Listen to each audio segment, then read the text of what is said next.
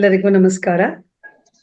ಮೊದಲನೇದಾಗಿ ಬ್ರಹ್ಮಶ್ರೀ ಪಿತಾಮಹ ಸುಭಾಷ್ ಪತ್ರಿಜಿಯವರಿಗೂ, ಮಹಾವತಾರ್ ಬಾಬಾಜಿಯವರಿಗೂ, ನಮಗೆಲ್ಲ ಇಂಥ ಅದ್ಭುತವಾದ ವೇದಿಕೆಯನ್ನ ಕೊಟ್ಟಂತಹ ರಂಗನಾಥ್ ಸರ್ ಅವ್ರಿಗೂ, ಹಾಗೂ ನಮ್ಮ ಪ್ರೀತಿಯ ತಂದೆ ತಾಯಿಯವ್ರಿಗೂ, ಮತ್ತು ಪ್ರಮುಖವಾಗಿ ನನ್ನೆಲ್ಲ ಆತ್ಮ ಬಂಧುಗಳಿಗೆ ಪ್ರೀತಿಪೂರ್ವಕವಾದ ಪ್ರಣಾಮಗಳು. ನಮಸ್ತೆ. ಎಲ್ರು ಹೇಗಿದ್ದೀರಾ ಅಂತ ನಾನು ಕೇಳೋದಿಲ್ಲ, ಯಾಕೆಂದ್ರೆ ಎಲ್ರು ಚೆನ್ನಾಗಿರ್ತೀರಾ ಅಂತ ನಂಬ್ಕೊಂಡಿದ್ದೀನಿ.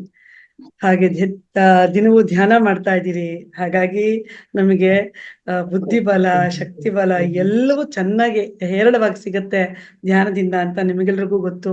ಹೌದು, ನನಗೂ ಗೊತ್ತು. ಓಕೆ, ನಾವು ತಡ ಮಾಡದೆ ಇವತ್ತು ಎಲ್ಲರೂ ಪ್ರಾಣಾಯಾಮ ಮಾಡೋಣ. 5 ಬಾರಿ ನಾಡಿ ಶೋಧನ ಪ್ರಾಣಾಯಾಮ, ಅದಕ್ಕೆ ಮುಂಚೆ 3 ಬಾರಿ ಉಸಿರಾಡೋಣ. ಅದಕ್ಕೆ ಮುಂಚೆ ನೀವು ಯಾರಾದ್ರೂ ನೀರು ಕುಡಿಬೇಕು ಅನ್ನೋರಿದ್ರೆ ನೀರು ಕುಡಿಬಹುದು. ಮತ್ತೆ ಒಂದು ಸಾರಿ ಪ್ರಾಣಾಯಾಮದ ನಂತರ ಧ್ಯಾನಕ್ಕೆ ಹಾಗೆ ಹೋಗೋಣ. ಯಾರನ್ನು ದಯವಿಟ್ಟು ಕಣ್ಣ ತೆಗಿಬೇಡಿ, ಆಯ್ತಾ? ಎಲ್ಲರನ್ನು ಈಗ ನೀರು ಕುಡಿಯೋರು ನೀರು ಕುಡಿದ್ಬಿಡಿ, ನಿಮ್ ಕನ್ನಡಕಗಳನ್ನ ತೆಗೆದು ಪಕ್ಕದಲ್ಲಿಡಿ. ಮೇಲೆ ಮತ್ತೆ ಸೋಫಾ ಮೇಲೆ ಕೂತ್ಕೊಂಡಿರೋರು ನಿಮ್ಮ 2 ಕಾಲ್ಗಳನ್ನ ಲಾಕ್ ಮಾಡ್ಕೊಂಬಿಡಿ. ಆಲ್ರೆಡಿ ಈಗ ಸದ್ಯಕ್ಕೆ ಚಿನ್ಮುದ್ರೆಯಲ್ಲಿ ಇರ್ಬೇಕು. ನಂತರ ನೀವು ಮುದ್ರೆನ ಚೇಂಜ್ ಮಾಡ್ಬೇಕು. ಹೀಗೆ ಲಾಕ್ ಮಾಡ್ಬೇಕು ಧ್ಯಾನ ಮಾಡುವಾಗ. ನಂತರ ಎಲ್ಲರೂ ಕೆಳಗಡೆ ಕೂತಿರೋರು ಪದ್ಮಾಸನ ಸ್ಥಿತಿಯಲ್ಲಿ ಕೂತ್ಕೊಳ್ಳಿ. ಎಲ್ಲರೂ ನಿಮ್ಮ ನೀರ್ ಕುಡ್ದಾಯ್ತು ಅಂತ ಅನ್ಕೋತೀನಿ. ಓಕೆ, ದೀರ್ಘವಾಗಿ ಉಸಿರಾಡೋಣ. ಎಲ್ಲರೂ 2 ಕೈಗಳನ್ನು ಚಿನ್ಮುದ್ರೆಯಲ್ಲಿ ಇಟ್ಕೊಳ್ಳಿ. 3 ಬಾರಿ ದೀರ್ಘವಾಗಿ ಉಸಿರಾಡೋಣ. Inhale, exhale, inhale, exhale, inhale, exhale. ಹಾಗೆ ನಿಮ್ಮ ಬಲಗೈಯನ್ನು ಮೂಗಿನ ಕಡೆ ತನ್ನಿ. ಎಡಗಡೆಯಿಂದ, ಎಡ ಹೊಳ್ಳೆಯಿಂದ ಉಸಿರಾಟವನ್ನ ತೆಗೆದುಕೊಂಡು ಬಲ ಹೊಳ್ಳೆಯಿಂದ ಬಿಡಬೇಕು. ಬಲ ಹೊಳ್ಳೆಯಿಂದ ಉಸಿರನ್ನ ತಗೊಂಡು ಎಡಗಡೆಗೆ ಬಿಡೋದು 1 ಮಂಡಲ ಆಗುತ್ತೆ. ಅದು ನಾಡಿ ಶೋಧನ ಪ್ರಾಣಾಯಾಮ. ಈ ತರ 5 ಬಾರಿ ಮಾಡೋಣ. Inhale, exhale. ನಿಧಾನವಾಗಿ ಉಸಿರನ್ನ ತಗೊಳ್ಳಿ. ಇನ್ಹೇಲ್, ಉಸಿರನ್ನ ಬಿಡ್ತಾ ಎಕ್ಸೇಲ್ 1 ಮಂಡಲ. Inhale, exhale, inhale, exhale. 2. Inhale, exhale, inhale, exhale. 3. Inhale, exhale, inhale,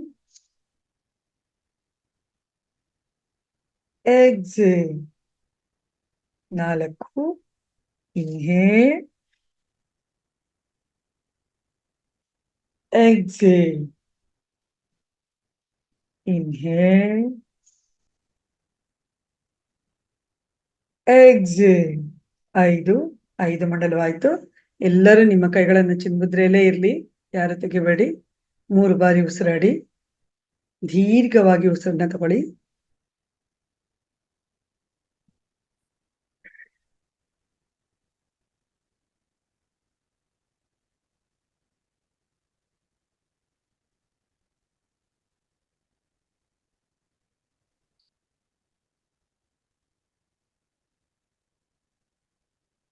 ಯಾರು ಕಣ್ಣನ್ನು ತೆಗೆಯೋದು ಬೇಡ. ಚಿನ್ಮುದ್ರೆಯಿಂದ 2 ನಿಮ್ಮ ಕೈಗಳನ್ನು ಲಾಕ್ ಮಾಡಿ, ನಿಮ್ಮ ಕಾಲ್ಗಳನ್ನು ಕೂಡ ಲಾಕ್ ಮಾಡಿ. ಕೆಳಗಡೆ ಕೂತಿರೋರು ಪದ್ಮಾಸನ ಸ್ಥಿತಿಯಲ್ಲಿ ತಗೊಳ್ಳಿ. ನಿಮ್ಮ ಪಿರಮಿಡ್ಗಳಿದ್ರೆ ಪಿರಮಿಡ್ಗಳನ್ನ ಹಾಕೊಳ್ಳಿ. ನಂತರ ನಾವೆಲ್ಲರೂ ಧ್ಯಾನಕ್ಕೆ ಮೊರೆ ಹೋಗ್ತಾ ಇದ್ದೇವೆ. ಯಾರು ಕಣ್ಣನ್ನು ತೆರೆಯೋದು ಬೇಡ.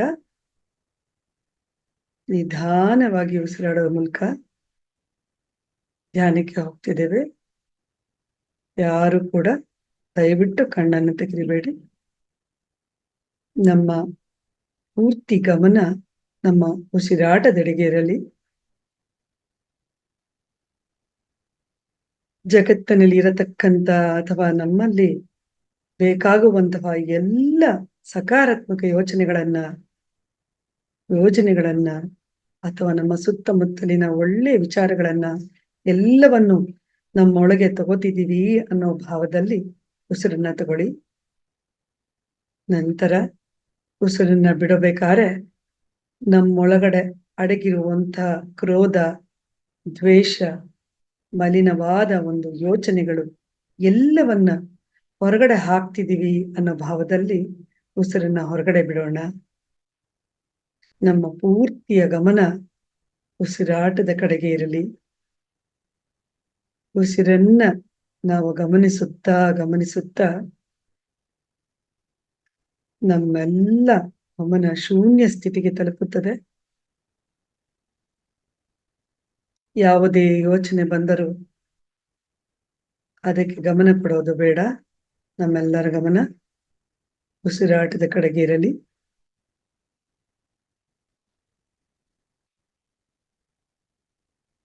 ಉಸಿರಾಡುತ್ತಾ ಬೇರೆ ಲೋಕಕ್ಕೆ ನಾವೆಲ್ಲರೂ ಹೋಗೋಣ. ಹಿಮಾಲಯದ ತಪ್ಪಲಲ್ಲಿ ಇದೀವಿ ಅಂತ ಭಾವಿಸೋಣ.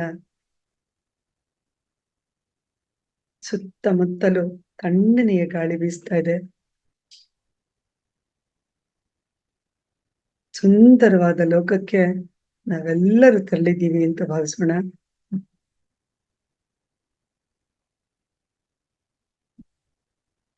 ನಮ್ಮೆಲ್ಲರ ಗಮನ ಉಸಿರಾಟದ ಕಡೆಗಿರಲಿ.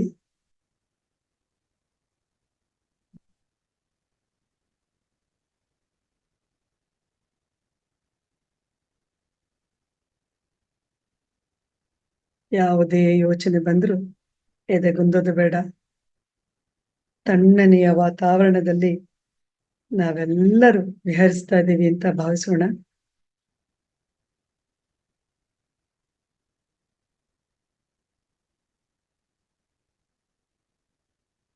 ಸುಭಾಷ್ ಪತ್ರಿಜಿ ಗುರುಗಳನ್ನ ನೆನಪಿಸ್ಕೊಳ್ಳೋಣ. ಹಿಮಾಲಯದ ತಪ್ಪಲಲ್ಲಿ ಅವ್ರಿಗೆ ನಮ್ಗೆ ಕಾಣ್ತಿದ್ದಾರೆ ಅಂತ ಭಾವಿಸೋಣ.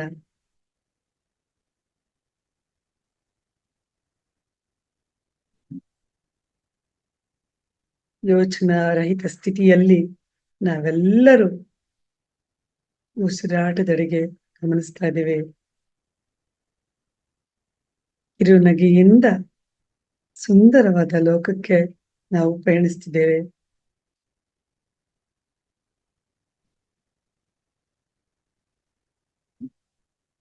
ವೀಣಾ, ನಿಧಾನವಾಗಿ ನಿಮ್ಮ ಎರಡೂ ಕೈಗಳನ್ನು ನಿಮ್ಮ ಕಣ್ಣಿನ ಮೇಲಿಟ್ಟುಕೊಳ್ಳಿ. ಆ ಬಿಸಿಯಾದ ಸ್ಪರ್ಶ ಪ್ರಾಣಶಕ್ತಿಯನ್ನು ನಿಮ್ಮ ಕಣ್ಣಿಗೆ ಹಾಗೂ ಕಿವಿಗೆ ತೆಗೆದುಕೊಳ್ಳಿ. ನಿಧಾನವಾಗಿ ನಿಮ್ಮ ಕೈಯನ್ನು ನೋಡುತ್ತಾ ಕಣ್ಣನ್ನು ತೆರೆಯಿರಿ.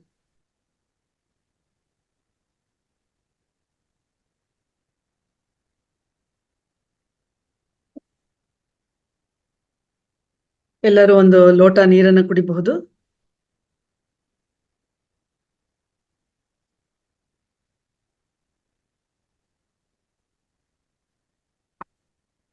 ಆತ್ಮ ಬಂಧುಗಳೇ, ಸುಂದರವಾದ ಧ್ಯಾನವನ್ನ ನಾವೆಲ್ಲರೂ ಮಗ್ನರಾಗಿ ಮಾಡಿದ್ದೇವೆ. ಎಲ್ಲರಿಗೂ ಒಂದು ಪ್ರೀತಿಯ ಚಪ್ಪಾಳೆ. ಓಕೆ, ಇವತ್ತಿನ ದಿನ ಮೊದಲೇ ನಾನು ಹೇಳಿದಂತೆ ಇವತ್ತು ಡಾಕ್ಟರ್ ಯಶೋದ್ ಅವರು ಬೊಜ್ಜಿನ ಸಮಸ್ಯೆ ಬಗ್ಗೆ ಆ ಯಾವ ರೀತಿ ಅದನ್ನ ನಾವು ನಿಗ್ರಹಿಸ್ಬೇಕು ಅನ್ನೋದ್ರ ಬಗ್ಗೆ ನಮ್ಗೆಲ್ಲ ತಿಳಿಸ್ಕೊಡ್ತಾರೆ. ಡಾಕ್ಟರ್ ಯಶೋಧ ಅವರು, ನಮಸ್ಕಾರ. ಪ್ಲಸ್ ಕಾರ್ಯಕ್ರಮಕ್ಕೆ ಸ್ವಾಗತ. ನಮಸ್ಕಾರ. ಮೊಜ್ಜಿನ ಸಮಸ್ಯೆ ಬಗ್ಗೆ ಏನ್ ಹೇಳ್ತೀರಿ? ದಯವಿಟ್ಟು ಹೇಳಿ. ಎಲ್ಲರಿಗೂ ನಮಸ್ಕಾರ.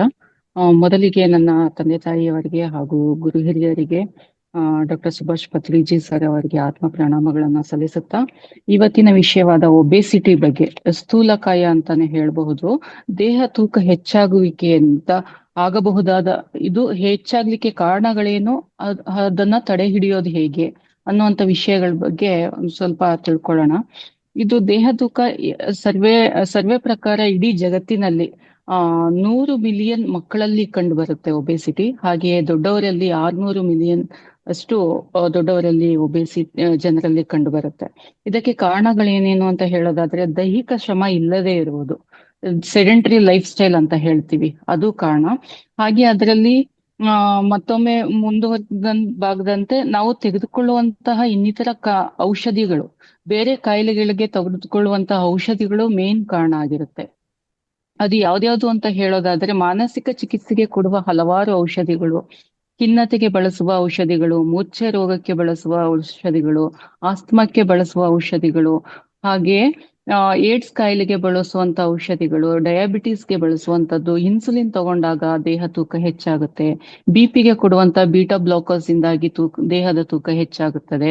ಹಾಗೆ ನೋವಿನ ಮಾತ್ರೆಗಳನ್ನು ಪದೇ ಪದೇ ತೆಗೆದುಕೊಳ್ಳೋದ್ರಿಂದ ದೇಹ ತೂಕ ಹೆಚ್ಚಾಗುತ್ತೆ. ಅಲರ್ಜಿಗೆ ಬಳಸುವ ಮಾತ್ರೆಗಳು, ಹಾಗೆ ಗರ್ಭ ನಿರೋಧಕ ಮಾತ್ರೆಗಳನ್ನ ತೆಗೆದುಕೊಂಡಾಗ ಒಬೇಸಿಟಿ ಬರುವಂತದ್ದು, ಬಂಜೆತನ ನಿವಾರಣಾ ಮಾತ್ರೆಗಳು, ಹಾಗೆಯೇ ಇತ್ತೀಚಿನ ದಿನಗಳಲ್ಲಿ ಕಂಡು ಬರುವಂತದ್ದು IVF ಟ್ರೀಟ್ಮೆಂಟ್ ಇಂದಾಗಿ ಮಹಿಳೆಯರಲ್ಲಿ ಹೆಚ್ಚಾಗಿ ಒಬೇಸಿಟಿ ಬರುವಂತದ್ದು. ಹಾಗೆ ಪದೇ ಪದೇ ಮೈಗ್ರೇನ್ಗೆ ತೆಗೆದುಕೊಳ್ಳುವಂತಹ ಔಷಧಿಗಳಿಂದನೂ ಬರುತ್ತೆ. ಹಾಗೆಯೇ ಗರ್ಭಿಣಿ ಸ್ತ್ರೀಯರಿಂದ ಶುರುವಾದಂತಹ ಗರ್ಭಿಣಿ ಅವಸ್ಥೆಯಲ್ಲಿ ಶುರುವಾದಂತಹ ದೇಹ ತೂಕ ಹಾಗೆಯೇ ಮುಂದುವರೆದಂತೆ ಅವ್ರಿಗೆ ಕಡಿಮೆ ಮಾಡ್ಕೊಳ್ಳಿಕ್ಕೆ ಕಷ್ಟ ಪಡ್ತಾ ಇರ್ತಾರೆ, ಆ ಟೈಮಲ್ಲಿ ಬರುವಂತದ್ದು. ಹಾಗೆ ಮಿನೋಪೋಸ್ ಟೈಮಲ್ಲಿ ಮಹಿಳೆಯರಲ್ಲಿ ಹೆಚ್ಚಾಗಿ ಬರುವಂತದ್ದು. ಹಾಗೆಯೇ ಅನುವಂಶೀಯತೆಯಿಂದ, ಹೆರಿಡಿಟಿಯಿಂದ ಬರುತ್ತೆ. ಅದು ಫ್ಯಾಟ್ ಮೆಟಾಬಾಲಿಸಮ್ ಹೆರಿಡಿಟಿಯಿಂದಾನೇ ಕಡಿಮೆ ಇರುತ್ತೆ. ಸೊ ಅಂತಹ ಸಂದರ್ಭದಲ್ಲಿ ಕೂಡ ದೇಹ ತೂಕ ಹೆಚ್ಚಾಗುತ್ತೆ. ಇದನ್ನ ಕ್ಲಾಸಿಫಿಕೇಶನ್ ಮಾಡ್ತಾರೆ, class 1 obesity, class 2 obesity, class 3 obesity ಅಂತ ಹೇಳ್ಬಿಟ್ಟು. BMI ಪ್ರಕಾರ, ಬಾಡಿ ಮಾಸ್ ಇಂಡೆಕ್ಸ್ ಒಂದು ಫಾರ್ಮುಲಾ ಇದೆ, ಅದ್ರ ಪ್ರಕಾರ ಇಷ್ಟು 3 ರೀತಿಯ ಕೆಟಗರಿಯನ್ನ ಮಾಡುವಂತದ್ದು ಇರುತ್ತೆ. ಈ ಒಬೇಸಿಟಿ ಅಂತಾಗಿ ಮತ್ತೆ ಇನ್ನೆಷ್ಟು ರೋಗಗಳು ಬರುತ್ತೆ ಅಂತ ಹೇಳೋದಾದ್ರೆ, ಮಂಡಿ ನೋವು ಬರುತ್ತೆ, ಮೊಣಕಾಲ್ಗಳಲ್ಲಿ ನೋವು ಬರುತ್ತೆ, ಪಾದಗಳಲ್ಲಿ ನೋವು ಬರುತ್ತೆ, ಆಸ್ಟಿಯೋಪೋರಿಸಿಸ್ ಅಂತ ಆಗುವಂಥದ್ದು, ಹೃದ್ರೋಗದ ಸಮಸ್ಯೆ ಉಂಟಾಗುತ್ತೆ, BP ಬರುತ್ತೆ, ಇನ್ಫರ್ಟಿಲಿಟಿ ಆಗುತ್ತೆ, ಹಾಗೆಯೇ ಡಯಾಬಿಟಿಸ್ ಟೈಪ್ 2 ಡಯಾಬಿಟಿಸ್ ಬರುತ್ತೆ, ಹಾಗೆ ಫ್ಯಾಟಿ ಲಿವರ್ ಆಗುತ್ತೆ, ಮಾನಸಿಕ ಖಿನ್ನತೆಗೆ ಒಳಗಾಗ್ತಾರೆ, ಹಾಗೂ ಸ್ಟ್ರೆಸ್ ಲೆವೆಲ್ ಜಾಸ್ತಿ ಆಗುತ್ತೆ. ಸೊ ಈ ಒಬೇಸಿಟಿಯಿಂದಾಗಿ ಇದೆಲ್ಲ ಆಗುವಂತ ಚಾನ್ಸಸ್ ಇರುತ್ತೆ. ಹಾಗೆ ಇದನ್ನ ಒಬೇಸಿಟಿ ಇದೀವಿ ಅಂತ ಕಂಡ್ಕೊಳ್ಳೋದು ಹೇಗೆ ಅಂತ ಹೇಳೋದಾದ್ರೆ, ನಮ್ಮ ದೇಹದ ಎತ್ತರ, ನಾವು ಎಷ್ಟು ಎತ್ತರ ಇದ್ದೀವಿ ಅಂತ ಅನ್ನೋದನ್ನ ಸೆಂಟಿಮೀಟರ್ ಲೆಕ್ಕದಲ್ಲಿ ತಿಳಿದುಕೊಳ್ಬೇಕು. ನೀವು ತೆಗೆದುಕೊಂಡು ಅದನ್ನ 100 ಇಂದ ಮೈನಸ್ ಮಾಡ್ಬೇಕು. ಈಗ ಸಪೋಸ್ 165 ಸೆಂಟಿಮೀಟರ್ಸ್ ಇದೀವಿ ಅಂತ ನಾವು ಅನ್ಕೊಂಡ್ರೆ, ಅದು -100 ಹಾಗಿದ್ದವರು 65 kg ಅಷ್ಟಿರ್ಬೇಕು. ಅವ್ರ ದೇಹದ ತೂಕ 65 kg ಮಾತ್ರ ಇರ್ಬೇಕಾಗುತ್ತೆ. ಸೊ ಆತರ ನೀವು ನಿಮ್ಮ ದೇಹದ ತೂಕವನ್ನ ಕಂಡಿಡ್ಕೊಳ್ಬೇಕಾಗುತ್ತೆ. ಇದನ್ನ ಹೇಗೆ ನಾವು ಸರಿಪಡಿಸ್ಕೊಳ್ಬಹುದು ಅಂತ ಹೇಳೋದಾದ್ರೆ, ನಮ್ಮ ಸ್ಥಳೀಯ ಆಹಾರಗಳನ್ನ ನಾವು ತೆಗೆದುಕೊಳ್ಬೇಕಾಗುತ್ತೆ. ಅಂದ್ರೆ ನಾವು ರಾಗಿ ತಿನ್ನುವಂತವರಾಗಿದ್ರೆ ರಾಗಿ ಮುದ್ದೆ ತಿನ್ನುವಂಥದ್ದು, ಜೋಳ ತಿನ್ನೋರಾಗಿದ್ರೆ ಜೋಳದ ರೊಟ್ಟಿನೇ ತಿನ್ಬೇಕು. ಹೀಗೆ ಈಗ ಕುಸುಬ್ಲಕ್ಕಿ ತಿನ್ನುವಂತವ್ರು ಅದೇ ತಿನ್ಬೇಕು. ಅದನ್ನ ಬೇರೆ ಬೇರೆ ವಿಧದ ರೀತಿಯ ಆಹಾರ ಪದ್ಧತಿಯನ್ನ ಅನುಸರಿಸಬಾರ್ದು ಒಂದು. ಮತ್ತೆ ಹಗಲ್ ನಿದ್ರೆಯನ್ನ ಮಾಡಬಾರ್ದು. ತಿಂದ ತಕ್ಷಣ ಮಲ್ಕೋಬಿಡೋದು, ಬೆಳಿಗ್ಗೆ ತಿಂಡಿ ತಿನ್ನೋದು, ಮಲ್ಕೋಬಿಡೋದು, ರಾತ್ರಿನೂ ಅಷ್ಟೇ, ರಾತ್ರಿ ಊಟ ಮಾಡಿದ ತಕ್ಷಣ ಮಲ್ಕೊಂಡ್ಬಿಡೋದು, ಆ ತರ ಮಾಡಬಾರ್ದು. ರಾತ್ರಿ ಊಟದ ನಂತರ ಒಂದು 2 ಅವರ್ಸ್ ಆದ್ರೂ ಗ್ಯಾಪ್ ಕೊಡ್ಬೇಕು. ಹಾಗೇನೆ ಅತಿ ಹೆಚ್ಚಿನ ಕರಿದ ತಿನಿಸುಗಳನ್ನ ತಿನ್ಬಾರ್ದು. ಹೆಚ್ಚು ಡೀಪ್ ಫ್ರೈಡ್ ಐಟಮ್ಸ್ ಅಂತ ಹೇಳ್ತೀವಿ, ಅಂತದ್ನೆಲ್ಲ ಅವಾಯ್ಡ್ ಮಾಡ್ಬೇಕಾಗುತ್ತೆ. ಹಾಗೇನೆ ಯಾರಲ್ಲಿ ಫ್ಯಾಟ್ ಮೆಟಬಾಲಿಸಮ್ ಕಡಿಮೆ ಇರುತ್ತೆ, ಅದರಲ್ಲಿ ಕ್ಯಾಲೋರೀಸ್ ನಾವೇನ್ ತಗೊಳ್ತೀವಿ ಅದನ್ನ ಡೈಜೆಷನ್ ಮಾಡ್ಕೊಳಕ್ ಆಗದೆ ಇದ್ದಾಗ, ಅದನ್ನ ಎನರ್ಜಿಯಾಗಿ ಕನ್ವರ್ಟ್ ಮಾಡ್ಕೊಳ್ಳದೆ ಇದ್ದಾಗನೇ ಇದು ಅತಿ ದೇಹ ತೂಕ ಹೆಚ್ಚಾಗುವಂತದ್ದು ಸಮಸ್ಯೆಗಳು ಕಾಡೋಕ್ ಶುರುವಾಗುತ್ತೆ. ಸೊ ಅದರಲ್ಲಿ ನಾವು ಜಾಸ್ತಿ ನಮ್ಮ ಆಯುರ್ವೇದದಲ್ಲಿ ಹೇಳ್ತೀವಿ ಲಂಘನಂ ಪರಮೌಷಧಂ ಅಂತ ಹೇಳ್ಬಿಟ್ಟು. ಲಂಘನ ಅಂತಂದ್ರೆ ಉಪವಾಸ ಮಾಡುವಂಥದ್ದು. ಅದು ನಾವು ಚೆನ್ನಾಗಿರುವಾಗಿಂದಾನೇ ಉಪವಾಸ ವಾರಕ್ಕೊಮ್ಮೆ 15 ದಿನಕ್ಕೊಮ್ಮೆ ಮಾಡ್ತಾ ಬಂದ್ರೆ ನಾವು ನಮ್ಮ ದೇಹ ತೂಕವನ್ನ ಮೇಂಟೈನ್ ಮಾಡಬಹುದು. ಅದಲ್ದೇನೆ ಆಹಾರ ವಿಹಾರನ ಸರಿಪಡಿಸ್ಕೊಂಡು ಹೋಗೋದು ಅಂತಂದ್ರೆ, ಆಹಾರ ಅಂತಂದ್ರೆ ಆಹಾರ ವಿಧಿವಿಧಾನ, ವಿಹಾರ ಅಂದ್ರೆ ನಮ್ಮ ಲೈಫ್ ಸ್ಟೈಲ್, ಜೀವನ ಶೈಲಿ. ಅದು ಹೇಗೆ? ಪ್ರತಿನಿತ್ಯ ನಾವು ವ್ಯಾಯಾಮ ಮಾಡೋದ್ರ ಮೂಲಕ, ಯೋಗಾಸನವನ್ನ ಮಾಡೋದ್ರ ಮೂಲಕ, ವಾರ್ಮ್ ಅಪ್ ಎಕ್ಸರ್ಸೈಸ್ ಮಾಡೋದು, ಸ್ಕಿಪ್ಪಿಂಗ್ ಮಾಡುವಂಥದ್ದು, ಜಾಗಿಂಗ್ ಮಾಡುವಂಥದ್ದು, ಬ್ರಿಸ್ಕ್ ವಾಕ್ ಅಭ್ಯಾಸವನ್ನ ಮಾಡ್ಕೊಳ್ಳುವಂಥದ್ದು, ಇದೆಲ್ಲ ಮಾಡೋದು ದಿನನಿತ್ಯ ಜೀವನದಲ್ಲಿ ಇದನ್ನ ಅಳವಡಿಸ್ಕೊಂಡಾಗ ನಾವು ಸಾಕಷ್ಟು ನಮ್ಮ ದೇಹ ತೂಕವನ್ನ ಮೇಂಟೈನ್ ಮಾಡಬಹುದು. ಹಾಗೇನೆ ಆಯುರ್ವೇದದಲ್ಲಿ ಇನ್ನೊಂದು ಶಮನ ಔಷಧಿ ಉಪಚಾರ ಮಾಡ್ತೀವಿ. ಅಂದ್ರೆ ಒಬೆಸಿಟಿ ಇರೋಂಥವ್ರಿಗೆ ಶಮನ ಔಷಧಿಗಳನ್ನ ಕೊಟ್ಬಿಟ್ಟು ಅವ್ರಿಗೆ ಬಾಡಿ ಮೇಂಟೈನ್ ಮಾಡುವಂಥದ್ದು ಅಥವಾ ಬೊಜ್ಜುನ್ನ ಕಡಿಮೆ ಮಾಡ್ಕೊಳ್ಳೋಂಥ ಔಷಧಿ ಉಪಚಾರವನ್ನ ಮಾಡುವಂಥದ್ದು. ಅದಲ್ದೇನೆ ಶೋಧನ ಕರ್ಮ ಅಂತ ಹೇಳ್ತೀವಿ, ಶೋಧನ ಕ್ರಿಯೆ. ಅದರಲ್ಲಿ ಪಂಚಕರ್ಮ ಥೆರಪಿಯಲ್ಲಿ ವಮನ, ವಿರೇಚನ, ಉದ್ವರ್ತನ ಅಂತ ಹೇಳ್ತೀವಿ, ಪೌಡರ್ ಮಸಾಜ್ ಮಾಡುವಂಥದ್ದು. ಅವರಲ್ಲಿ ಬೊಜ್ಜಿನಂಶ ಎಷ್ಟು ಜಾಸ್ತಿ ಇದೆಯೋ ಅದು ಕರಗುವಂತೆ ಅವರಿಗೆ ಚಿಕಿತ್ಸೆಯನ್ನ ಕೊಡ್ಲಾಗುತ್ತೆ. ಸೊ ಆ ರೀತಿ ನಾವು ಬೊಜ್ಜಿಗೆ ಮತ್ತು ಇದು ಔಷಧೋಪಚಾರವನ್ನ ಮಾಡುವಂಥದ್ದು. ಜೊತೆಗೆ ನಾವು ದೇಸಿ ಹಸುವಿನ ತುಪ್ಪ ಬಳಕೆಯನ್ನ ಮಾಡುವಂಥದ್ದು ಅರ್ಲಿ ಮಾರ್ನಿಂಗ್. ಅದು ಮಾಮೂಲಿ ತುಪ್ಪ ಬೇಡ, ದೇಸಿ ಹಸು. ಅದು ಪ್ರೋಸೆಸಿಂಗ್ ಹೇಗಿರ್ಬೇಕು ಅಂತಂದ್ರೆ ಹಾಲಿನಿಂದ ಮೊಸರು, ಮೊಸರಿಂದ ಮಜ್ಜಿಗೆ ಕಡ್ದು ಬೆಣ್ಣೆ ತೆಗೆದು ಬೆಣ್ಣೆಯಿಂದ ತುಪ್ಪ ಮಾಡಿರ್ಬೇಕು. ಆ ರೀತಿ ಮಾಡಿದಂತ ತುಪ್ಪವನ್ನ ಬೆಳಗ್ಗೆ ಬಿಸಿನೀರಲ್ಲಿ 1 ಚಮಚ, 1 ಲೋಟ ಬಿಸಿನೀರಿಗೆ 1 ಚಮಚ ತುಪ್ಪವನ್ನ ಹಾಕಿ ಕುಡಿಯೋದ್ರಿಂದ ನಮ್ಮ ದೇಹದಲ್ಲಿ ಜಾಠ್ರಾಗ್ನಿ ಜಾಸ್ತಿ ಆಗಿ ಎಲ್ಲಾ ರೀತಿಯ ಆಹಾರವನ್ನ ಪಚನ ಮಾಡುವಂಥದ್ದು ಕಾರ್ಯ ಆಗುತ್ತೆ. ಸೊ ಅದರಿಂದ ಅದನ್ನು ಬಳಸುವಂಥದ್ದು. ಮತ್ತೆ ನಮ್ಮ ದಿನನಿತ್ಯ ಊಟದಲ್ಲಿ ಸೌತೆಕಾಯಿ ಬಳಸುವಂಥದ್ದು. ಸೌತೆಕಾಯಿ ಹಾಗೇನೆ ನೀರಿನಂಶ ಹೆಚ್ಚಿರುವಂತ ತರಕಾರಿಗಳನ್ನ ಬಳಸುವಂಥದ್ದು. ಹೀರೆಕಾಯಿ, ಸೋರೆಕಾಯಿ, ಈ ರೀತಿಯ ತರಕಾರಿಗಳನ್ನ ಹೆಚ್ಚಾಗಿ ಬಳಸುವಂತದ್ದಾಗ್ಬೇಕು. ಕರಿದ ತಿಂಡಿಗಳನ್ನ ಆದಷ್ಟು ಕಡಿಮೆ ಮಾಡಬೇಕು. ಬೇಕರಿ ಐಟಮ್ಸ್ ನ ಕಡಿಮೆ ಮಾಡಬೇಕು. ಹಾಲಿನ ಉತ್ಪನ್ನಗಳು, ಬೇರೆ ಬೇರೆ ರೀತಿಯ ಬೆಣ್ಣೆ, ಚೀಸು. ಈಗ ಒಬೆಸಿಟಿ ಬಂದ್ಬಿಟ್ಟಿದೆ ಅಂತವ್ರು ಪದೇ ಪದೇ ಅದೇ ತರ ತಿಂಡಿಗಳನ್ನ ತಿಂತಾ ಇದ್ರೆ ಇನ್ನೂ ಜಾಸ್ತಿ ಆಗುತ್ತೆ. ಸೊ ಅದ್ರ ಕಡೆ ಗಮನ ಕೊಟ್ಟು ನಮ್ಮ ದೇಹಕ್ಕೆ ಯಾವ ರೀತಿಯ ಆಹಾರ ಒಗ್ಗುತ್ತೆ, ನಮ್ಮ ದೇಹಕ್ಕೆ ಯಾವ ರೀತಿಯ ವಿಹಾರ ಒಗ್ಗುತ್ತೆ, ಲೈಫ್ ಸ್ಟೈಲ್, ಎಕ್ಸಸೈಸಸ್ ಅಂತದ್ನ ಅಡಾಪ್ಟ್ ಮಾಡ್ಕೊಳ್ಬೇಕಾಗುತ್ತೆ. ಮತ್ತೆ ಯೋಗಾಸನಗಳನ್ನ ಡೈಲಿ ಮಾಡೋದ್ರಿಂದ, ಅದು ಅಭ್ಯಾಸ ಮಾಡೋದ್ರಿಂದ, ಸರ್ವಾಂಗಕ್ಕೂ ಆಸನ ಆಗ್ಬೇಕಂದ್ರೂ ಸೂರ್ಯ ನಮಸ್ಕಾರ ಪ್ರತಿನಿತ್ಯ ಮಾಡೋದ್ರಿಂದ ಇಂತಿಷ್ಟು ಸೈಕಲ್ ಅಂತ ನಾವು ಎಲ್ಲಾ ಅಂಗಾಂಗಗಳಿಗೂ ಎಕ್ಸಸೈಸ್ ಆದಂಗ ಆಗುತ್ತೆ. ಅದು ಪ್ರತಿನಿತ್ಯ ಅಭ್ಯಾಸ ಮಾಡೋದ್ರಿಂದ ನಾವು ದೇಹ ತೂಕವನ್ನು ಹೆಚ್ಚಿಸ್ಕೊಳ್ಳೋ ಪ್ರಮೇಯನೇ ಬರೋದಿಲ್ಲ. ಅದ್ರ ಜೊತೆಗೆ ಮುದ್ರೆ ಯಾವ್ದು ಮಾಡ್ಬೇಕು ಅಂತಂದ್ರೆ ಸೂರ್ಯ ಮುದ್ರೆ ಮಾಡ್ಬೇಕು. ಸೂರ್ಯ ಮುದ್ರೆ ಮಾಡೋದು ಹೇಗೆ? ಪೃಥ್ವಿ ತತ್ವದ ಉಂಗುರದ ಬೆರಳು ಅಗ್ನಿ ತತ್ವದ ಹೆಬ್ಬೆರಳನ್ನ ಮೇಲೆ ಕುಡಿಸ್ಕೊಳ್ಳೋದ್ರಿಂದ ಸೂರ್ಯ ಶಕ್ತಿ, ಅಗ್ನಿ ದೀಪನ ಜಾಸ್ತಿ ಆಗುತ್ತೆ. ಜಾಠರಾಗ್ನಿ ಮತ್ತೆ ಧಾತ್ವ ಅಗ್ನಿ, ಪಂಚ ತತ್ವದ ಅಗ್ನಿಗಳು ನಮ್ಮ ದೇಹದಲ್ಲಿ ಜಾಸ್ತಿ ಆಗೋದ್ರಿಂದ ನಮ್ಮ ದೇಹದಲ್ಲಿ ಏನು ಒಬೆಸಿಟಿಗೆ ಕಾರಣ ಆಗಿರುವಂತ ಕೊಬ್ಬಿನಂಶ ಕರಗ್ಲಿಕ್ಕೆ ಅಗ್ನಿ ಜಾಸ್ತಿ ಆಗೋದ್ರ ಮೂಲಕ ಕೊಬ್ಬಿನಂಶ ಕರಗುತ್ತೆ. ಸೊ ಇದನ್ನ ಮಾಡೋದ್ರಿಂದ ನಮ್ಮ ದೇಹದ ತೂಕವನ್ನ ಮೇಂಟೈನ್ ಮಾಡಬಹುದು ಅಂತ ಹೇಳ್ತಾ ಇಂದಿನ ವಿಷಯವಾದ ಒಬೆಸಿಟಿ ಬಗ್ಗೆ ಹೇಳಲಿಕ್ಕೆ ನನಗೆ ಅವಕಾಶ ಮಾಡಿಕೊಟ್ಟಂತಹ ಮಹಾವತಾರ್ ಫೌಂಡೇಶನ್ ಅವ್ರಿಗೆ ನನಗೆ ಹೃತ್ಪೂರ್ವಕ ಧನ್ಯವಾದಗಳು. Thank you. ಧನ್ಯವಾದ ಮೇಡಮ್. ಅಲ್ಲಿ ಮುಖ್ಯವಾದ ಒಂದು ಕಾರಣ ಕೇಳಬೇಕಿತ್ತು ನಾನು. ಒಬೆಸಿಟಿ ಅಂದ್ರೆ ಸಾಮಾನ್ಯವಾಗಿ ಎಲ್ಲರೂ ಇವಾಗ ನಾವು ಅನ್ನ ತಿಂತೀವಿ, ನಾವು ಮೊದಲಿಂದನೂ ಅನ್ನ ತಿಂತಾ ಇದ್ದೀವಿ, ಅನ್ನ ತಿಂದ್ರೆ ಒಬೆಸಿಟಿ ಬರುತ್ತೆ ಅನ್ನೋದು ತುಂಬಾ ತಪ್ಪು ಕಲ್ಪನೆ ಇದೆ, ತುಂಬಾ ಜನಕ್ಕಿದೆ. ಸೊ ಅನ್ನ ತಿಂದ್ರೆ ಜೊತೆಗೆ ಮೊದಲಿಂದನೂ ನಾವು ಪಾಲಿಶ್ ಆಗದೆ ಇರೋಂತ ಅಕ್ಕಿ ತಿಂದ ಅಭ್ಯಾಸ ಇರೋದು. ಈಗ ನಾವು ಒಂದು ಹೇಳ್ಬೇಕು ಅಂದ್ರೆ ನಮ್ಮ ತಾಯಿಯ ಹೊಟ್ಟೆಯಲ್ಲಿ ಇದ್ದಾಗ ನಾವು ನಮ್ಮ ತಾಯಿ ಅಂದ್ರು ಏನೇನ್ ತಿಂತಾ ಇದ್ರು ಅದೆಲ್ಲ ತಿನ್ನೋದಕ್ಕೆ ನಮ್ಗೆ ಇದೆ, ಅರ್ಹತೆ ಇದೆ. ಅದನ್ನ ಜೀರ್ಣಿಸ್ಕೊಳ್ಳೋಂತ ಒಂದು ಕೆಪಾಸಿಟಿ ಇರುತ್ತೆ. ಸೊ ಅಂತ ಆಹಾರ ಪದ್ಧತಿಗಳನ್ನೇ ನಾವು ರೂಢಿಸ್ಕೊಳ್ಬೇಕು. ಸೊ ಅನ್ಪಾಲಿಶ್ಡ್ ರೈಸ್ ತಿಂದ್ರೆ ಏನೂ ಆಗೋದಿಲ್ಲ.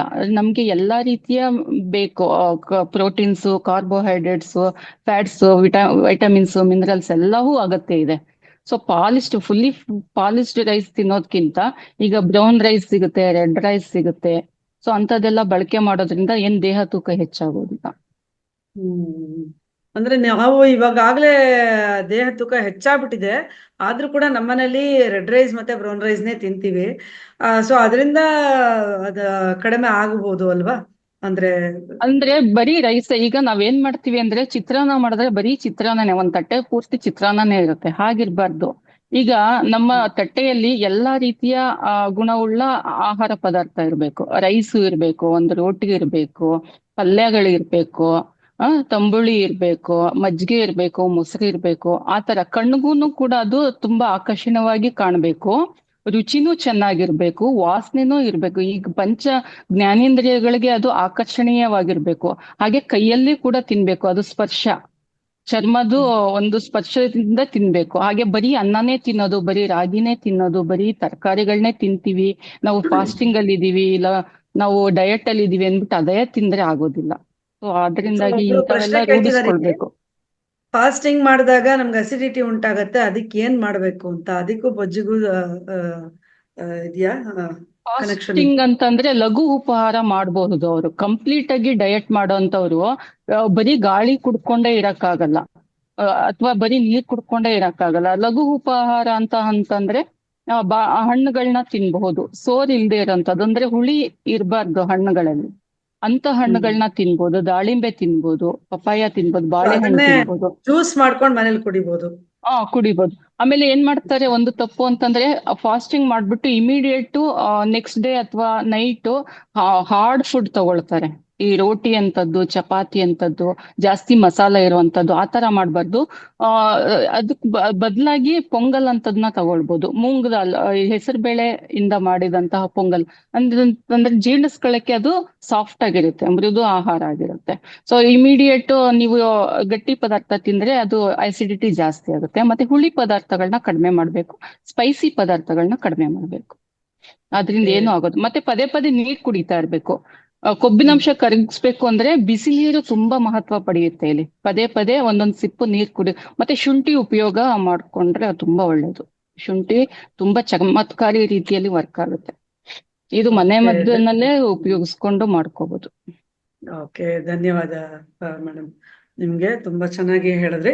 ಇದಕ್ಕೆ ಪೂರಕವಾಗಿ ಇವತ್ತು ನಾವೆಲ್ಲರೂ ಸಾತ್ವಿಕ ಆಹಾರಿಗಳಾಗಿ ಅಂತ ಹೇಳೋದಕ್ಕೆ ನಮ್ಮ ಪ್ರೀತಿಯ ನಾರಾಯಣ್ ಸತ್ಯೇಂದ್ರ ಕುಮಾರ್ ಸರ್ ಬಂದಿದ್ದಾರೆ. ಸರ್, ನಿಮಗೆ ಸ್ವಾಗತ ನಮ್ಮ ಕಾರ್ಯಕ್ರಮಕ್ಕೆ.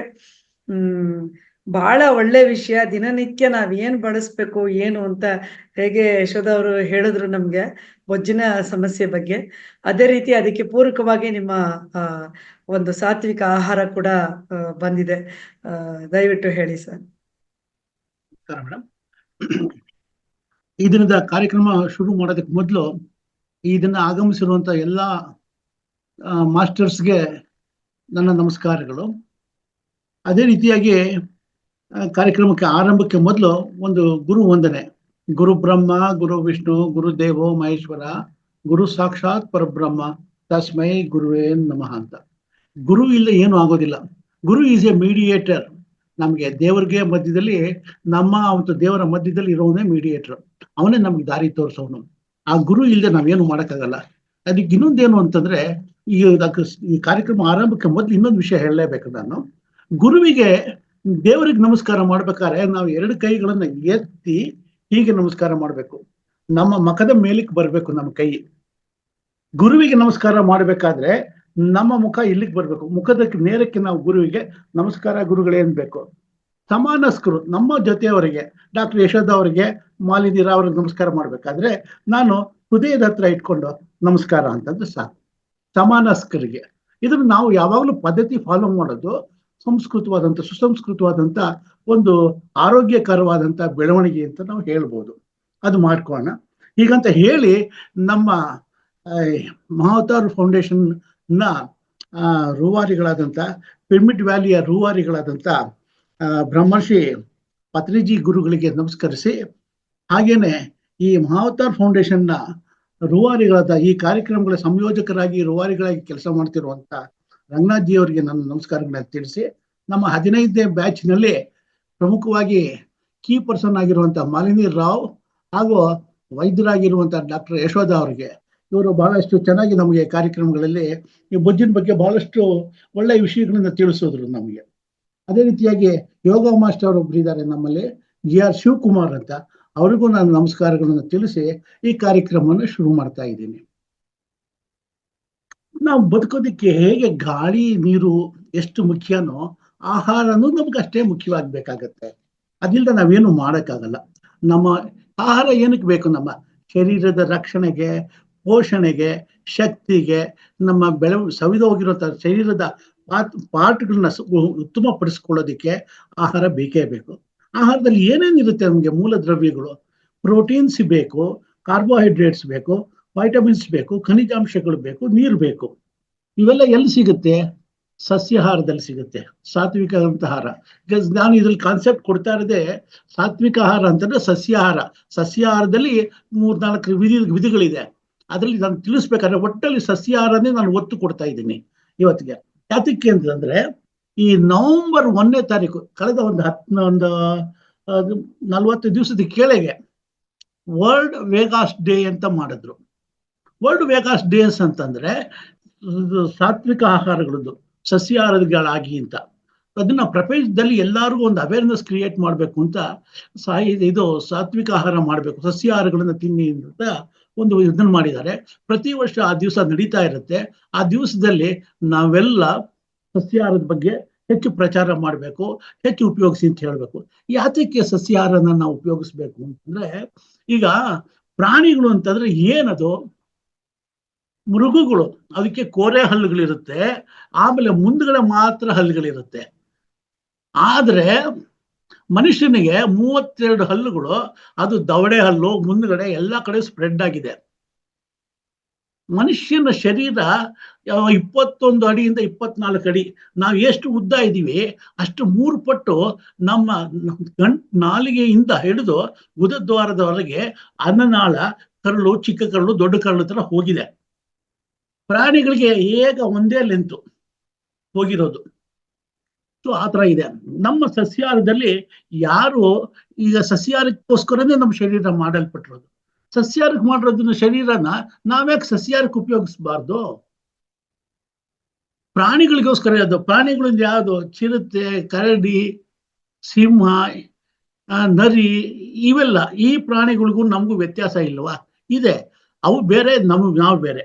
ಅದಕ್ಕೋಸ್ಕರ ಅದನ್ನ ನಾವು ಇದು ಮಾಡ್ಬೇಕಾಗತ್ತೆ. ನಮ್ಮ ಶರೀರದಲ್ಲಿ ಆಹಾರದಲ್ಲಿ 2 ರೀತಿ ವಿಧವಾಗಿದೆ. ಒಂದು ರಚನಾತ್ಮಕವಾದಂಥ ಆಹಾರ. ರಚನಾತ್ಮಕ ಆಹಾರ ಅಂದ್ರೆ ಶಕ್ತಿದಾಯಕ ಆಹಾರ. ಅದು ಕಾರ್ಬೋಹೈಡ್ರೇಟ್ಸು, ಇದು ಮೇಧಸ್ಸು ಮತ್ತು ಕೊಬ್ಬು, ಇವಿಷ್ಟು ಆಹಾರಗಳು ನಮಗೆ ಪೋಷಕಾಂಶಗಳು ನಮ್ಗೆ ಬೇಕಾಗಿರುವಂಥದ್ದು. ರಕ್ಷಣಾತ್ಮಕವಾದದ್ದು ಅಂತಂದ್ರೆ ನಮ್ಮ ಶರೀರದಲ್ಲಿ ಸಾಮರ್ಥ್ಯವನ್ನು ಹೆಚ್ಚಿಸೋದಕ್ಕೋಸ್ಕರ ವಿಟಮಿನ್ಸ್, ಖನಿಜಾಂಶಗಳು ಹಾಗೂ ನೀರು. ಇನ್ನು ಆಹಾರ ವಿಷಯದಲ್ಲಿ ಹೇಳಬೇಕು ಅಂತಂದ್ರೆ ನಾವು ಕ್ಲಾಸಿಫೈ ಮಾಡ್ಬೋದು 3 ರೀತಿಯ ಆಹಾರಗಳು ಅಂತ. ಸಾತ್ವಿಕ ಆಹಾರ, ರಾಜಸಿಕ, ತಾಮಸಿಕ ಅಂತ. ಸಾತ್ವಿಕ ಅಂತಂದ್ರೆ ಶುದ್ಧತೆ, ಆರೋಗ್ಯ ಹಾಗೂ ಸಾಮರಸ್ಯ, ಯೋಗಕ್ಷೇಮವನ್ನು ಕೊಡುವಂಥದ್ದು. ಸಾತ್ವಿಕ ಅನ್ನೋ ಪದ ಸಂಸ್ಕೃತಿಯಿಂದ ಬಂದಿರುವಂಥದ್ದು. ಅಂದ್ರೆ ಸತ್ವದಿಂದ ಬಂದಿರುವಂಥದ್ದು. ಸತ್ವ ಅಂತಂದ್ರೆ ಬಲ ಮತ್ತು ಶಕ್ತಿಯನ್ನು ಕೊಡುವಂಥದ್ದು ಅಂತ. ಸಾತ್ವಿಕ ಆಹಾರ ಸೇವನೆಯಿಂದ ಮನಸ್ಸು ಶುದ್ಧ ಆಗತ್ತೆ, ಒಳ್ಳೆಯ ಆತ್ಮ ಪ್ರಜ್ಞೆಯನ್ನು ಕೊಡುತ್ತೆ ನಮಗೆ. ಸೊ ಸಾತ್ವಿಕ ಆಹಾರವನ್ನ ಶುದ್ಧ ಜನ, ಸೌಮ್ಯವಾಗಿರುವಂತ ಜನ ಅದನ್ನು ಬಯಸ್ತಾರೆ. ಸಾತ್ವಿಕ ಆಹಾರದಿಂದ ಪ್ರಶಾಂತತೆ, ಸೌಹಾರ್ದತೆ, ಶಕ್ತಿ, ಉತ್ಸಾಹ, ಆರೋಗ್ಯ, ಭರವಸೆ, ಇವೆಲ್ಲ ಆಕಾಂಕ್ಷೆಗಳು, ತೂಕ ನಿಯಂತ್ರಣ ಅದು ನಮ್ಗೆ ಬರುತ್ತೆ. ಅದಕ್ಕೋಸ್ಕರ ಅದು ಬಹಳ ಇಂಪಾರ್ಟೆಂಟ್ ಆಗಿರುತ್ತೆ. ಸಾತ್ವಿಕ ಆಹಾರ ಅನ್ನೋದು ಸತ್ವಯುತವಾದಂತ ಆಹಾರವಾಗಿರುತ್ತೆ. ನಾರಿನಂಶ ಇರುತ್ತೆ, ಫೈಬರ್ಸ್. ಈಗ ಬೀನ್ಸ್ ನಲ್ಲಿ ಸಿಕ್ಕಾಪಟ್ಟೆ ಫೈಬರ್ಸ್ ಇರುತ್ತೆ. ಅದೇ ರೀತಿಯಾಗಿ ಎಷ್ಟೋ ಹಣ್ಣು ಹಂಪಲುಗಳಲ್ಲಿನೂ ಫೈಬರ್ಸ್ ಜಾಸ್ತಿ ಇರುತ್ತೆ. ಸೊ ನಾರಿನಂಶ ಇರುವಂಥದ್ದು ಫ್ರೆಶ್ ತರಕಾರಿಗಳು, ಹಣ್ಣು ಹಂಪಲುಗಳು. ಸೊ ರಸವತ್ತಾದ ಹಣ್ಣುಗಳು, ಡ್ರೈ ಫ್ರೂಟ್ಸ್ ಅಂದ್ರೆ ಏನಪ್ಪ? ಒಣಗಿರೋ ಹಣ್ಣು ಆದ್ರೂ ಅದು ಡ್ರೈ ಫ್ರೂಟ್ಸ್ ಬಹಳ ಒಳ್ಳೆಯದೇನೆ. ಅದನ್ನ ಸಾತ್ವಿಕ ಆಹಾರಕ್ಕೆ ಕನ್ಸಿಡರ್ ಮಾಡಿದ್ದಾರೆ. ಆದ್ರೆ ಸಾತ್ವಿಕ ಆಹಾರದಲ್ಲಿ ಮಸಾಲೆ ಪದಾರ್ಥಗಳು ಕಮ್ಮಿ ಇರುವಂಥದ್ದು, ಸ್ವಲ್ಪ ಸಪ್ಪೆಯಾಗಿರುವಂತಹ ಆಹಾರಗಳು ನಮ್ಮ ಶರೀರಕ್ಕೆ ಬಹಳ ಮುಖ್ಯವಾಗಿರುವಂಥದ್ದು. ಹರ್ಬಲ್ ಟೀ, ಗ್ರೀನ್ ಟೀ, ತುಳಸಿ ಟೀ, ಈ ತರದೆಲ್ಲ ಪಾನೀಯಗಳು ನಮ್ಗೆ ಬೇಕಾಗಿರುವಂಥದ್ದು. ಹಾಲಿನ ಬಗ್ಗೆ ಇನ್ನೊಂದು ಸ್ವಲ್ಪ ವಿಸ್ತಾರವಾಗಿ ಹೇಳೋದಿದೆ. ಅದರಲ್ಲಿ ತಾಜಾ ಹಸುವಿನ ಹಾಲು, ಅಂದ್ರೆ ದೇಶಿ ಹಸುವಿನ ಹಾಲುಗಳು ಬಹಳ ಇಂಪಾರ್ಟೆಂಟ್. ನಾಟ್ ಪಾಶ್ಚರೈಸ್ಡ್, ಅಂದ್ರೆ ಕೋಲ್ಡ್ ಸ್ಟೋರೇಜ್ ನಲ್ಲಿ ಸಂಗ್ರಹ ಮಾಡಿರುವಂಥದ್ದು. ಸಾತ್ವಿಕ ಆಹಾರಗಳಲ್ಲಿ ಇನ್ನೊಂದೇನಪ್ಪ ಅಂದ್ರೆ ಈ ಎಣ್ಣೆಗಳಲ್ಲಿ ರಿಫೈನ್ಡ್ ಆಯಿಲ್ ಅಲ್ಲ, ಇದು ಗಾಣದ ಎಣ್ಣೆ, ಕೋಲ್ಡ್ ಪ್ರೆಸ್ಡ್ ಆಯಿಲ್ಸ್ ಅಂತ ಕರಿತೀವಿ ಇದು. ಇನ್ನು ನಮ್ಗೆ ಬೇಕಾಗಿರುವಂಥದ್ದು ಮುಖ್ಯವಾದ ಇನ್ನೊಂದೇನಪ್ಪ ಅಂದ್ರೆ ದ್ವಿದಳ ಧಾನ್ಯಗಳಲ್ಲಿ ಮೊಳಕೆ ಕಾಳುಗಳು, ತುಪ್ಪ, ಜೇನುತುಪ್ಪ ಇವೆಲ್ಲ ನಮ್ಗೆ ಸೇರ್ಕೊಳ್ಳುತ್ತೆ. ಅಂದ್ರೆ ಸಕ್ಕರೆ ಅಂಶ ಕಮ್ಮಿ ಇರುವಂಥದ್ದೆಲ್ಲ ಬೇಕಾಗತ್ತೆ ನಮ್ಗೆ. ಇನ್ನು ಸಾತ್ವಿಕ ಆಹಾರಗಳ ಬಗ್ಗೆ ಇಷ್ಟೆಲ್ಲ ಹೇಳ್ತಿರ್ಬೇಕಾದ್ರೆ ಇನ್ನೊಂದೇನಪ್ಪ ಅಂತಂದ್ರೆ ಈ ಸಾತ್ವಿಕ ಆಹಾರದ ಬಗ್ಗೆ ಇನ್ನೊಂದು ಸ್ವಲ್ಪ ಹೇಳೋದಿದೆ. ಅದಕ್ಕೆ ಮೊದಲು ರಾಜಸಿಕ ಆಹಾರದ ಬಗ್ಗೆ ಹೇಳ್ತೇನೆ. ಅದು ಇನ್ನೊಂದು ಏನಪ್ಪಾ ಅಂದ್ರೆ ಸೆಕೆಂಡ್ ಕ್ಯಾಟಗರಿ. ಮೊದಲು ಸಾತ್ವಿಕ ಹೇಳಿದ್ವಿ, ರಾಜಸಿಕ ಇದು ಮಸಾಲೆ ಪದಾರ್ಥ ಜಾಸ್ತಿ ಇರುತ್ತೆ. ಈ ಚಾಟ್ ಮಸಾಲ, ಪಿಜ್ಜಾ, ಬರ್ಗರ್ ಅವು ಇವು ಎಲ್ಲ ತಿಂತೀವಲ್ಲ ಅಂಥದ್ದು. ಈರುಳ್ಳಿ, ಬೆಳ್ಳುಳ್ಳಿ, ಕರಿದ ಈಗ ತಾನೇ ನಮ್ಮ ಡಾಕ್ಟರ್ ಹೇಳಿದ್ರು ಕರಿದ ಎಣ್ಣೆ ಪದಾರ್ಥಗಳನ್ನ ತಿನ್ನಬೇಡಿ ಅಂತ ಅಂದ್ಬಿಟ್ಟು. ಕರಿದ ಎಣ್ಣೆ ಪದಾರ್ಥಗಳು, ಕಾಫಿ, ಟೀ ಇವೆಲ್ಲ ಏನು ಅಂದ್ರೆ ಚಾಕ್ಲೇಟ್ಗಳು ಇವೆಲ್ಲ ಇನ್ನೊಂದ್ರೆ ತ್ವರಿತವಾಗಿ ಎನರ್ಜಿ ಕೊಡುತ್ತೆ. ಕಾಫಿ ಕುಡಿದ ತಕ್ಷಣ ಶಕ್ತಿ ಬಂದ್ಬಿಡ್ತೀವಿ ಅಂತ ಅನ್ಸುತ್ತೆ. ಮೂಡ್ ಕ್ರಿಯೇಟ್ ಆಗುತ್ತೆ. ಖಂಡಿತವಾಗಿ ಅದು ಮೂಡ್ ಕ್ರಿಯೇಟ್ ಆಗೋದಿಲ್ಲ. ಅದೇನಾಗುತ್ತೆ, ಕ್ರಮೇಣವಾಗಿ ಅದು ಕಮ್ಮಿ ಆಗುತ್ತೆ. ನಮ್ಮ ಶರೀರದಲ್ಲಿ ಒತ್ತಡ ಬರುತ್ತೆ, ಮಾನಸಿಕವಾಗೂ ಒತ್ತಡ ಬರುತ್ತೆ. ಆಮೇಲೆ ಇನ್ನೊಂದೇನಂದ್ರೆ ಕ್ರಮೇಣ ನಮ್ಮ ಶರೀರದಲ್ಲಿ ಡಿಪ್ರೆಷನ್ ಕ್ರಿಯೇಟ್ ಆಗುತ್ತೆ. ಜಾಸ್ತಿ ಜನ ಏನಾಗುತ್ತೆ ಅಂದ್ರೆ ರಾಜಸಿಕ ಆಹಾರ ಸೇವಿಸೋರಿಗೆ ಡಿಪ್ರೆಷನ್ಗಳು ಸಿಕ್ಕಾಪಟ್ಟೆ ಬರುತ್ತೆ, ಅದನ್ನ ಅನುಭವಿಸ್ಬೇಕಾಗಿ ಬರುತ್ತೆ. ಆಮೇಲೆ ದೇಹ ಮತ್ತು ಮನಸ್ಸಿನ ಸಮತೋಲನವನ್ನ ಕಳೆದು ಹಾಕ್ಬಿಡುತ್ತೆ. ಇನ್ನು ತಾಮಸಿಕ ಆಹಾರದ ಬಗ್ಗೆ ಹೇಳ್ಬೇಕು ಅಂತಂದ್ರೆ ಬಿಸಿ ಮಾಡಿದ ಪದಾರ್ಥಗಳು, ಮೊಟ್ಟೆ, ಮಾಂಸ ಇತ್ಯಾದಿಗಳು ಬಂದೇ ಬರುತ್ತೆ. ಈಗ ತಾನೇ ಹೇಳಿದೆ. ಅದರಿಂದ ನಮ್ಗೆ ಏನಪ್ಪ ಅನಾನುಕೂಲಗಳಿದೆ. ಜಡತ್ವ, ಅಸಡ್ಡೆ, ಏನೋ ಒಂದು ಇದು ಯಾವುದಕ್ಕೂ ಇಂಟ್ರೆಸ್ಟೇ ಇರೋದಿಲ್ಲ, ಉತ್ಸಾಹ ಅನ್ನೋದೇ ಇರೋದಿಲ್ಲ. ಮಧುಮೇಹ, ಬೊಜ್ಜು, ಲಿವರ್ ಪ್ರಾಬ್ಲಮ್ಸ್ ಇವೆಲ್ಲ ನಮ್ಗೆ ಬರ್ತಾ ಇರುತ್ತೆ. ಮಾಂಸಾಹಾರ ಯೋಗ್ಯನ? ಮಾಂಸಾಹಾರ ತಿನ್ನೋರೆಲ್ಲಾನು ಶವ ತಿನ್ನೋರು ಅಂತ ಹೇಳ್ತೀನಿ. ಅದಕ್ಕೆ ಶವ ತಿನ್ನೋರು, ಪ್ರಾಣ ಹೋದ್ಮೇಲೆ ಅದು ಶವ, ಶರೀರ ಅದು, ಅದ್ರಲ್ಲಿ ಏನು ಇಲ್ಲ. ಅದು ಶರೀರ ಸತ್ತ ತಕ್ಷಣ ಕೊಳಿತಾ ಇರುತ್ತೆ. ಅದು ಯಾವತ್ತೋ ಸಾಯಿಸಿ ತಂದಿರ್ತಾರೆ, ಅದನ್ನ ಏನೇನು ಮಾಡಿರ್ತಾರೆ, ಪ್ರೋಸೆಸ್ ಮಾಡಿರ್ತಾರೆ, ಅದನ್ನ ಶೈತ್ಯಾಗಾರದಲ್ಲಿ ಇಟ್ಕೊಂಡು ತಗೊಂಬಂದು ಕೊಟ್ಟಿರ್ತಾರೆ. ಇನ್ನೊಂದು ಮನುಷ್ಯನ ಶರೀರ ಅಷ್ಟೇನೆ, ಸತ್ತ ತಕ್ಷಣ ಅದಕ್ಕೆ ನಾವು ಶವ ಅಂತೀವಿ. ಯಾವುದೇ ವ್ಯಕ್ತಿನೇ ಆಗ್ಲಿ, ಸಪೋಸ್ ನಾನೇನಾದ್ರು ಸತ್ತೋಗಿದ್ದೀನಿ ಅಂದ್ರೆ ಸತ್ಯೇಂದ್ರ ಕುಮಾರ್ ಸತ್ನ ಅಂತ ಹೇಳಲ್ಲ, ಬಾಡಿ ಎಷ್ಟೊತ್ತಿಗೆ ಬರುತ್ತೆ ಅಂತ ಹೇಳ್ತಾರೆ. ತಕ್ಷಣ ನನ್ನ ಎಷ್ಟೋ ಜನ ನಮ್ಮ ರಿಲೇಟಿವ್ಸ್ ಆಸ್ಪತ್ರೆಗಳಲ್ಲಿ ಹೋದಾಗ ನಾನು ಅವ್ರು ಸತ್ತೋಗಿರೋ ಟೈಮಲ್ಲಿ ಅಲ್ಲಿ ದಯವಿಟ್ಟು ಕ್ಷಮಿಸಿ ಸರ್, ಈ ತರ ಉದಾಹರಣೆಗಳು ಬೇಡ ನಮ್ಗೆ. ಅಲ್ಲ ಕೇಳ್ದು ಏನಂದ್ರೆ ಇದು ಹೇಗೆ ಅಂತಂದ್ರೆ, ಇದು ನಮ್ಗೆ ಯಾತಕ್ಕೆ ಅಂತಂದ್ರೆ ಈ ಹೆಣ ಇದನ್ನ ಕಳೆ ಬರುವನ್ನ ಏನಾಗುತ್ತೆ, ನಾವು ಈ ಶರೀರ ಬಿಟ್ಟು ಹೋದ್ಮೇಲೆ ಅದು ಆತ್ಮ ಬೇರೆ ಕಡೆ ಹೊಟ್ಟೋಗಿರುತ್ತೆ. ಆ ಶರೀರವನ್ನ ನಾವು ಕತ್ತರಿಸಿ ಪ್ರೋಸೆಸ್ ಮಾಡಿ ತಿಂತೀವಿ. ಅದು ಕುಡಿಯೋ ಸ್ಟೇಜ್ ಅಲ್ಲಿ ಇರುತ್ತೆ. ಅದು ಭೀಕರತೆ, ಅದು ತೀವ್ರತೆ ಏನು ಅನ್ನೋದನ್ನ ಹೇಳಿದಾಗ ಜನಗಳಿಗೆ ಅರ್ಥ ಆಗತ್ತೆ. ಈಗ ಏನಾಗಿದೆ ಅಂತಂದ್ರೆ ಸಸ್ಯಾಹಾರ ಭಾರತದಲ್ಲಿ ಮಾಂಸಾಹಾರ ಅನ್ನೋದು ಅಷ್ಟು ತೀವ್ರವಾಗಿ ಒಂದು ಫ್ಯಾಷನ್ ಆಗ್ಬಿಟ್ಟಿದೆ. ಇದು ಏನಕ್ಕೆ ಎಷ್ಟು ಉಗ್ರವಾಗಿ ಹೇಳ್ಬೇಕಾಗಿದೆ ಅಂತಂದ್ರೆ ಇದನ್ನ ಹೇಳಿದ್ರಷ್ಟೇ ಜನಗಳಿಗೆ ಅರ್ಥ ಆಗೋದು. ಇಲ್ಲದ ಜನಗಳ ನೀವು ಯೋಚನೆ ಮಾಡಿ, ನನ್ನ ಶರೀರ ಕೊಟ್ಟಿರೋದೇ ಭಗವಂತ ನನಗೆ ಕೊಟ್ಟಿರೋದು ಕೋಲೆ ಹಲ್ಲುಗಳು ಕೊಟ್ಟಿಲ್ಲ, ಮುಂಭಾಗದಲ್ಲಿ ಹಲ್ಲುಗಳು ಕೊಟ್ಟಿಲ್ಲ. ನಮಗೆ ದವಡೆಗಳಿದೆ, 32 ಹಲ್ಲುಗಳಿದೆ. ಇದು ಶರೀರದಲ್ಲಿ ಆಹಾರವನ್ನ ಹೇಗೆ ಸಾತ್ವಿಕ ಆಹಾರವನ್ನ ತಿನ್ನೋದಕ್ಕೆ ಅಂತ ಮಾಡಿಕೊಟ್ಟಿರುವಂತ ಶರೀರ ರಚನೆ. ಈ ಶರೀರ ರಚನೆಯನ್ನ ನಾವು ಬಿಟ್ಬಿಟ್ಟು ಇನ್ನೇನನ್ನು ಸೇರಿಸ್ತಾ ಇದೀವಿ ಅಂತಂದ್ರೆ ಅದೇನಾಗತ್ತೆ, ಈ ಮಾಂಸಾಹಾರ ಪದಾರ್ಥಗಳನ್ನ ನಾವು ತಿಂದಾಗ ಅದು ಶರೀರದಲ್ಲಿ ಹೋಗಿ ಸೇರ್ಕೊಂಡ್ರೆ 50 ರಿಂದ 72 ಗಂಟೆಗಳ ಕಾಲ ಶರೀರದಲ್ಲೇ ಇರುತ್ತೆ, ತ್ಯಾಜ್ಯ ಆಗೋದಿಲ್ಲ. ಅದು ಬೇಗ ಕೊಳ್ತೋಗುತ್ತೆ. ಕೊಳ್ತಿರುವಂತಹ ಶರೀರದಲ್ಲಿ ಹೊಟ್ಟೆ ಒಳಗೆ ಅದಿತ್ತು ಅಂದ್ರೆ ನಮಗೆ ನಾನಾ ರೀತಿಯ ಕಾಯಿಲೆಗಳನ್ನು ತರುತ್ತೆ. ನಾನು ಹೇಳ್ತಾ ಇರೋ ಉದ್ದೇಶ ಅಷ್ಟೇನೆ, ಅರ್ಥ ಮಾಡ್ಕೊಳ್ಳಿ. ಇದು ನಮಗೆ ತೊಂದರೆಗಳನ್ನು ಕೊಡುವಂಥದ್ದು. ಅದಕ್ಕೋಸ್ಕರ ಇದನ್ನ ಹೆಣಾಗಿರೋ ಪ್ರಾಣಿಗಳನ್ನ ನಾವೇನ್ ಬೇಕು, ಸುಡಬೇಕು, ಇಲ್ಲ ಭೂಮಿಯಲ್ಲಿ ಹೂತಾಕ್ಬೇಕು. ಅದು ಬಿಟ್ಬಿಟ್ಟು ನಾವು ಇದನ್ನ ತಿಂದಾಗ, ಗೊಬ್ಬು ಕೊಳೆತು ಮಾರ್ತಾ ಇರುವಂತ ಆಹಾರವನ್ನ ತಿಂದಾಗ ನಮ್ಗೆ ಇದನ್ನ ಯಾರಾದ್ರೂ ತಿನ್ನೋರಿದ್ರೆ ಅದು ವಿಶ್ಲೇಷಣೆ ಮಾಡಿ. ನಾನು ಏನ್ ಹೇಳ್ತಾ ಇದ್ದೀನಿ ಅನ್ನೋದನ್ನ ಅರ್ಥ ಮಾಡ್ಕೊಳ್ಳಿ. ನಾನು ಹೇಳಿದ್ದು ಕರೆಕ್ಟ್ ಅಲ್ವೋ ಅನ್ನೋದು ನಮಗೆ ಗೊತ್ತಾಗುತ್ತೆ. ನನ್ನ ಶರೀರ ರಚನೆ ಏನಕ್ಕೆ ಕೊಟ್ಟಿರೋದು ದೇವ್ರು ನಮ್ಗೆ? ನಮ್ ಹಲ್ಲುಗಳು ಕೊಟ್ಟಿರೋದು 32 ಹಲ್ಲು. ಪ್ರಾಣಿಗಳಿಗೆ ಸಿಂಹ ಕರಡಿಗಳಿಗೆಲ್ಲ ಕೋರೆ ಹಲ್ಲುಗಳಿದೆ, ಹೀಗಿದೆ ಮುಂದಕ್ಕೆ ಇಷ್ಟೇ. ಈಗ ಅದು ಇನ್ನೊಂದು ಉಗುರುಗಳು, ನಮ್ಗೆ ಕೈದ ಬೆರಳುಗಳಿದೆ, ಇದು ಕಲ್ಸ್ಕೊಂಡು ತಿನ್ನೋದಕ್ಕೆ ಯೋಗ್ಯವಾಗಿರುವಂಥದ್ದು. ಆದ್ರೆ ಪ್ರಾಣಿಗಳಿಗೆ ಉಗುರುಗಳು ಹೇಗಿದೆ, ಕೊಕ್ಕಿನ ಆಕಾರದಲ್ಲಿದೆ, ಅದು ಬಗದು ಎಳೆದು ಸೀಳಿ ತಿನ್ನೋದಕ್ಕೆ ಮಾಡಿರುವಂಥವು. ಪ್ರಾಣಿಗಳಿಗೆ ಮಾಡಿರೋ ಆಹಾರನ ನಾವ್ಯಾಕೆ ಕಬಳಿಸ್ಬೇಕು? ಬೇಡ ಅಲ್ವಾ? ಸಸ್ಯಾಹಾರಿಗಳಾಗೋಣ, ಸಾತ್ವಿಕ ಆಹಾರವನ್ನ ತಿನ್ನೋಣ ಅಂತ. ಹಾಗೇನೆ ನಾವು ಇನ್ನೊಂದು ಮಾಂಸಾಹಾರದಿಂದ ಮಾರಕವಾದಂತ ರೋಗಗಳು ಬರುತ್ತೆ ಅಂತ ಹೇಳ್ತೀವಿ ನಾವು. ಹಾಗೇನೆ ಈ ಗ್ರಾಮೀಣ ಪ್ರದೇಶದಲ್ಲಿ ಹೇಳ್ತಾರೆ, ಕಲ್ಲಿನಲ್ಲಿ ದೇವರಿದ್ದಾನೆ, ಗಿಡಗಳಲ್ಲಿ ಔಷಧಿ ಇದೆ ಅಂತ. ಗಿಡ ಅನ್ನೋದೆಲ್ಲ ಔಷಧಿ ಅಂತಾನೆ, ಅಂದ್ರೆ ಶರೀರಕ್ಕೆ ಉಪಯೋಗ ಪಡುವಂಥದ್ದನ್ನೇ. ಉದಾಹರಣೆಗೆ ಹೇಳ್ಬೇಕು ಅಂದ್ರೆ ಗರಿಕೆ, ನೋದೆ ಹಲ್ಲು, ಕೆಂಪು ಗಣಿಕೆ, ಕರಿಗಣಿಕೆ ಸೊಪ್ಪು, ವಿಷ್ಣು ಕ್ರಾಂತಿ, ಈಶ್ವರಿ ಬೇರು, ಆಲದ ಬಳ್ಳಿ, ಬಸ್ಲಿ ಮರದ ಹಾಲು, ಗೋಣಿ ಮರದ ಹಾಲು, ಕಳ್ಳಿ ಹಾಲು, ತುಂಬೆ ಸೊಪ್ಪು, ತುಳಸಿ, ನಿಂಬೆಹಣ್ಣು, ಬಜೆ, ಶುಂಠಿ, ಅರಿಶಿನ, ಮೆಣಸು, ಜೀರಿಗೆ, ಲವಂಗ, ಇವೆಲ್ಲ, ಎಳನೀರು, ಕೊಬ್ಬರಿ, ತಾಳೆಗರಿ, ಇವೆಲ್ಲ ನಮ್ಗೆ ಬೇಕಾಗಿರುವಂಥದ್ದೇ, ನಮ್ಮ ಸಸ್ಯಾಹಾರದಲ್ಲಿ ನಮ್ಗೆ ಬೇಕಾಗಿರುವಂಥದ್ದೇ. ಇನ್ನೊಂದು ವರ್ಟಿಗೋ ಪ್ರಾಬ್ಲಮ್ಸ್ ಇಂದ ನಮ್ಮಲ್ಲಿ ಬಹಳ ಜನ ಬಳಸ್ತಾ ಇರ್ತಾರೆ. ಕೂತ್ಕೊಂಡಿರ್ತೀವಿ, ಇದ್ದಕ್ಕಿದ್ದಂಗೆ ತಲೆ ಸುತ್ತು ಬಂದ್ಬಿಡುತ್ತೆ, ಎದ್ದು ಓಡಾಡ್ಬೇಕಾದ್ರೆ ತಲೆ ಸುತ್ತು ಬರುತ್ತೆ. ಅದು ಪಿತ್ತಜನಕದಿಂದ ಬರುವಂಥದ್ದು ಅಂತ ನಮ್ಮ ಡಾಕ್ಟರ್ ಹೇಳ್ತಾರೆ. ಯಶೋಧ ಅವ್ರ ಹತ್ರ ನಾವು ಮಾತಾಡ್ಬೋದು ಈ ವಿಷಯವಾಗಿ. ಈ ವರ್ಟಿಗೋ ಬಂದವ್ರಿಗೆ ತಕ್ಷಣವಾಗಿ ನಮ್ಮ ಆಯುರ್ವೇದದಲ್ಲಿ ನಮ್ಮ ಆಹಾರದಲ್ಲೇ ಇದೆ, ಅಡಿಗೆ ಮನೆ ಔಷಧಿ ಇದು.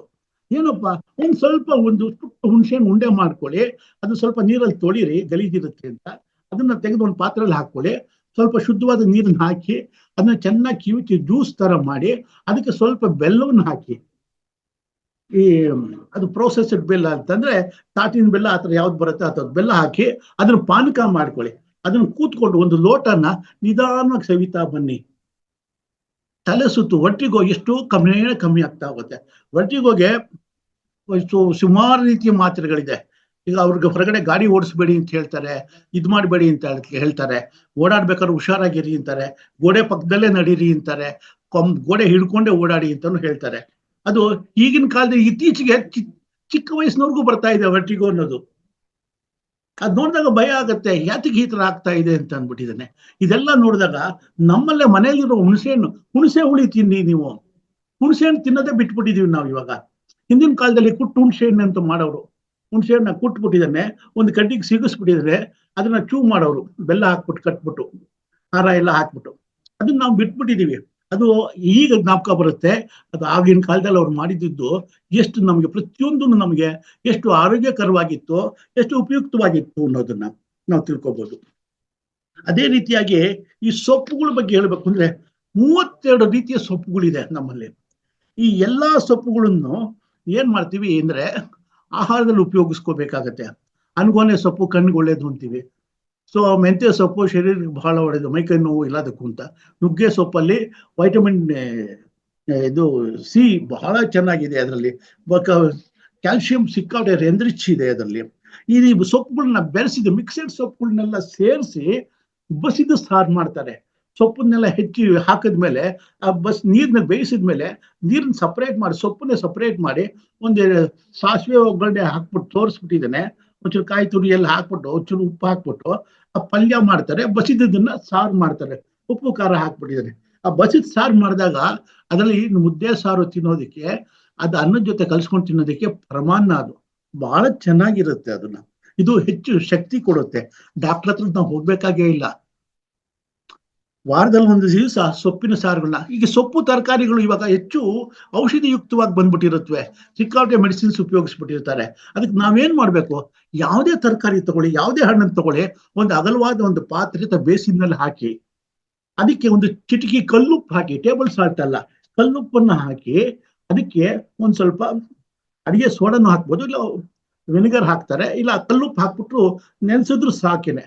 ಒಂದು 10-15 ನಿಮಿಷ ನೆನೆಸಿ ಅದಾದ್ಮೇಲೆ ಚೆನ್ನಾಗಿ ಉಜ್ಜಿ ತೊಳಿರಿ, ಸಿಪ್ಪೆಗಳನ್ನ ತೆಗೆದು ಅದನ್ನ ಬಿಡಿಸಿ ಕ್ಲೀನ್ ಆಗಿ ಪ್ರೊಸೆಸ್ ಮಾಡಿ ಆಮೇಲೆ ಆಹಾರಕ್ಕೆ ಉಪಯೋಗಿಸಿ.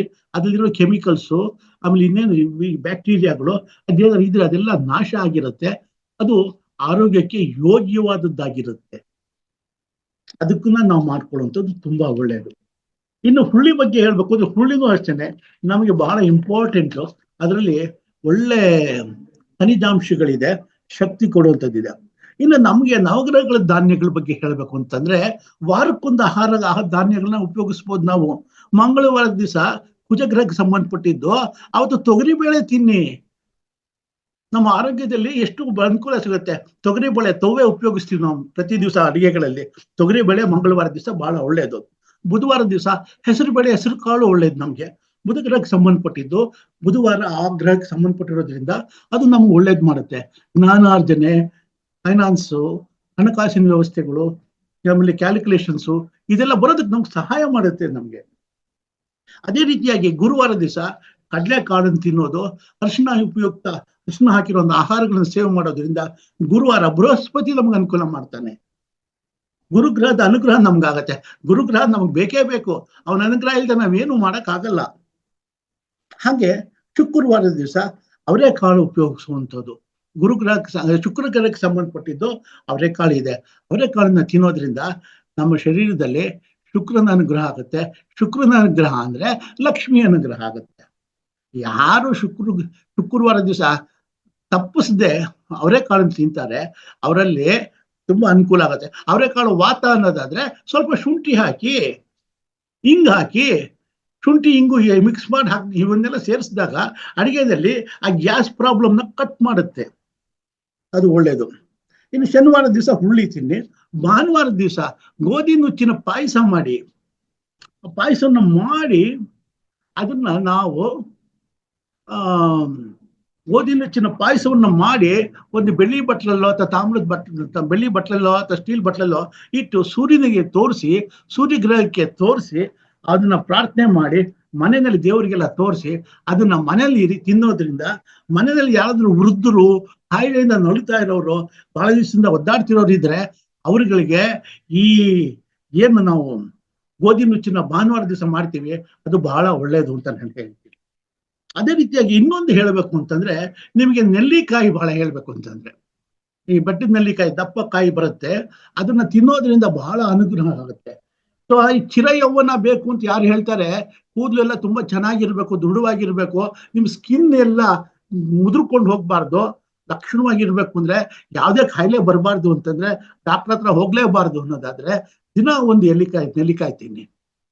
ಆದ್ರೆ ಒಂದೇ ಒಂದು ಕಂಡೀಷನ್ನು, ಸಪ್ತಮಿಯ ದಿವಸ ಅಥವಾ ಭಾನುವಾರದ ದಿವಸ. ಈ ಮೊನ್ನೆ ಭಾನುವಾರದ ದಿವಸ ಸಪ್ತಮಿ ಬಂದಿತ್ತು, ಅಂದ್ರೆ ಭಾನು ಸಪ್ತಮಿ ಅಂತ. ಭಾನುವಾರ ದಿವಸ ಭಾನು ಸಪ್ತಮಿ ಬಂದಿದ್ರಿಂದ ಅದು ಸೂರ್ಯನಿಗೆ ವಿಶೇಷವಾದ ದಿವಸ. ಅವತ್ತಿನ ದಿವಸ ನೆಲ್ಲಿಕಾಯಿ ವರ್ಜ್ಯ. ಬಟ್ ಸಪ್ತಮಿ ಏನಾದ್ರು ಸೋಮವಾರನ, ಮಂಗಳವಾರನ, ಬುಧವಾರನ ಬಂದಿದ್ರೆ ಅವತ್ತಿನ ದಿವಸ ನೀವು ನೆಲ್ಲಿಕಾಯಿ ತಿನ್ನಬೇಡಿ. ಭಾನುವಾರ ದಿವಸ ತಿನ್ನಬೇಡಿ. ಮಿಕ್ಕಿದ ದಿವಸದಲ್ಲಿ ದಿನ ಒಂದು ನೆಲ್ಲಿಕಾಯಿ ತಗೊಳ್ಳಿ. ಏನಾದ್ರು ಪ್ರೋಸೆಸ್ ಮಾಡಿ ಉಪ್ಪಿನಕಾಯಿ ಇದು ಮಾಡ್ಬೇಕಾಗಿಲ್ಲ. ಒಂದೇ ಒಂದು ನೆಲ್ಲಿಕಾಯಿ ತಗೊಳ್ಳಿ, ಚೆನ್ನಾಗಿ ತೊಳಿರಿ, ಅದನ್ನ ಸೈಡಲ್ಲಿ ಕಟ್ ಮಾಡಿ ಇಲ್ಲ ಬಾಯಿನಲ್ಲಿ ಇಟ್ಕೊಂಡು ಕಚ್ಕೊಂಡು ತಿನ್ನಿ. ಎಲ್ಲ ಎಷ್ಟೋ ರೀತಿಯ ಕಾಯಿಲೆಗಳನ್ನ ನಿವಾರಣೆ ಮಾಡುತ್ತೆ, ಆರೋಗ್ಯಕ್ಕೂ ಒಳ್ಳೆಯದು ಅಂತ ಹೇಳ್ಬೋದು. ಇನ್ನು ಹೇಳ್ಬೇಕು ಅಂತಂದ್ರೆ ನಮ್ಮ ಋಷಿ ಮುನಿಗಳು ಪ್ರಕೃತಿ ಜೊತೆ ಸಾಮರಸ್ಯದಿಂದ ಬದುಕೋದಿಕ್ಕೆ ಬಹಳಷ್ಟು ರೀತಿಯಾಗಿ ಹೇಳ್ಕೊಟ್ಟಿದ್ದಾರೆ ನಮಗೆ. ಸೊ ಪ್ರಕೃತಿ ಚಿಕಿತ್ಸಕರು ಹೇಳ್ತಾರೆ, ಸೊ ಸಸ್ಯಾಹಾರದಿಂದ ನಮಗೆ ಆರೋಗ್ಯಕ್ಕೆ ಬಹಳ ಒಳ್ಳೆಯದು ಅಂತ ಅಂದ್ಬಿಟ್ಟಿದ್ದೇನೆ. ದೀರ್ಘಾಯುಷು ಮತ್ತು ಆರೋಗ್ಯವನ್ನು ನಾವು ಪಡಿಬಹುದು. ಹೇಗೆ ನಾವು ಮಾಂಸಾಹಾರದಿಂದ ಮಾರಕ ರೋಗಗಳಿಗೆ ತೊಂದರೆ ಅನುಭವಿಸ್ತೀವಿ, ಸಸ್ಯಾಹಾರದಿಂದ ಮಾರಕ ರೋಗಗಳಿಂದ ಪರಿಹಾರವನ್ನು ಮಾಡ್ಕೋಬಹುದು. ಇನ್ನು ಸಸ್ಯಗಳ ಬಗ್ಗೆ ಹೇಳ್ಬೇಕು ಅಂತಂದ್ರೆ, ಇದು ಪ್ರಾಣಿಗಳ, ನಾವು ಇನ್ನೊಂದೇನು ಅಂದ್ರೆ ಸಸ್ಯಾಹಾರ ಮಾಡೋರು ಪ್ರಾಣಿಗಳ ಉತ್ಪನ್ನದಿಂದ ದೂರ ಇರಬೇಕು. ಸಸ್ಯಾಹಾರದಲ್ಲಿ ಪ್ರಾಣಿ ಉತ್ಪನ್ನಗಳು ಅಂತ ಅಂದ್ರೆ ಯಾವುದು, ಈ ಪ್ಯಾಸ್ಚರೈಸ್ಡ್ ಸಂಸ್ಕರಿಸಿದಂತ ಆಹಾರಗಳು, ಆಮೇಲೆ ಈ ಹೈಬ್ರಿಡ್ ಹಸುಗಳಿಂದ ಬಂದಂತ ಡೈರಿ ಹಾಲು ಎಲ್ಲಿಂದ ಬರುತ್ತೆ ಅದನ್ನೆಲ್ಲ ನಾವು ನೋಡ್ಬೇಕಾಗತ್ತೆ. ಈಗ ಹಿಂದೆ ಏನಾಗುತ್ತೆ ಅಂದ್ರೆ ಹಸುಗಳನ್ನಲ್ಲಿ, ದೇಶೀಯ ಹಸುಗಳು ಅಂದ್ರೆ ನಾವು ಬಿಟ್ಬಿಡ್ತೀವಿ ಹೊಲದಲ್ಲಿ ಇದರಲ್ಲೆಲ್ಲ ಮೇಯೋದಿಕ್ಕೆ, ಅದು ಊರೆಲ್ಲ ಸುತ್ತಕೊಂಡು ಮೇಯ್ಕೊಂಡು ಬರುತ್ತೆ. ಈ ಡೈರಿಗಳಲ್ಲಿ, ಗೋಶಾಲೆಗಳಲ್ಲಿ ಹಸುಗಳನ್ನ ಕಟ್ಟಿಬಿಟ್ಟಿರ್ತಾರೆ. ಅದು ಒಂದ್ ಕಡೆ ಕಟ್ಟಿರೋದು ಯಾವುದೇ ಕಾರಣಕ್ಕೆ ಎಲ್ಲೂ ಮೂವ್ ಆಗೋದಿಲ್ಲ. ಅದ್ರ ಪಾಳ್ಗ ಅದು ಒಂದ್ ಕಡೆ ಕೂತಿರುತ್ತೆ. ಅದು ಎಲ್ಲಿ ನಿಂತಿರುತ್ತೋ ಅಷ್ಟಕ್ಕೆ ಅಲ್ಲಿ ಆಹಾರ, ಅದು ಅಲ್ಲಲ್ಲೇ ಸುತ್ತಾ ಇರುತ್ತೆ, ಅಲ್ಲೇ ಗಲೀಜ್ ಮಾಡ್ಕೋತಾ ಇರುತ್ತೆ, ಸಗಣಿ ಹಾಕ್ತಿರುತ್ತೆ, ಗಂಧ ಹಾಕ್ತಿರುತ್ತೆ, ಎಲ್ಲ ಇರುತ್ತೆ. ಮುಂದ್ಗಡೆ ಒಂದು ತೊಟ್ಟಿ ಕಟ್ಟಿರ್ತಾರೆ, ಅಲ್ಲಿ ಆಹಾರ ತಂದು ಹಾಕ್ತಿರ್ತಾರೆ. ಅದನ್ನ ಡೈರಿಗಳಲ್ಲಿ, ಎಸ್ಪೆಷಲಿ ಗೋಶಾಲೆಗಳನ್ನೇನೋ ಚೆನ್ನಾಗಿ ಇಟ್ಕೊಂಡಿರ್ಬೋದು, ಅಲ್ಲಿ ಏನಾಗುತ್ತೆ ಅಂತಂದ್ರೆ ತುಂಬಾ ಪ್ರಾಬ್ಲಮ್ಸ್ ಕ್ರಿಯೇಟ್ ಮಾಡುತ್ತೆ. ಏನ್ ಕ್ರಿಯೇಟ್ ಮಾಡುತ್ತೆ? ಆ, ಹ್ಮ್, ಆ, ಅಲ್ಲಿ ಅವಕ್ಕೆ ಸರಿಯಾದಂತ ಆಹಾರ ಸಿಕ್ಕಿರೋದಿಲ್ಲ. ಎಲ್ಲ ರೆಡಿಮೇಡ್ ಪ್ರೋಸೆಸ್ಡ್ ಫುಡ್ಗಳು ಹಾಕಿರ್ತಾರೆ. ಈ ಹೈಬ್ರಿಡ್ ವೆರೈಟಿ ಬರುವಂತ ಹಸುವಿನ ಹಾಲುಗಳು ನಮ್ಗೆ ಆರೋಗ್ಯಕ್ಕೆ ಒಳ್ಳೇದಲ್ಲ. ಆಮೇಲೆ ಇನ್ನೊಂದೇನು ಅಂತಂದ್ರೆ, ಈ ಹಾಲು ಕೊಡುತ್ತಲ್ಲ, ಆ ಕೊಟ್ಟ ಹಾಲನ್ನ ನಾವು ಏನ್ ಮಾಡ್ತೀವಿ, ಡೈರಿಗಳಿಗೆ ಕಳಿಸ್ತೀವಿ. ಅಲ್ಲಿಂದ ಘನೀಕೃತಗೊಳಿಸಿ ಅದೆಲ್ಲ ಮಿಕ್ಸ್ ಮಾಡಿ ನಮ್ಗಳಿಗೆ ಕಳಿಸ್ಕೊಡ್ತಾರೆ. ಹಸು ಹಾಲು ಕೊಡ್ಬೇಕಾದ್ರೆ ಅದು ಕರು ಹಾಕ್ತಾ ಇದ್ದಾಗೆ ಕೊಡ್ತಾ ಇರ್ಬೇಕು. ಕರುವಿಗೆ ಸ್ವಲ್ಪ ಹಾಲು ಕೊಡ್ಬೇಕದು, ಕೊಟ್ಟ ಮೇಲೆ ಅಷ್ಟೇ ನಮ್ಗೆ ಹಾಲು ಸಿಗೋದದು. ಕರುವಿಗೆ ನಾವು ಹಾಲು ಕೊಡದೇ ಇದ್ರೆ, ಈ ಡೈರಿನಲ್ಲಿ ಏನ್ ಮಾಡ್ತಾರೆ, ಕರುಗೆ ಹಾಲು ಕೊಟ್ಬಿಟ್ರೆ ಹಸು ನಾವು ಅದು ನಮ್ಗೆ ಹಾಲು ಕಮ್ಮಿ ಆಗುತ್ತಲ್ಲ. ಹಸುನ್ ಕರ್ಕೊಂಬಂದು ಅದು ಕರುನ ಕರ್ಕೊಂಬಂದು ಹಸು ಮುಂದೆ ನಿಲ್ಲಿಸ್ತಾರೆ. ಹಸು ಮುಂದೆ ನಿಲ್ಲಿಸ್ಬಿಟ್ಟು ಹಾಲು ಅಂತ ಕರೀತಾರೆ. ಹಸು ಬಂದಿದ್ಯಾ? ಅಯ್ಯೋ ಬಂದಿದ್ಯಾ ಕಂದ, ನಿನ್ಗೆ ಹಾಲು ಕೊಡ್ತೀನಿ ಕಣೋ, ಈಗನೇನ್ ಬಿಟ್ಬಿಡ್ತಾರೆ ಅಂತ ಅನ್ಕೊಳುತ್ತೆ. ಆದ್ರೆ ಅದು ಬಿಡೋದಿಲ್ಲ. ನಾವು ಅದ್ರ ಸಂಭಾಷಣೆ ಆಗಿರುತ್ತೆ. ಆದ್ರೆ ನಮ್ಮ ಪಾಡಿಗೆ ನಾವು ಅದನ್ನ ತೋರಿಸ್ಬಿಟ್ಟು ಅದು ನಾಲ್ಗೆ ಹಾಕಿ ನೆಕ್ಕಿ ಇದ್ ಮಾಡ್ತಿರ್ಬೇಕಾದ್ರೆ ಅಲ್ಲಿ ಹಾಲು ಒಂದು ಹಾರ್ಮೋನ್ಸ್ ಇದಾಗಿ ಹಾಲು ಉತ್ಪನ್ನ ಆಗುತ್ತೆ. ಹಾಲು ನಮಗ್ ಕೊಡುತ್ತೆ. ಅದು ಆ ಹಾಲನ್ನು ನಾವು ತಗೋತೀವಿ ಹೀಗೆ. ಆಮೇಲೆ ಇನ್ನೊಂದೇನು ಅಂತಂದ್ರೆ, ಅದಕ್ಕೆ ಹಾರ್ಮೋನ್ ಇಂಜೆಕ್ಷನ್ಸ್ ಜಾಸ್ತಿ ಕೊಡ್ತೀವಿ ಹಸುವಿಗೆ. ಯಾತಕ್ಕೆ ಅಂದ್ರೆ ಹಾಲು ಜಾಸ್ತಿ ಕೊಡ್ಲಿ ಅಂತ. ಹೀಗೆ ನಾವು ಕೊಡೋದ್ರಿಂದ ಏನಾಗುತ್ತೆ, ಹಸುವಿಗೆ ನಾವು ಎನರ್ಜಿ ಇಂಜೆಕ್ಷನ್ಸ್ ಕೊಡೋದ್ರಿಂದ ಹಾಲು ಜಾಸ್ತಿ ಕೊಡುತ್ತೆ. ಅದು ಸತ್ವಯುಕ್ತವಾಗಿರೋದಿಲ್ಲ, ಅದು ಆರ್ಟಿಫಿಷಿಯಲ್ ಆಗಿರುತ್ತೆ. ಅಂತ ಹಾಲನ್ನ ಕುಡಿಯೋದ್ರಿಂದ ಏನು ಪ್ರಯೋಜನ ಇರೋದಿಲ್ಲ ಅಂತ ಹೇಳ್ಬೋದು ನಾವು. ಈಗ ಇನ್ನೊಂದೇನು ಅಂದ್ರೆ, ಈ ಸಸ್ಯಾಹಾರಿಗಳನ್ನ ಎಲ್ಲಾ ಕಡೆ ಬಹಳ ಕಡೆ ಪ್ರಚಾರ ಮಾಡ್ತಿದ್ದಾರೆ. ಸೊ ನವೆಂಬರ್ 1 ವೆಗಾಸ್ ಡೇ ಅಂತ ಹೇಳಿದ್ವಲ್ಲ, ಹಾಗೇನೆ ಸಾಕಷ್ಟು ಚಾನೆಲ್ಗಳು ನಮ್ಮ ಭಾರತದಲ್ಲಿ ಪ್ರಚಾರ ಮಾಡ್ತಾ ಇವೆ. ಇಡೀ ಪ್ರಪಂಚದಲ್ಲೇನೆ ಇವನ್ ಫಾರಿನರ್ಸು ಅದನ್ನ ಉಪಯೋಗಿಸ್ತಾ ಇದ್ದಾರೆ. ಸಸ್ಯಾಹಾರ ಎಷ್ಟು ಒಳ್ಳೇದು, ಎಷ್ಟು ಇಂಪಾರ್ಟೆಂಟ್ ಅನ್ನೋದನ್ನ ಹೇಳ್ತಾ ಇದ್ದಾರೆ. ಹಾಗಾಗಿನೇ ಅದೇ ರೀತಿಯಾಗಿ ನಮ್ಮ ಭಾರತದಲ್ಲಿ ಪ್ರಮುಖವಾದಂತ ಒಂದು ಅಂಶ ಏನಪ್ಪಾ ಅಂತಂದ್ರೆ, ಮಹಾತಾರ್ ಫೌಂಡೇಶನ್. ಈ ಮಹಾತಾರ್ ಫೌಂಡೇಶನ್ ಫೌಂಡೇಶನ್ ಅವರು ಒಂದು ಟಿವಿ ಸ್ಟೇಷನ್ ಆರಂಭ ಮಾಡಿದ್ದಾರೆ, ಮಹಾತಾರ್ ಟಿವಿ ಅಂತ. ಅದರಲ್ಲಿ ದೈನಂದಿನ ಜೀವನದಲ್ಲಿ ಸಾಕಷ್ಟು ಕಾರ್ಯಕ್ರಮಗಳನ್ನ ಹಮ್ಮಿಕೊಂಡಿರ್ತಾರೆ. ಉಪನ್ಯಾಸಗಳನ್ನ ಎಲ್ಲ ಹರಡ್ಕೊಂಡಿರ್ತಾರೆ.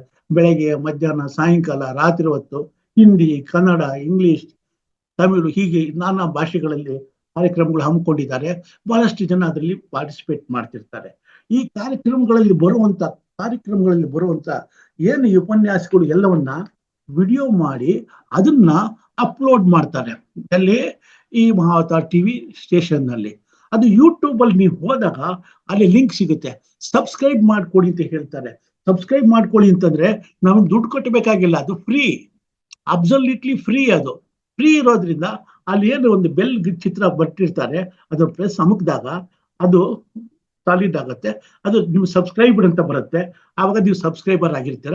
ನಿಮ್ಗೆ ಡೈಲಿ ಆ ಕಾರ್ಯಕ್ರಮಗಳು ಏನ್ ಬರ್ತಾ ಇದೆ ಅದು ಇಂಟಿಮೇಷನ್ ನಿಮ್ಮ ವಾಟ್ಸಪ್ ಮೂಲಕ ಬರ್ತಾ ಇರುತ್ತೆ.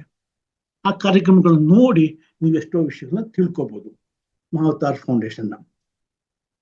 ಸೊ ಇದೊಂದು ಇಂಪಾರ್ಟೆಂಟ್ ವಿಷಯ, ಅದನ್ನು ತಿಳಿಸಿದ್ದಾಯ್ತು. ಅದಾದ್ಮೇಲೆ ಇನ್ನೊಂದೇನು ಅಂದ್ರೆ, ಈ ಸಸ್ಯಗಳು ನಮ್ಗೆ ಹೇಗೆ ಹೆಲ್ಪ್ ಮಾಡುತ್ತೆ ಅಂದ್ರೆ, ಈ ಬೆಳಗ್ಗೆ ಹೊತ್ತು ಬಿಸಿಲು ಬರುತ್ತೆ. ಬಿಸಿಲು ಬಂದಾಗ ಅದ್ರಲ್ಲಿ ಏನಾಗುತ್ತೆ, ನಮ್ಮ ಹರಿತ್ತುಗಳು, ಎಲೆಗಳಲ್ಲಿರುವಂತ ಗಿಡಗಳಲ್ಲಿರುವಂತ ಹರಿತ್ತುಗಳ ಮೂಲಕ ಅದು ಬಿಸಿಲನ್ನ ಉಪಯೋಗಿಸ್ಕೊಂಡು ಇಂಗಾಲ ಡೈಆಕ್ಸೈಡ್ ಅನ್ನ ಉಪಯೋಗಿಸ್ಕೊಂಡು ಸರಿ ವಾತಾವರಣದಲ್ಲಿರೋ ಇಂಗಾಲ ಡೈಆಕ್ಸೈಡ್ ನ ತಗೊಂಡ್ಬಿಡುತ್ತೆ. ಅದು ತಗೊಂಡ್ಬಿಟ್ಟಿದ್ದೇನೆ ನಮಗೆ ಅದನ್ನ ಉಪಯೋಗಿಸ್ಕೊಂಡು ಅದು ಬೆಳೆಯುತ್ತೆ, ಬಿಸಿಲನ್ನ ಉಪಯೋಗಿಸ್ಕೊಳುತ್ತೆ. ಬೆಳೀತಾ ಇರ್ಬೇಕಾದ್ರೆ ಫೋಟೋಸಿಂಥಸಿಸ್ ಅಂತ ಕರಿತೀವಿ. ಈ ಫೋಟೋಸಿಂಥಸಿಸ್ ದ್ವಿತೀಯ ಸಂಶ್ಲೇಷಣಾ ಕ್ರಿಯೆ ಅಂತ ಕರಿತೀವಿ. ಈ ಫೋಟೋಸಿಂಥಸಿಸ್ ನಲ್ಲಿ ಆಮ್ಲಜನಕವನ್ನ ಬಿಡುಗಡೆ ಮಾಡುತ್ತೆ ಬೆಳಗ್ಗೆ ಹೊತ್ತು. ಅದಕ್ಕೆ ಮಧ್ಯಾಹ್ನದ ಹೊತ್ತು, ಬೆಳಗ್ಗೆ 5 ಗಂಟೆನಲ್ಲಿ ಆಲದ ಮರದ ಕೆಳಗೆ ಕೂತ್ಕೊಳ್ಳಿ ಅಂತಾರೆ. ಎಷ್ಟೋ ಜನ ಹೆಣ್ಮಕ್ಳಿಗೆ, ಗಂಡ ಮದುವೆ ಆದವ್ರಿಗೆ ಆಲದ ಮರದ ಕೆಳಗೆ ಬೆಳಗಿನ ಜಾವದ ಹೊತ್ತು ಬ್ರಾಹ್ಮಿ ಮುಹೂರ್ತದಲ್ಲಿ ಅರಳಿ ಮರ ಸುತ್ತಿ ಅಂತ.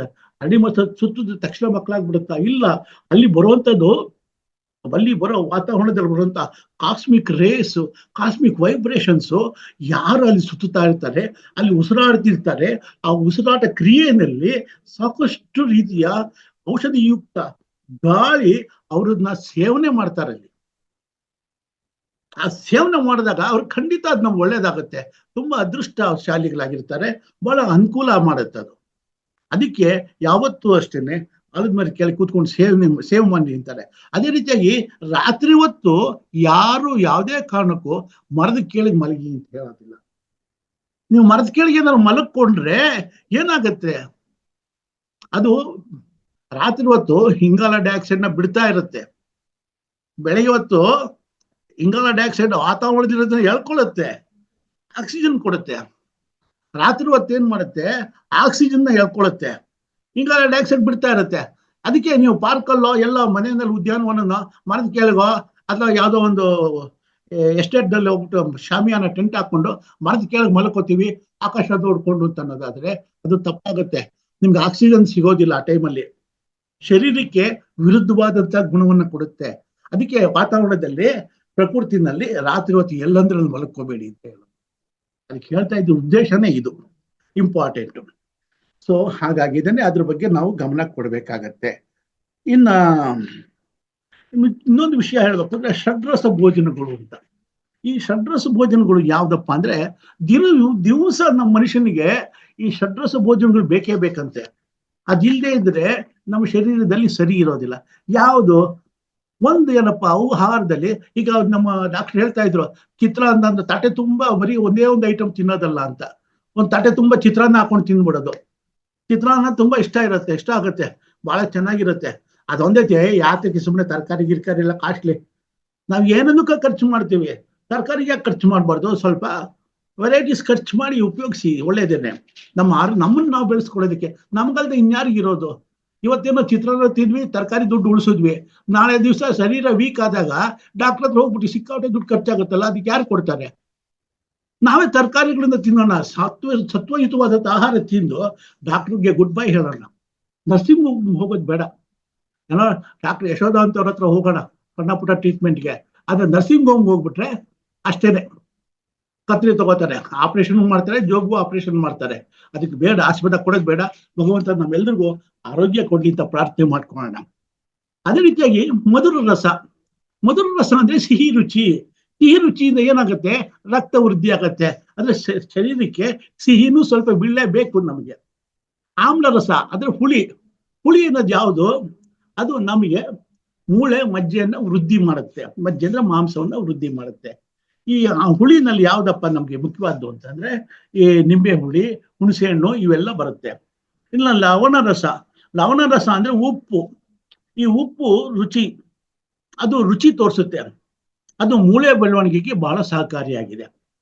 ಆಮೇಲೆ ಕಟೂರ ಅಂದ್ರೆ ಖಾರ, ಮಾಂಸವನ್ನು ವೃದ್ಧಿ ಮಾಡೋದಕ್ಕೆ ಇದು ಬೇಕೇ ಬೇಕು, ಖಾರ ಬೇಕೇ ಬೇಕು.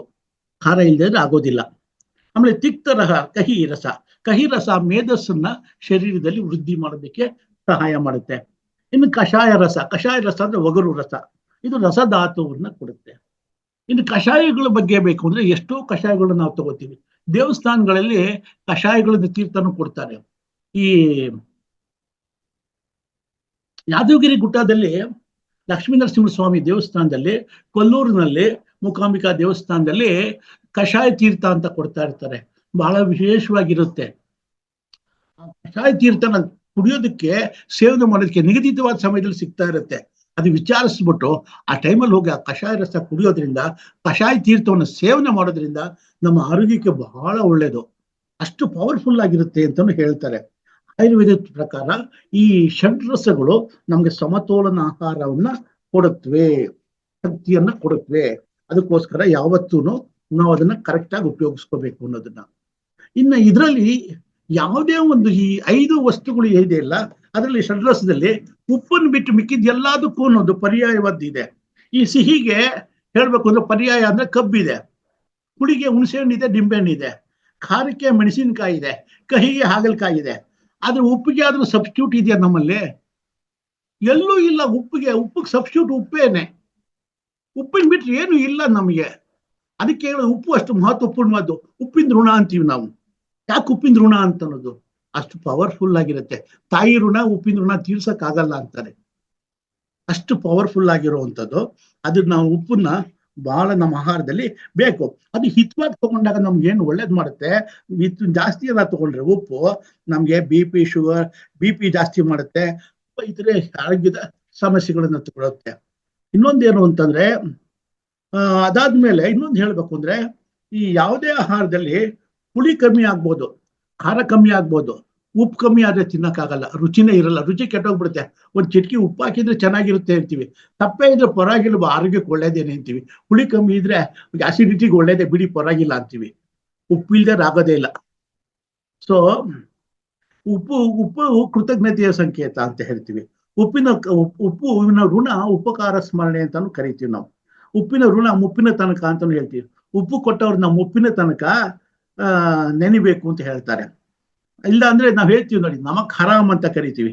ಉಪ್ಪು ತಿಂದವನು ನೀರು ಕುಡಿಲೇಬೇಕು ಅಂತ. ಜಾಸ್ತಿ ಉಪ್ಪು ತಿಂದ್ರೆ ನೀರು ಕುಡಿಲೇಬೇಕು.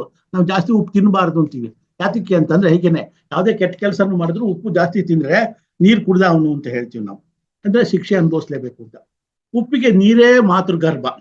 ಅಂದ್ರೆ ಉಪ್ಪು ನೀರಿನಲ್ಲೇ ಬರುತ್ತೆ, ನೀರಿನಲ್ಲೇ ಕೊನೆಗೊಳ್ಳುತ್ತೆ.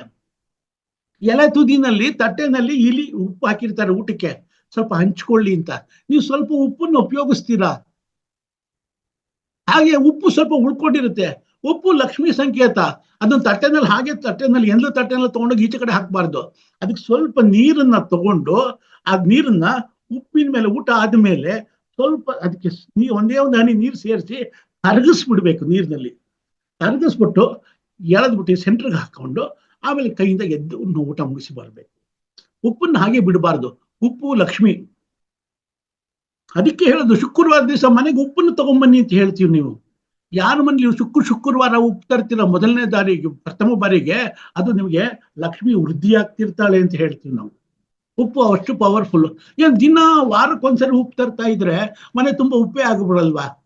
ಉಪ್ಪು ಆಗುತ್ತೆ. ಉಪ್ಪನ್ನು ಸ್ವಲ್ಪ ಖರ್ಚು ಮಾಡಿ ಬಟ್ಲು ಮನೆಗಳಲ್ಲಿ ಒಂದು ಕಲ್ಲುಪ್ಪು ಸ್ವಲ್ಪ ಇಡಿ, ಟಾಯ್ಲೆಟ್ ಬಾತ್ರೂಮ್ಗಳಲ್ಲಿ ಒಂದು ಕಲ್ಲುಪ್ಪನ್ನ ಒಂದು ಗಾಜಿನ ಬೌಲ್ಗಳಲ್ಲಿ ಇಡಿ. ಅಲ್ಲಿ ನೆಗೆಟಿವ್ ಎನರ್ಜಿ ಅಂತ ಹೇಳ್ಕೊಳ್ಳುತ್ತೆ ಅದು. ಉಪ್ಪನ್ನ ಗಾಜಿನ ಬಟ್ಲಲ್ಲೇ ಇಡಬೇಕು. ಉಪ್ಪನ್ನ ಎಷ್ಟು ಪವರ್ಫುಲ್ ಅಂತಂದ್ರೆ, ಅದನ್ನ ಓಪನ್ ಪ್ಲಾಸ್ಟಿಕ್ ಡಬ್ಬದಲ್ಲಿ ಅಥವಾ ಓಪನ್ ಆಗಿ ಇಟ್ರೆ ವಾತಾವರಣದ ತೇವಾಂಶವನ್ನು ಹೀರ್ಕೊಂಡ್ಬಿಡುತ್ತೆ. ಅದು ಯಾವಾಗ ತೇವಾಂಶವನ್ನು ಹೀರ್ಕೊಂಡ್ಬಿಡುತ್ತೆ, ಉಪ್ಪು ಮೆತ್ತಗಾಗ್ಬಿಡುತ್ತೆ, ನೀರ್ ಬಿಟ್ಕೊಡುತ್ತೆ. ಹಿಂದಿನ ಕಾಲದಲ್ಲಿ ಕಲ್ಲಿನ ಮರಿಗೆಗಳಲ್ಲಿ ಇಟ್ಬಿಟ್ಟು ಮುಚ್ಚೋರು. ಈಗ ಕಲ್ಲಿನ ಮರಿಗೆಗಳು ಸಿಗೋದಿಲ್ಲ ಬಿಡಿ. ಅದಕ್ಕೆ ಗಾಜಿನ ಬಾಟ್ಲು, ಗಾಜು ಶುಕ್ರಗ್ರಹಕ್ಕೆ ಸಂಬಂಧಪಟ್ಟಿದ್ದು, ಗಾಜಿನ ಬಾಟ್ಲಿನಲ್ಲಿ ಅದನ್ನ ಇಡಬಹುದು ನಾವು. ಅದು ಇಡ್ಬೋದು. ಉಪ್ಪನ್ನ ಎಣ್ಣೆನ ಪಕ್ಕದಲ್ಲಿ ಇಡಬಾರ್ದು, ಸ್ವಲ್ಪ ದೂರದಲ್ಲಿ ಇಡಬೇಕು. ಸೊ ಅದು ಬಹಳ ಇಂಪಾರ್ಟೆಂಟು. ಇದು ಉಪ್ಪು ಹೀಗೆ ಇಟ್ಟಾಗ ಅದು ತುಂಬಾ ಒಳ್ಳೇದು. ಆಮೇಲೆ ಉಪ್ಪು ಜಾಸ್ತಿ ತಿಂದ್ರೆ ಹೈ BP ಬರುತ್ತೆ. ಉಪ್ಪನ್ನ ಕಡಿಮೆ ತಿಂದ್ರೆ ತೂಕ ಕಮ್ಮಿ ಮಾಡೋದಕ್ಕೂ ಅದು ಹೆಚ್ಚು ಇದು ಮಾಡುತ್ತೆ, ಸಹಾಯ ಮಾಡುತ್ತೆ ಅಂತ ಹೇಳ್ತೀವಿ. ಆಮೇಲೆ ಇನ್ನೊಂದೇನು ಅಂತಂದ್ರೆ, ಒಂದೇ ಒಂದು ರಸ ಅತಿಯಾಗಿ ತಿಂತಾ ಇದ್ವಿ ಅಂದ್ರೆ ಏಕರಸ ಬ್ಯೂಸು ದೌರ್ಬಲ್ಯ ಕಾರಣಂ ಶ್ರೇಷ್ಠ ಅಂತಾರೆ. ಒಂದೇ ಒಂದು ರಸವನ್ನ ಅತಿಯಾಗಿ ತಿಂತಾ ಇದ್ರೆ ಅದು ಶರೀರದ ಬಲವನ್ನು ಕುಗ್ಗಿಸುತ್ತೆ ಅಂತ. ಕೆಲವರಿಗೆ ಬರೀ ಸಿಹಿ ತಿಂದೇ ಅಭ್ಯಾಸ, ಬರೀ ಸ್ವೀಟೇ ತಿಂತೀನಿ, ಕೆಲವರು ಬರೀ ಖಾರನೇ ತಿಂತೀನಿ ಅಂತಾರೆ. ಖಾರವಾಗಿರ್ಬೇಕು ತಿಂತಾ ಇರ್ತಾರೆ. ಆಮೇಲೆ ಒಂದು ಸ್ವಲ್ಪ ದಿವಸ ಆದ್ಮೇಲೆ ಏನೋ ಯೌವನದಲ್ಲಿ ಪರವಾಗಿಲ್ಲ, ಸ್ವಲ್ಪ ದಿವಸ ನಡೆಯುತ್ತೆ. 25-30 ವರ್ಷ, 35-40ನೇ ವರ್ಷಕ್ಕೆ ಡಾಕ್ಟರ್ ಯಶೋಧ ಅವ್ರನ್ನ ಹುಡ್ಕೊಂಡು ಹೋಗ್ಬೇಕಾಗತ್ತೆ, ಅಸಿಡಿಟಿ ನನಗೆ ಅಂದ್ಬಿಟ್ಟು. ಕೊನೆಗೆ ಅವ್ರು ಏನನ್ನ ಹೇಳ್ತಾರೆ, ಕೊನೆಗೆ ಏನ್ ಮಾಡ್ತಾರೆ, ಅಪಾನ ಮುದ್ರೆಯನ್ನು ಹಾಕೊಂಡು ಕೂತ್ಕೊಳ್ಳಿ ಅಂತಾರೆ. ಡಾಕ್ಟ್ರೆ ತಪ್ಪು ತಿಳ್ಕೊಬೇಡಿ, ಅಪಾನ ಮುದ್ರೆ ಹಾಕೋದ್ರಿಂದ ಬಹಳ ಪವರ್ಫುಲ್. ಊಟ ಆದ್ಮೇಲೆ ನೀವು ನೋಡಿ ಬೇಕಾದ್ರೆ ಪರೀಕ್ಷೆ ಮಾಡಿ, ತುಂಬಾ ಅಸಿಡಿಟಿ ಬಂದ್ಬಿಟ್ಟಿರುತ್ತೆ. ಜೆಲ್ಲಿಸಲ್ ತಗೊಳ್ಳಿ ಅಂತೀವಿ, ರ್ಯಾಂಟ್ಯಾಕ್ ತಗೊಂತೀವಿ, ಇನ್ಯಾವುದೋ ಒಂದು ಮಾತ್ರೆ ತಗೊಳ್ಳಿ ಅಂತೀವಿ. ಅಲೋಪತಿನವ್ರು, ಆಯುರ್ವೇದವ್ರು ಶುಂಠಿ ತಿನ್ನಿ ಅಂತಾರೆ, ಹಿಂಗ ಹಾಕೊಂಡು ಅಡಿಗೆಗೆ ಉಪಯೋಗಿಸಿ ಅಂತಾರೆ. ಡಾಕ್ಟರ್ ಮುದ್ರೆನೂ ಹೇಳ್ಕೊಡ್ತಾರೆ, ಅದರಿಂದ ಅಪಾನ ಮುದ್ರೆ ಮಾಡಿ ಅಂತಾರೆ. ಊಟ ಆದ್ಮೇಲೆ ಮುದ್ರೆ ಮಾಡಬಾರ್ದು ಅಂತಾರೆ. ಅಪಾನ ಮುದ್ರೆ ಮಾಡಿ ನೀವು. ಯಾವಾಗ ನಾವು ಈ ಮುದ್ರೆಯನ್ನು ಹಾಕೊಂಡು ಕೂತ್ಕೋತೀವಿ ಊಟ ಆದ್ಮೇಲೆ 5 ನಿಮಿಷದಲ್ಲಿ ಎಷ್ಟೋ ಅಸಿಡಿಟಿ ಪ್ರಾಬ್ಲಮ್ ಸಾಲ್ವ್ ಆಗಿದೆ. ಉರಿತಾ ಇರುತ್ತೆ, ಪ್ರಾಣ ಹೋಗ್ತಿರುತ್ತೆ. ಆ ಟೈಮಲ್ಲಿ ಅಯ್ಯೋ ಆಗ್ತಾ ಇಲ್ವಲ್ಲಪ್ಪ ಅನ್ಸುತ್ತೆ. ಯಾಕೆಂದ್ರೆ ತಿನ್ಬೇಕಲ್ಲ ಆಶೆ, ತಿಂದ್ಬಿಡ್ತೀವಿ ನಾವು. ಆಮೇಲೆ ಏನಾಗುತ್ತೆ, ಅಸಿಡಿಟಿ ಬಂದಾಗ ಇದನ್ನು ಮಾಡ್ಬೇಕಾಗತ್ತೆ. ಆವಾಗ ಅಪಾನ ಮುದ್ರೆ ಹಾಕೊಂಡಾಗ ಸ್ವಲ್ಪದ್ರಲ್ಲಿ ರಿಲೀಫ್ ಸಿಗುತ್ತೆ. ಯಾವ್ಯಾವ್ದು ನಮ್ಗೆ ಅನುಕೂಲ ಕೊಡುತ್ತೆ, ಯಾವ್ಯಾವ್ದು ನಮ್ಗೆ ಸಹಾಯ ಮಾಡುತ್ತೆ, ಅಂಥದ್ದೆಲ್ಲ ಉಪಯೋಗಿಸ್ಕೊಂಡ ಪ್ರಕೃತಿಯಲ್ಲಿ ಬಂದಿರುವಂಥದ್ದು. ಇಂಥ ಚಿಕ್ಕ ಚಿಕ್ಕ ವಿಷಯಗಳು ನಮ್ಮ ಜೀವನದಲ್ಲಿ ಉತ್ತಮವಾದಂಥ ಸಾಧನೆ ಬರೋದಕ್ಕೆ ಅನುಕೂಲ ಮಾಡುತ್ತೆ ಅಲ್ವಾ, ಹೇಳ್ತೀರಾ ಮಾಸ್ಟರ್ಸ್? ಹಾಗೇನೆ ಈ ಷಡ್ರಸ ಎಲ್ಲಾನು ಇರ್ಬೇಕು ಅನ್ನೋದಕ್ಕೆ ಸರ್ವರಸಾಭ್ಯೂಸು ಬಲಕ ರಾಣಾಂ ಶ್ರೇಷ್ಠಂ ಅಂತಾರೆ. 6 ರಸಗಳನ್ನು ಸೇವನೆ ಮಾಡೋದ್ರಿಂದ ನಮ್ಮ ಶರೀರದಲ್ಲಿ ಸ್ವಾಸ್ಥ್ಯ ಸ್ಥಾಪನೆ ಆಗುತ್ತೆ, ಆರೋಗ್ಯದ ರಕ್ಷಣೆಯನ್ನು ಕೊಡುತ್ತೆ, ವಿಶೇಷವಾದಂತಹ ಬಲವನ್ನು ಕೊಡುತ್ತೆ ಅಂತ. ದೈನಂದಿನ ಊಟದಲ್ಲಿ ಷಡ್ರಸಗಳು ಇರಬೇಕು ಅಂತ. ಇನ್ನು ಈ ಊಟದಲ್ಲಿ ಜೀರ್ಣಶಕ್ತಿ ನಮ್ಗೆ ಹೇಗಿರುತ್ತೆ ಅನ್ನೋದಕ್ಕೆ ಬರೀ ಹಣ್ಣು ಹಂಪಲುಗಳನ್ನೇ ತಿನ್ನೋದ್ರಿಂದ ಋಷಿಮುನಿಗಳು, ಸ್ವಾಮೀಜಿಗಳು, ಗುರುಗಳು ಬರೀ ಹಣ್ಣು ಹಂಪಲೆ ತಿಂತಾರೆ. ಅದು ಶರೀರದಲ್ಲಿ ಎಷ್ಟೊತ್ತಿರುತ್ತೆ? 1.5 ಗಂಟೆಯಿಂದ 3 ಗಂಟೆಗಳ ಕಾಲ ನಮ್ಮ ಶರೀರದಲ್ಲಿ ಇರುತ್ತೆ. ಅದಾದ್ಮೇಲೆ ಅದು ಬಾಸ್ ಆಚೆ ಕಳಿಸ್ತಾ ಇರುತ್ತೆ, ಅದು ಇಟ್ಕೊಳ್ಳೋದಿಲ್ಲ ಶರೀರದಲ್ಲಿ. ತರಕಾರಿಗಳು ಅಂತಂದ್ರೆ ಹಸಿ ತರಕಾರಿಗಳು 12 ಗಂಟೆಯಿಂದ 15 ಗಂಟೆಗಳ ಕಾಲ ನಮ್ಮ ಶರೀರದಲ್ಲಿ ಇರುತ್ತೆ. ಅದಾದ್ಮೇಲೆ ನಮ್ಮ ಶರೀರದಲ್ಲಿ ಇರೋದಿಲ್ಲ. ಬೇಯಿಸಿದ ತರಕಾರಿಗಳಾದ್ರೆ 24 ಗಂಟೆಯಿಂದ 30 ಗಂಟೆವರೆಗೂ ನಮ್ಮ ಶರೀರದಲ್ಲಿ ಇರುತ್ತೆ, ಅದಾದ್ಮೇಲೆ ಹೋಗುತ್ತೆ. ಅದಾದ್ಮೇಲೆ ಈ ಬೇಯಿಸಿದ ಮಾಂಸ ಆದ್ರೆ 50ರಿಂದ 54 ಗಂಟೆ ಇರುತ್ತೆ ಶರೀರದಲ್ಲಿ. ಹಸಿ ಮಾಂಸ ಆದ್ರೆ 70ರಿಂದ 72 ಗಂಟೆ ಇರುತ್ತೆ. ಅಲ್ಲ ಸ್ವಾಮಿ, ಬರೀ ಹಣ್ಣು ಹಂಪಲು ತರಕಾರಿ, ಬೇಯಿಸಿದ ತರಕಾರಿನ ವಿತಿನ್ 24 hours ನಲ್ಲಿ ನಾವು ಖಾಲಿ ಮಾಡ್ಬೋದು ಅಂದ್ರೆ, ಈ ಮಾಂಸ ಈ ಮೊದಲೇ ಕೊಳ್ತೋಗಿರೋ ಮಾಂಸ ಅದನ್ನ ಬೇಯಿಸಿ ಹೊಟ್ಟೆ ಒಳಗೆ ಹಾಕೊಂಡು ತಿಂದಿದೀವಿ, ಮಸಾಲೆ ಎಲ್ಲ ಹಾಕೊಂಡು ಅದಿನ್ನು ಕೊಬ್ಬೆದ್ದು ಹೋಗಿ ಕೊಟ್ಟಿರುತ್ತೆ. ಹೊಟ್ಟೆ ಒಳಗೆ ಬರೀ ಕೊಳ್ತಿರೋ ವಸ್ತುನೇ ತಿಂದಿರ್ತೀವಿ. ನಮ್ಮ ಹೊಟ್ಟೆ ಒಳಗೆ ಅದು 50ರಿಂದ 54 ಗಂಟೆ ಅಂದ್ರೆ 4 ದಿವಸ ಅದು ಹೊಟ್ಟೆ ಒಳಗಿದ್ರೆ ನಮ್ಮ ಜೀವನ ಏನಾಗ್ಬೇಕು? ನಮ್ಮ ಶರೀರ ಏನಾಗ್ಬೇಕು? ಯೌವನದಲ್ಲಿ ಇದೀವಿ, ನಮ್ಗೆ ಗೊತ್ತಾಗ್ಲಿಲ್ಲ. ವಿಲ್ ಬಿ ಫೈನ್, ಏನೋ ಅನ್ಸುತ್ತೆ ನಡೆಯುತ್ತೆ ಅನ್ಕೊಂಡು ಹೋಗ್ತಾ ಇರ್ತೀವಿ. ಒಂದು ಫೈನ್ ಡೇ ಅದು ನಮ್ಮ ಶರೀರ ವೀಕ್ ಆದಾಗ, ಶರೀರ ತುಂಬಾ ಖುಷಿ ಆದಾಗ, ಅದು ಸಪೋರ್ಟ್ ಮಾಡಲ್ಲ ಅಂತಂದಾಗ ಅದು ಎಷ್ಟಾನೇ ಸಹಿಸುತ್ತೆ ನಮ್ಮನ್ನ. ನೀವು ಮಾಡೋ ಅನಾಚಾರಗಳನ್ನ ಎಷ್ಟು ಶರೀರ ಸಹಿಸುತ್ತೆ. ಅವಾಗ ಏನ್ ಮಾಡುತ್ತೆ? ಎಲ್ಲ ಎತ್ತು ಬಿಸಾಕತ್ತೆ. ಅವಾಗ ನಮ್ಗೆ ತೊಂದರೆಗಳಾಗತ್ತೆ. ಅದಕ್ಕೋಸ್ಕರ ನಾವು ಕೇರ್ಫುಲ್ ಆಗಿರ್ಬೇಕು. ಸಸ್ಯಾಹಾರದ ಆಗ್ಲೇ ಹೇಳಿದೆ, ನಮಗೆ ಇನ್ನೊಂದ್ಸರಿ ಹೇಳ್ಬಿಡ್ತೀನಿ. ಸಸ್ಯಾಹಾರಿಗಳ ನಾಲಿಗೆಯಿಂದ ಅನ್ನನಾಳ ಕರುಳುಗಳ ಮೂಲಕವಾಗಿ ಗುದದ್ವಾರದವರೆಗೆ 21ರಿಂದ 24 ಅಡಿವರೆಗೂ ಇರುತ್ತೆ. ಅದು ಪ್ರೋಸೆಸ್ ಆಗಿ ಹೋಗೋದಿಕ್ಕೆ ಸಾಕಷ್ಟು ಸಮಯ ತಗೊಂಡಿರುತ್ತೆ. ಅದು ಕ್ಲೀನಾಗಿ ಹೋಗೋದಿಕ್ಕೆ ಅವಕಾಶ ಮಾಡಿಕೊಟ್ಟಿರುತ್ತೆ. ಅದು ಪ್ರಕೃತಿ ಮಾಡಿರುವಂಥದ್ದು. ಅದರಿಂದಾನೇ ನಿತ್ಯವೂ ನಾವು ಈ ಪದಾರ್ಥಗಳನ್ನ ಸೇವಿಸ್ಬೇಕು ಅಂತ ಹೇಳೋದು. ಸೊ ಇದರಲ್ಲಿ ಕೆಲವು ವಸ್ತುಗಳನ್ನ ನಾವು ದೂರ ಇಡಬೇಕು ಸಸ್ಯಾಹಾರದಲ್ಲಿ. ಯಾವ್ದಪ್ಪ ಅಂದ್ರೆ ಗೆಡ್ಡೆ ಗೆಣಸು, ಹಾಲಿನ ಉತ್ಪನ್ನಗಳು, ಅಂದ್ರೆ ಇದು ಘನೀಕೃತವಾದಂತಹ ಹಾಲಿನ ಉತ್ಪನ್ನಗಳು, ಡೈರಿದು ಬಿಸ್ಕಿಟ್, ಬೆಣ್ಣೆ, ಆಮೇಲೆ ಹಾಲಿನ ಇನ್ನೇನೇನು ಬರುತ್ತೆ ಅದನ್ನ ಕೇರ್ಫುಲ್ ಆಗಿ ಇದು ಮಾಡ್ಬೇಕು. ಮಾಂಸ, ಆಮೇಲೆ ಕುಕ್ಕುಡ್ ಫುಡ್ಸು. ಕುಕ್ಕುಡ್ ಫುಡ್ ಅಂದ್ರೆ ಮನೆಯಲ್ಲಿ ಬೇಯಿಸಿದ ಆಹಾರವನ್ನ 1 ಗಂಟೆಯಿಂದ 4 ಗಂಟೆ ಒಳಗೆ ಮುಗಿಸ್ಬಿಡ್ಬೇಕು ನಾವು. ಅದ್ರ ಮೇಲೆ ನಾವು ಇಟ್ಕೊಳಕ್ ಹೋಗ್ಬಾರ್ದು. ಕೆಲವು ಮನೆಗಳಲ್ಲಿ ಇತ್ತೀಚೆಗೆ ಒಂದು ಫ್ಯಾಷನ್ ಆಗ್ಬಿಟ್ಟಿದೆ. ಬೆಳಗ್ಗೆ ಮಾಡ್ಬಿಟ್ಟಿದೆ ಜೀರಿಗೆ ಬಜ್ಜಿ, ಅಲ್ಲ ಟೊಮೊಟೊ ಗೊಜ್ಜು ಅಥವಾ ಬಟಾಣಿ ಗೊಜ್ಜು, ಆಲೂಕಾಳು ಸಾರು, ಒಂದು ದಬರಿ ಮಾಡ್ಬಿಡ್ತಾರೆ. ಮಾಡ್ಬಿಟ್ಟಿದ್ದನ್ನ ಫ್ರಿಜ್ ಅಲ್ಲಿ ಇಟ್ಬಿಡ್ತಾರೆ. 3 ದಿವಸ ಹಾಕೊಂಡು ತಿಂದ್ರು ಅಂತ. ಮಕ್ಕಳು ಪಾಪ ಏನೋ ಮಾಡ್ಕೊಂಡು ತಿನ್ನುತ್ತವೆ. ಬಟ್ ಏನಂದ್ರೆ ಶರೀರ ಕೆಡಿಸುತ್ತೆ ಅವ್ರಿಗೆ. ಮನಸ್ಸು ಸ್ಥಿಮಿತದಲ್ಲಿ ಇರೋದಿಲ್ಲ ಮಕ್ಕಳದ್ದು, ಹಾಳಾಗಿ ಹೋಗ್ಬಿಡುತ್ತವೆ. ಫ್ರೆಶ್ ಆಗಿರೋ ಊಟ ತಿನ್ಬೇಕು ನಾವು. ಏನಂದ್ರೆ ನಮ್ ಟೈಮ್ ಇಲ್ಲ, ಏನೋ ಒಂದು ಮಾಡ್ದ ಹಾಕ್ದ, ಅದೇನಾಗುತ್ತೆ ಸೊರೋಗೋದಿಲ್ಲ, ನಮ್ಗೆ ಆರೋಗ್ಯ ಹಾಳು ಮಾಡಿಬಿಡುತ್ತೆ. ಇನ್ನು ಆಲೂಗೆಡ್ಡೆ ಧ್ಯಾನಿಗಳಿಗೆ, ಮಕ್ಕಳಿಗೆ ವಿರುದ್ಧವಾದದ್ದನ್ನ ಮಾಡುತ್ತೆ, ಜಡತ್ವವನ್ನು ಕೊಡುತ್ತೆ. ಅದಕ್ಕೆ ಧ್ಯಾನ ಮಾಡೋರು ಆಲೂಗೆಡ್ಡೆನ ತಿನ್ನಬೇಡಿ ಅಂತ ಹೇಳ್ತೀವಿ. ವಿದ್ಯಾರ್ಥಿಗಳು ನಿದ್ರೆ ಜಾಸ್ತಿ ಮಾಡುತ್ತೆ.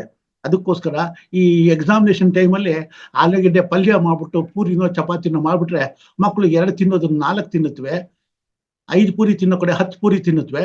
ಆಮೇಲೆ ಎಮ್ಮೆ ತರ ಮಲ್ಕೊಂಡಿರ್ತಾರೆ, ಹೇಳಕ್ಕೆ ಆಗೋದಿಲ್ಲ ಅವ್ರಿಗೆ. ಸೊ ಅದಕ್ಕೋಸ್ಕರ ಇಂಥದ್ದನ್ನೆಲ್ಲ ವರ್ಜ್ಯ ಮಾಡಿ ಮಕ್ಕಳಿಗೆ. ಇನ್ನು ಎಕ್ಸಾಮಿನೇಷನ್ ಟೈಮಲ್ಲಿ ಇದು ಕುಡಿ, ಲೇಡೀಸ್ ಫಿಂಗರ್, ಯಾವ್ದದು ಬೆಂಡೆಕಾಯಿ ಕೊಟ್ರೆ ಮಕ್ಕಳಿಗೆ ಬಹಳ ಒಳ್ಳೇದು ಸರ್. ಇಂಟೆಲಿಜೆನ್ಸ್ ಜಾಸ್ತಿ ಆಗುತ್ತೆ, ಬುದ್ಧಿಶಕ್ತಿ ಜಾಸ್ತಿ ಆಗುತ್ತೆ, ಚುರುಕಾಗ್ತಾರೆ. ಯಾಕಂದ್ರೆ ತಿನ್ಸಿ ಮಕ್ಕಳಿಗೆ ಬೆಂಡೆಕಾಯಿ ಯಾರು ತಿಂತಾರೆ ಅವ್ರಿಗೆ ಶಕ್ತಿ ಜಾಸ್ತಿ ಆಗುತ್ತೆ, ಆರೋಗ್ಯದಲ್ಲಿ ಸುಧಾರಣೆ ಆಗುತ್ತೆ, ಎಕ್ಸಾಮಿನೇಷನ್ ನಲ್ಲಿ ಮೆಮೊರಿ ಪವರ್ ಜಾಸ್ತಿ ಆಗುತ್ತೆ ಮಕ್ಕಳಿಗೆ. ಯಾವ್ದು ಇಂಪಾರ್ಟೆಂಟು ಅದನ್ನ ತಿನ್ನೋಣ. ಇನ್ನ ಗೆಡ್ಡೆ ಗೆಣಸುಗಳಲ್ಲಿ ಮೂಲಂಗಿ ಮತ್ತು ಕ್ಯಾರೆಟ್ ಬಹಳ ಪ್ರಾಣ ಪೋಷಕವಾದಂಥದ್ದು, ಇಂಪಾರ್ಟೆಂಟು. ಮೂಲಂಗಿನೂ ನಮ್ಮ ಆರೋಗ್ಯಕ್ಕೆ ಬಹಳ ಹೆಲ್ಪ್ ಮಾಡುತ್ತೆ. ಅದೇ ರೀತಿಯಾಗಿ ಕ್ಯಾರೆಟ್ ಅನ್ನೋದನ್ನು ಅಷ್ಟೇನೆ ವೈಟಮಿನ್ ಎ ರಿಚ್ ಆಗಿದೆ, ಕಣ್ಣಿಗೆ ತುಂಬಾ ಅನುಕೂಲ ಮಾಡುತ್ತೆ. ಇನ್ನು ಆಹಾರದಲ್ಲಿ ಹೇಳ್ಬೇಕು ಅಂದ್ರೆ ನಮ್ಮಲ್ಲಿ ಕೆಲವು ಪ್ರೊಸೀಜರ್ಸ್ ನಾವು ಫಾಲೋ ಮಾಡ್ಬೇಕಾಗುತ್ತೆ. ಏನಪ್ಪಾ ಅದು? ಊಟಕ್ಕೆ ಮೊದಲು ಕೈಕಾಲು ತೊಳ್ಕೋಬೇಕು, ಕತ್ತಲಿನಲ್ಲಿ ಊಟ ಮಾಡಬಾರ್ದು, ಸಂಧ್ಯಾ ಕಾಲದಲ್ಲಿ ಊಟ ಮಾಡಬಾರ್ದು, ಊಟಕ್ಕೆ ಮೊದಲು ದೇವರ ಧ್ಯಾನವನ್ನ ಮಾಡಿ ಅಂತ ಹೇಳೋದು.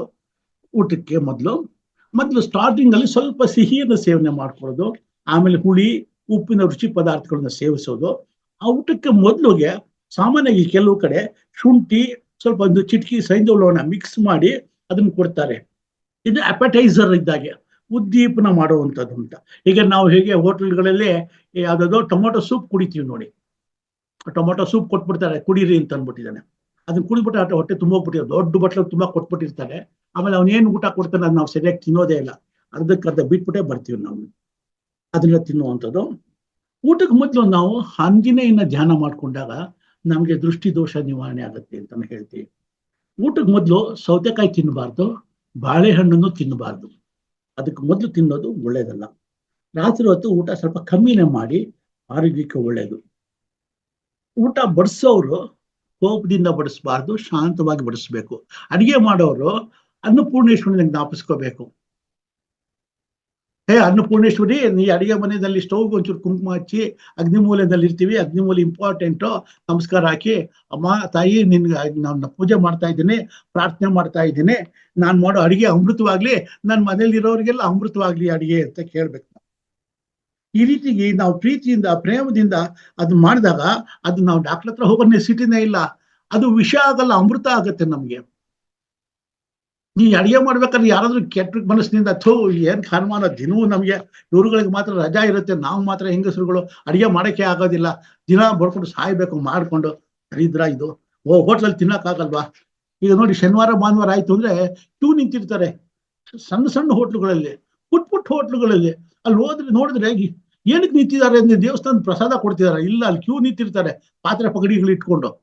ಯಾಕೆಂದ್ರೆ ಅದಕ್ಕೆ 10-20 ರೂಪಾಯಿ ಕೊಟ್ರೆ ಪ್ಯಾಕಿಂಗ್ ಜಾಸ್ತಿ ಖರ್ಚಾಗುತ್ತೆ, ಅದಕ್ಕೆ ಇರೋ ಬರೋ ಸ್ಟೀಲ್ ಪಾತ್ರೆಗಳೆಲ್ಲ ಹೊತ್ಕೊಂಡ್ ಬಂದಿರ್ತಾರೆ ತುಂಬ್ಕೊಂಡು ಹೋಗೋದಿಕ್ಕೆ. ಇಡ್ಲಿ ವಡೆ ದೋಸೆ ಅದು ಇದು ಎಲ್ಲ ತಗೊಂಡ್ಬಂದಿರ್ತಾರೆ. ತಿಂದ್ಬಿಟ್ಟು ಭಾನುವಾರದ ದಿವಸ ಆಚೆಲ್ಲ ಎಮ್ಮೆಗಳ ತರ ಮಲ್ಕೋತಾರೆ. ಆರೋಗ್ಯ ಸರ್ ಹೋಗೋದಿಲ್ಲ ಹೋಟ್ಲಲ್ಲಿ ತಿಂದಿದ್ದು. ಮನೆಯಲ್ಲ ರುಚಿಯಾಗಿ ಏನಾದ್ರು ಮಾಡ್ಕೊಡ್ತೀನಿ, ಯಾಕೆ ಹೋಟ್ಲಿಗೆ ಹೋಗಿ ಸಾಯ್ಬೇಕು ದುಡ್ಡು ಕೊಟ್ಟು? ನಮ್ಮ ಶರೀರನ ಯಾಕೆ ಹಾಳು ಮಾಡ್ಕೋಬೇಕು? ಏನ್ ಹೇಳ್ತೀರಾ ಡಾಕ್ಟ್ರೇ?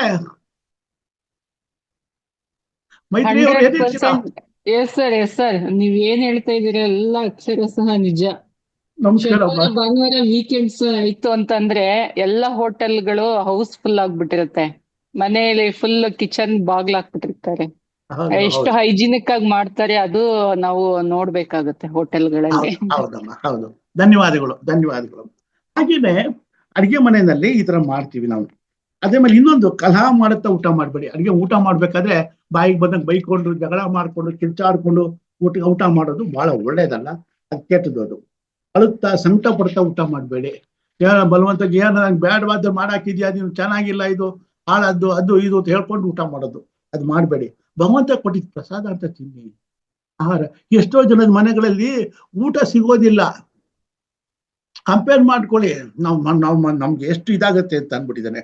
ಆಮೇಲೆ ಪಂಕ್ತಿ ಭೋಜನದಲ್ಲಿ ಊಟಕ್ಕೆ ಕೂತ್ಕೊಂಡಾಗ ಅವಸರವಾಗಿ ಹೇಳಬಾರ್ದು. 7 ಜನ ಊಟಕ್ಕೆ ಒಟ್ಟಿಗೆ ಕೂತ್ಕೋಬಾರ್ದು.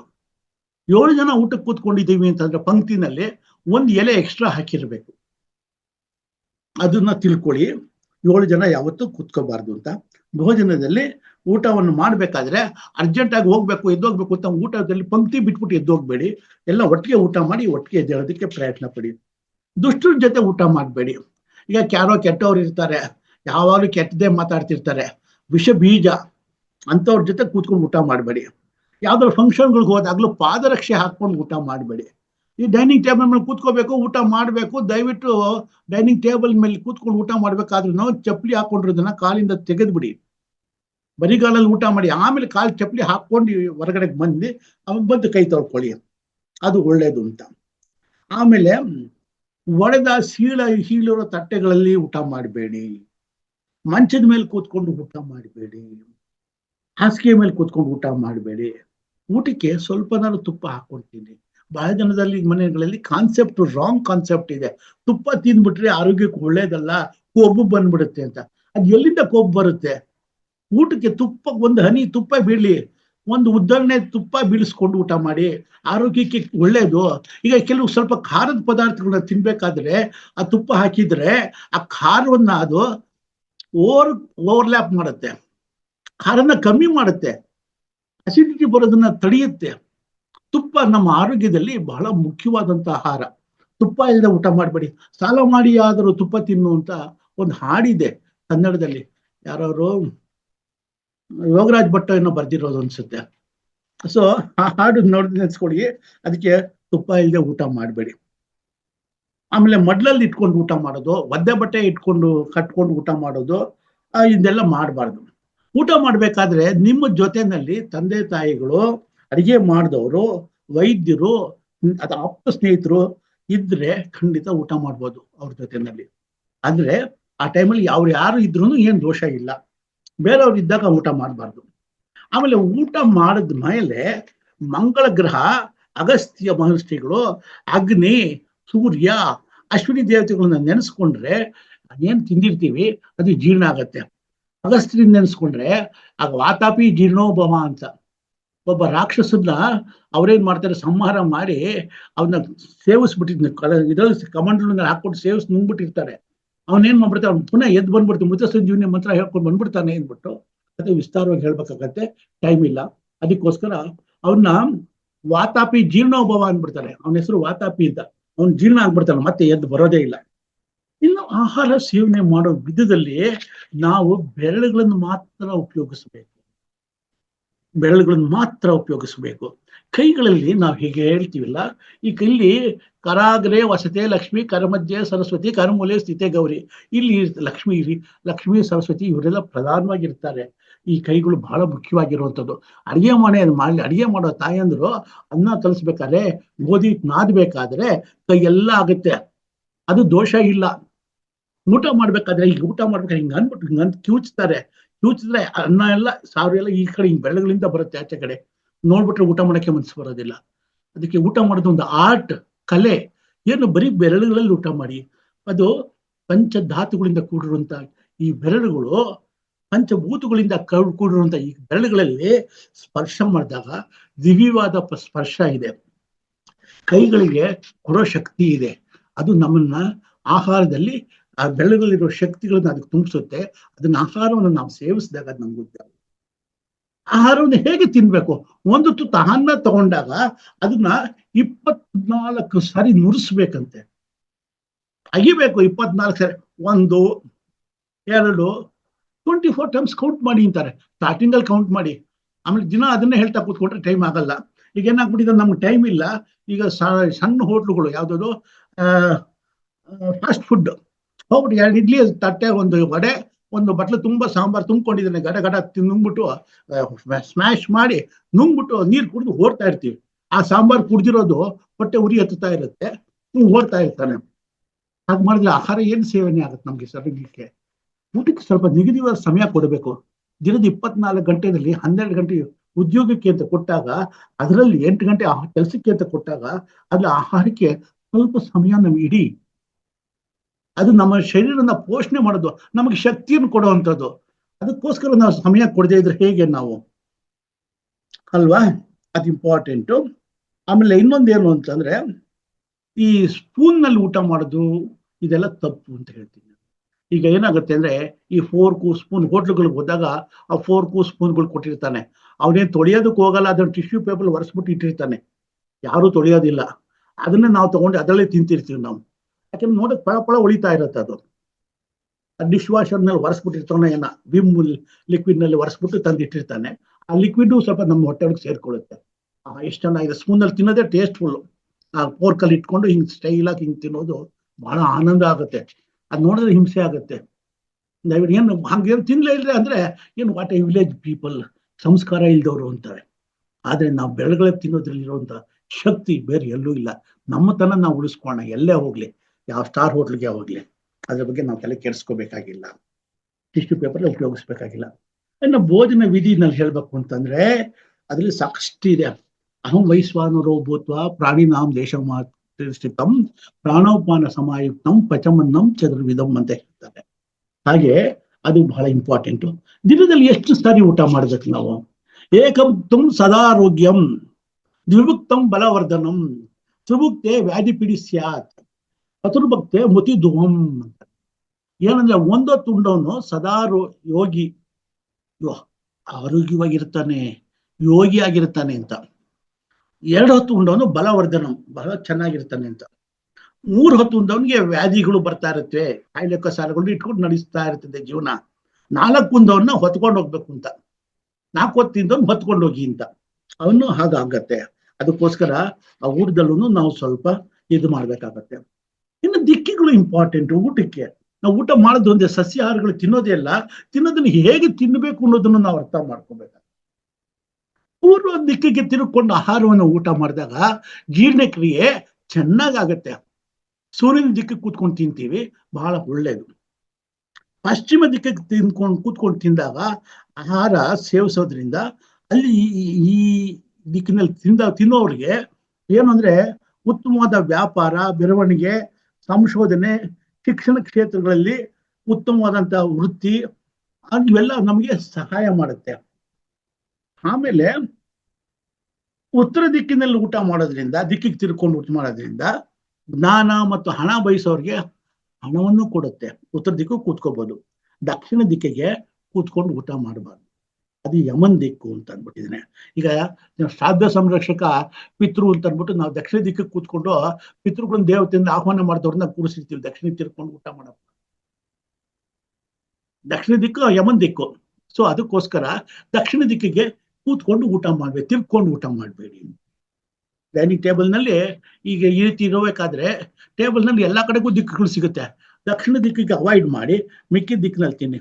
ಯಾವ್ದೋ ಒಂದ್ ದಿವಸ ಈಗ ಯಾರ್ದೋ ನೆಂಟ್ರ ಮನೆಗೆ ಹೋಗ್ತೀರಾ, ದಕ್ಷಿಣ ದಿಕ್ಕಿಗೆ ತಿರ್ಕೊಂಡು ಕೂತ್ಕೋಬೇಕಾಗತ್ತೆ, ವಿಧಿ ಇಲ್ಲ, ಕೂತ್ಕೊಂಡು ತಿನ್ನಿ, ಒಂದ್ ದಿವಸ ದೋಷ ಇಲ್ಲ. ಹೋಟ್ಲಲ್ಲ ಒಂದ್ ದಿವಸ ಕೂತ್ಕೊಂಡು ತಿನ್ಬೇಕು, ದೋಷ ಇಲ್ಲ, ಏನ್ ತೊಂದರೆ ಏನಿಲ್ಲ. ಸೊ ಹಾಗೆ ಇನ್ನ ಹೊಟ್ಟೆನ ಊಟ ಎಷ್ಟಿರ್ಬೇಕು, ಹೊಟ್ಟೆನ ಹೊಟ್ಟೆಯನ್ನ ಭಾಗನ 4 ಭಾಗ ಅಂದ್ರೆ ಕೊಯ್ದುಬಿಟ್ಟು ಮಾಡ್ಬೇಕಾಗಿಲ್ಲ, ಲೆಕ್ಕಾಚಾರ ಇಟ್ಕೋಣ. 2 ಭಾಗ ಆಹಾರವನ್ನು ತಗೋಬೇಕು, 1 ಭಾಗ ನೀರಿನಿಂದನು, 1 ಭಾಗ ಖಾಲಿ ಬಿಟ್ಬಿಡ್ಬೇಕು ಏರ್. ಕೆಲವು ಸರಿ ಊಟ ಮಾಡಿದಾಗ ಏನಾಗುತ್ತೆ ಅಂದ್ರೆ ತೇಗಿದ್ರೆ, ಕೆಲವ್ರು ನಾನು ನೋಡಿದ್ದೀನಿ 2 ಅನ್ನದಗಳು ಈಚೆ ಕಡೆ ಬೀಳುತ್ತೆ ತಪ್ಪಕ್ಕಂತ, ಅಲ್ಲಿ ಗಂಟ ತಿಂದಿರ್ತಾರೆ, ಅಲ್ಲಿ ತನಕ ತಿಂದಿರ್ತಾರೆ. ಅಮ್ಮ ಅಮ್ಮ ಯಾಕೋ ಹಿಂಗ ಅಡ್ಡಾಡ್ತಿದ್ಯಾ, ಇದ್ರಲ್ಲಿ ಸಿಗೋದೇ ಇಲ್ಲ ಅನ್ನತ್ತೆ ತಿನ್ಬಿಟ್ಟಿರ್ತಾರೆ. ಆಮೇಲೆ ಬಂದ್ಮೇಲೆ ಒದ್ದಾಡ್ತಾರೆ ನೋಡಿ, ಯಾಕೆ ಹೇಳ್ತೀರಾ ನೀವು? ದಯವಿಟ್ಟು ಹಾಗೆ ಮಾಡಬೇಡಿ, ಸ್ವಲ್ಪ ಗ್ಯಾಪ್ ಇರ್ಲಿ, ನಾಳೆಗೂ ಸಿಗುತ್ತೆ ಆಹಾರ. ಯಾರ್ದೋ ಮನೆಗೆ ಹೋಗಿದ್ದೀವಿ, ಫಸ್ಟ್ ಕ್ಲಾಸ್ ಊಟ ತಿಂದ್ಬಿಡೋಣ, ಫ್ರೀಯಾಗಿ ಆಗ್ತಿದ್ದಾರೆ ಅಂತ ತಿನ್ಬಿಡೋದು, ಆಮೇಲೆ ಒದ್ದಾಡ್ತಿರ್ತೀವಿ ನಾವು. ದಯವಿಟ್ಟು ಅದಕ್ಕೆ ಅವಕಾಶ ಕೊಡಬೇಡಿ.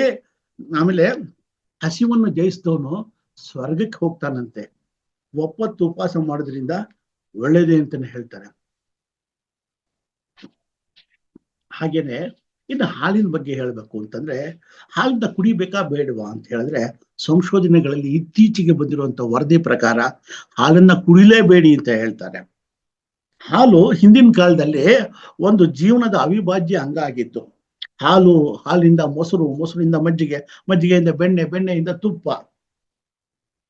ಶೆಲ್ಫ್ ಲೈಫ್ ಮಜ್ಜಿಗೆ, ಹಾಲು, ತುಪ್ಪದ್ದು 1 ದಿವಸ 4 ದಿವಸ ಇದ್ರೆ, ತುಪ್ಪ ಅನ್ನೋದು ವರ್ಷಗಟ್ಟಲೆ ಇರ್ತಾ ಇತ್ತು. ಋಗ್ವೇದದ ಪ್ರಕಾರ ಎಲ್ಲ ವ್ಯಾಧಿಗಳಿಂದ ರೋಗಗಳನ್ನ ರಕ್ಷಿಸ್ತಾ ಇತ್ತು ಯಾವುದು? ತುಪ್ಪ ಅನ್ನೋದು. ಇವತ್ತು ಆಗ್ತಾ ಇಲ್ಲ ನಮ್ಗದು.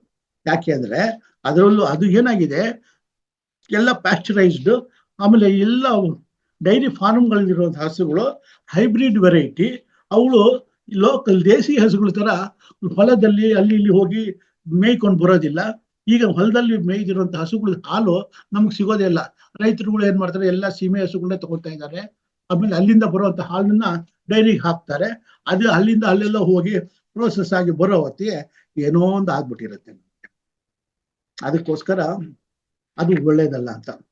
ಹಿಂದೆ ಮೊದಲು ಹಾಲನ್ನ ಕುಡಿದ್ರೆ ಮೊಡವೆ ಗುಳ್ಳೆಗಳು ಬರ್ತಿರ್ಲಿಲ್ಲ. ಈಗ ಮೊಡವೆ ಗುಳ್ಳೆಗಳು ಬರುತ್ತೆ. ಡಾಕ್ಟರ್ ಖಾದರ್ ಅಂತ ಒಬ್ರು ಆರೋಗ್ಯದ ಸ್ಪೆಷಲಿಸ್ಟ್ ಇದ್ದಾರೆ. ಅವ್ರ ಪ್ರಕಾರ ಹೇಳ್ಬೇಕು ಅಂದ್ರೆ 50% people if they stop drinking milk, ಆರೋಗ್ಯ ಉತ್ತಮ ಆಗುತ್ತೆ ಅಂತ ಹೇಳ್ತಾರೆ ಈಗಿನ ಹಾಲಿನ ಪರಿಸ್ಥಿತಿ ನೋಡಿದಾಗ. ದೆನ್ ಯು ಕ್ಯಾನ್ ಇಮ್ಯಾಜಿನ್ ಏನಾಗ್ತಿದೆ ನಮ್ಮ ಪರಿಸ್ಥಿತಿ ಅನ್ನೋದನ್ನ. ಅದಕ್ಕೆ ಆಮೇಲೆ ಇನ್ನೊಂದು ಹಸುವಿನ ಬಗ್ಗೆ ಇನ್ನೊಂದು ಹೇಳ್ಬೇಕು ಅಂತಂದ್ರೆ, ಹಸು ಬಹಳ ಇಂಪಾರ್ಟೆಂಟ್. ಅದರ ಮುಖದಲ್ಲಿ ಗೋರೋಚನ ಅನ್ನೋದಿರುತ್ತೆ. ಹಸು ಹೀಗೆ ನಾನಾ ರೀತಿ ಕಡೆ ಮೇವು ತುಂಬ್ಕೊಂಡು ಬಂದಾಗ ಬೆಗಿನ ಜಾವದತ್ತು ಹಸುವಿನ ಮುಖದಲ್ಲಿ ಏನೋ ಒಂದು ಸುಂದರವಾದಂತ ಒಂದು ಛಾಯೆ ಇರುತ್ತೆ, ಸುಮಧುರವಾದಂತಹ ಒಂದು ವಾಸನೆ ಬರ್ತಾ ಇರುತ್ತೆ. ಅದನ್ನ ನೀವು ಅದನ್ನು ತಪ್ಪಿಕೊಂಡು ಆ ಮುಖದ ಮೇಲೆ ನೀವು ನಿಮ್ಮ ಹಸುವಿನ ಮುಖದ ಮೇಲೆ ನಿಮ್ಮ ಮುಖವನ್ನು ಸ್ಪರ್ಶ ಮಾಡಿ 1 ನಿಮಿಷ ಹಾಗೆ ಬಿಟ್ರೆ ಅದ್ರ ಸ್ಮೆಲ್ ಏನಿದೆ, ಆ ಗೋರೋಚನದ ಸಮುದ್ರವಾದಂತ ವಾಸನೆಯನ್ನು ಅಘ್ರಾಣಿಸಿದ್ರೆ ಅದು ಔಷಧೀಯ ಗುಣ ಇದೆ. ನಿಮ್ಮ ಶರೀರದಲ್ಲಿ ಎಷ್ಟೋ ರೀತಿಯ ರೋಗಗಳಿದ್ರೆ ಅದನ್ನ ನಾಶ ಮಾಡುತ್ತೆ. ಈಗಾಗಲೇ ಹೇಳ್ಬೇಕು ಅಂತಂದ್ರೆ, ಕೆಲವು ಕಡೆ ಹೇಳ್ಬೇಕು ಅಂತಂದ್ರೆ ಈ ಕ್ಯಾನ್ಸರ್ ಪೇಷಂಟ್ಸ್ನ ಗೋಶಾಲೆಗಳಲ್ಲಿ ಏನು ಆಗೋದಿಲ್ಲ ಅಂತ ಹೇಳಿ ಕಳಿಸಿದಂತ ಕ್ಯಾನ್ಸರ್ ಪೇಷಂಟ್ಸ್ನ, ಸರ್ ನಾನು ಸತ್ತೋಗ್ಬಿಡ್ತಿದ್ದೀನಿ ಅಂತ ಸ್ವಾಮೀಜಿಗಳ ಹತ್ರ ಬಂದಾಗ, ಏನು ಮಾಡ್ಬೇಡಪ್ಪ, ಒಂದು 6 ತಿಂಗಳು ನಾವು 6 ತಿಂಗಳು ಬದುಕಿರ್ತೀನೋ ಇಲ್ವಾ, ನೀವು ಬದುಕಿರ್ತೀರ ಬಿಡ್ತಾ ಅದ್ ಬೇಡ ರೀ, ಹೋಗಿ ನಮ್ ಗೋಶಾಲೆನಲ್ಲಿ ಒಂದು 6 ತಿಂಗಳು ಇದ್ಬಿಟ್ಟು ಬಂದ್ರೆ. ಸೊ ಅವ್ರು ಏನ್ ಮಾಡಿದ್ರು, ರಜಾನೇ ಹಾಕ್ಬಿಟ್ಟಿದ್ರು. ರಿಟೈರ್ಡ್ ಆಗಿತ್ತೋ ಏನೋ ಗೊತ್ತಿಲ್ಲ. ಅವ್ರೇನ್ ಮಾಡಿದ್ರು, ಸತ್ರು ಚಿಂತೆ ಇಲ್ಲ, ನೋಡೇ ಬರೋಣ, ಗೋಶಾಲೆಯಲ್ಲಿ ಇರೋಣ ಅಂತ ಹೋದ್ರು. ದೈನ ಅವ್ರ ಕೆಲಸ ಏನಪ್ಪಾ ಅಂದ್ರೆ, ಬೆಳಗಿನ ಜಾವ ಎದ್ದೇಳೋದು, ಹಸುಗಳ ಜೊತೆ ಓಡಾಡೋದು, ಹಸುಗಳಿಗೆಲ್ಲ ತೊಳೆಯೋದು, ಹಸು ಹಾಲು ಕರಿಯೋದು, ಈ ತರದ ಹೆಂಗೆ ಶಕ್ತಿ ಬರುತ್ತೆ ಹಂಗೆ ಮಾಡ್ಕೊಂಬಂದು ವಿತಿನ್ 6 months ಆರೋಗ್ಯವಾಗಿದ್ದಾರೆ, ಚೆನ್ನಾಗಿದ್ದಾರೆ. ಡಾಕ್ಟರ್ಗಳ ಹತ್ರ ಚೆಕ್ ಮಾಡಿಸಿದ್ರೆ ಕ್ಯಾನ್ಸರ್ ಇಲ್ಲ, ನಿಲ್, ಆರೋಗ್ಯವಾಗಿದ್ದಾರೆ ಅವರು. ಎಲ್ಲೋಯ್ತು ಹಾಗಾದ್ರೆ ಅದು? ಅದಾದ್ಮೇಲೆ ಇನ್ನೊಂದು ಹೇಳ್ತೀನಿ, ಸಸ್ಯಾಹಾರದಲ್ಲಿ ಕೆಲವು ವಿಷಯಗಳನ್ನ ಹೇಳಲೇಬೇಕಾಗತ್ತೆ. ಈ ಕೆಲವು ವಿರುದ್ಧವಾದಂತಹ ಆಹಾರಗಳಿದೆ. ವಾಗ್ಭಟರು ಹೇಳಿದ್ದಾರೆ, 103 ರೀತಿಯ ಆಹಾರಗಳನ್ನ ಒಟ್ಟೊಟ್ಟಿಗೆ ಸೇವಿಸೋದ್ರಿಂದ ಅದು ದಯವಿಟ್ಟು ಕ್ಷಮಿಸಿ ಸರ್, ಮಧ್ಯೆ ಮಾತಾಡ್ತಾ ಇದ್ದೀನಿ. ಆಕ್ಚುಲಿ ಇದನ್ನ ನಾಳೆ ಮುಂದುವರಿಸಬಹುದಾ ಅಂತ. ಕೊಡ್ಬೋದು ಮೇಡಮ್, ಟೈಮ್ ಆಗಿದೆ ಅಂದ್ರೆ ಕ್ಲೋಸ್ ಮಾಡಿ. ಏನಿಲ್ಲ ಸರ್, ಬರೀ 1 ಗಂಟೆ 10 ನಿಮಿಷ ಆಯ್ತು ಅಷ್ಟೇನೆ. ಹೌದಾ ಮೇಡಮ್, ನಾನು ಮಾತಾಡಕ್ಕೆ ಶುರು ಮಾಡಿ ಅಷ್ಟೊತ್ತಾಯ್ತಾ? ಏನ್ ತೊಂದ್ರೆ ಇಲ್ಲ ಸರ್, ತುಂಬಾ ಚೆನ್ನಾಗಿತ್ತು, ಸಾರಿ. ಅದ್ಭುತವಾಗಿತ್ತು.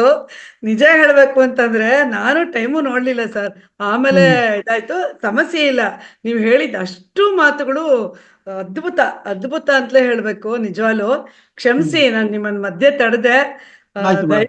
ನಿಮಗೆ ಕಾಲು ಬಿಟ್ಟು ನಮಸ್ಕಾರ ಮಾಡ್ತೀನಿ. ಧನ್ಯವಾದ ಸರ್ ನಿಮ್ಗೆ. ಆದ್ರೆ ಸರ್, ನಾಳೆ ನನ್ನ ಸೆಷನ್ ಇದೆ ಸರ್, ನನಗೆ ಹೇಳ್ತಾರೆ, ಆದ್ರೆ ನಾನು ನಿಮಗೆ ಕೊಡ್ತಾ ಇದ್ದೀನಿ.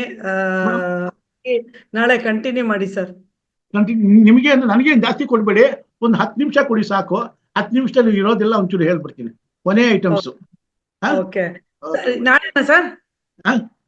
ನಾಳೆ ಅಲ್ವಾ? ನಾಳೆ ಮೇಡಮ್. ನಾಳೆ ಇಲ್ಲ ಮೇಡಮ್, ನಾಳೆ ನಾನು ಇನ್ನೊಂದು ಎಲ್ಲೋ ಒಂದ್ ಕಡೆ ಲೆಕ್ಚರ್ ಕೊಡೋದು, ಬಾದರಾಯಣ ಸಂಸ್ಥೆಯಲ್ಲಿ ನಾನು ಕೊಡೋದು.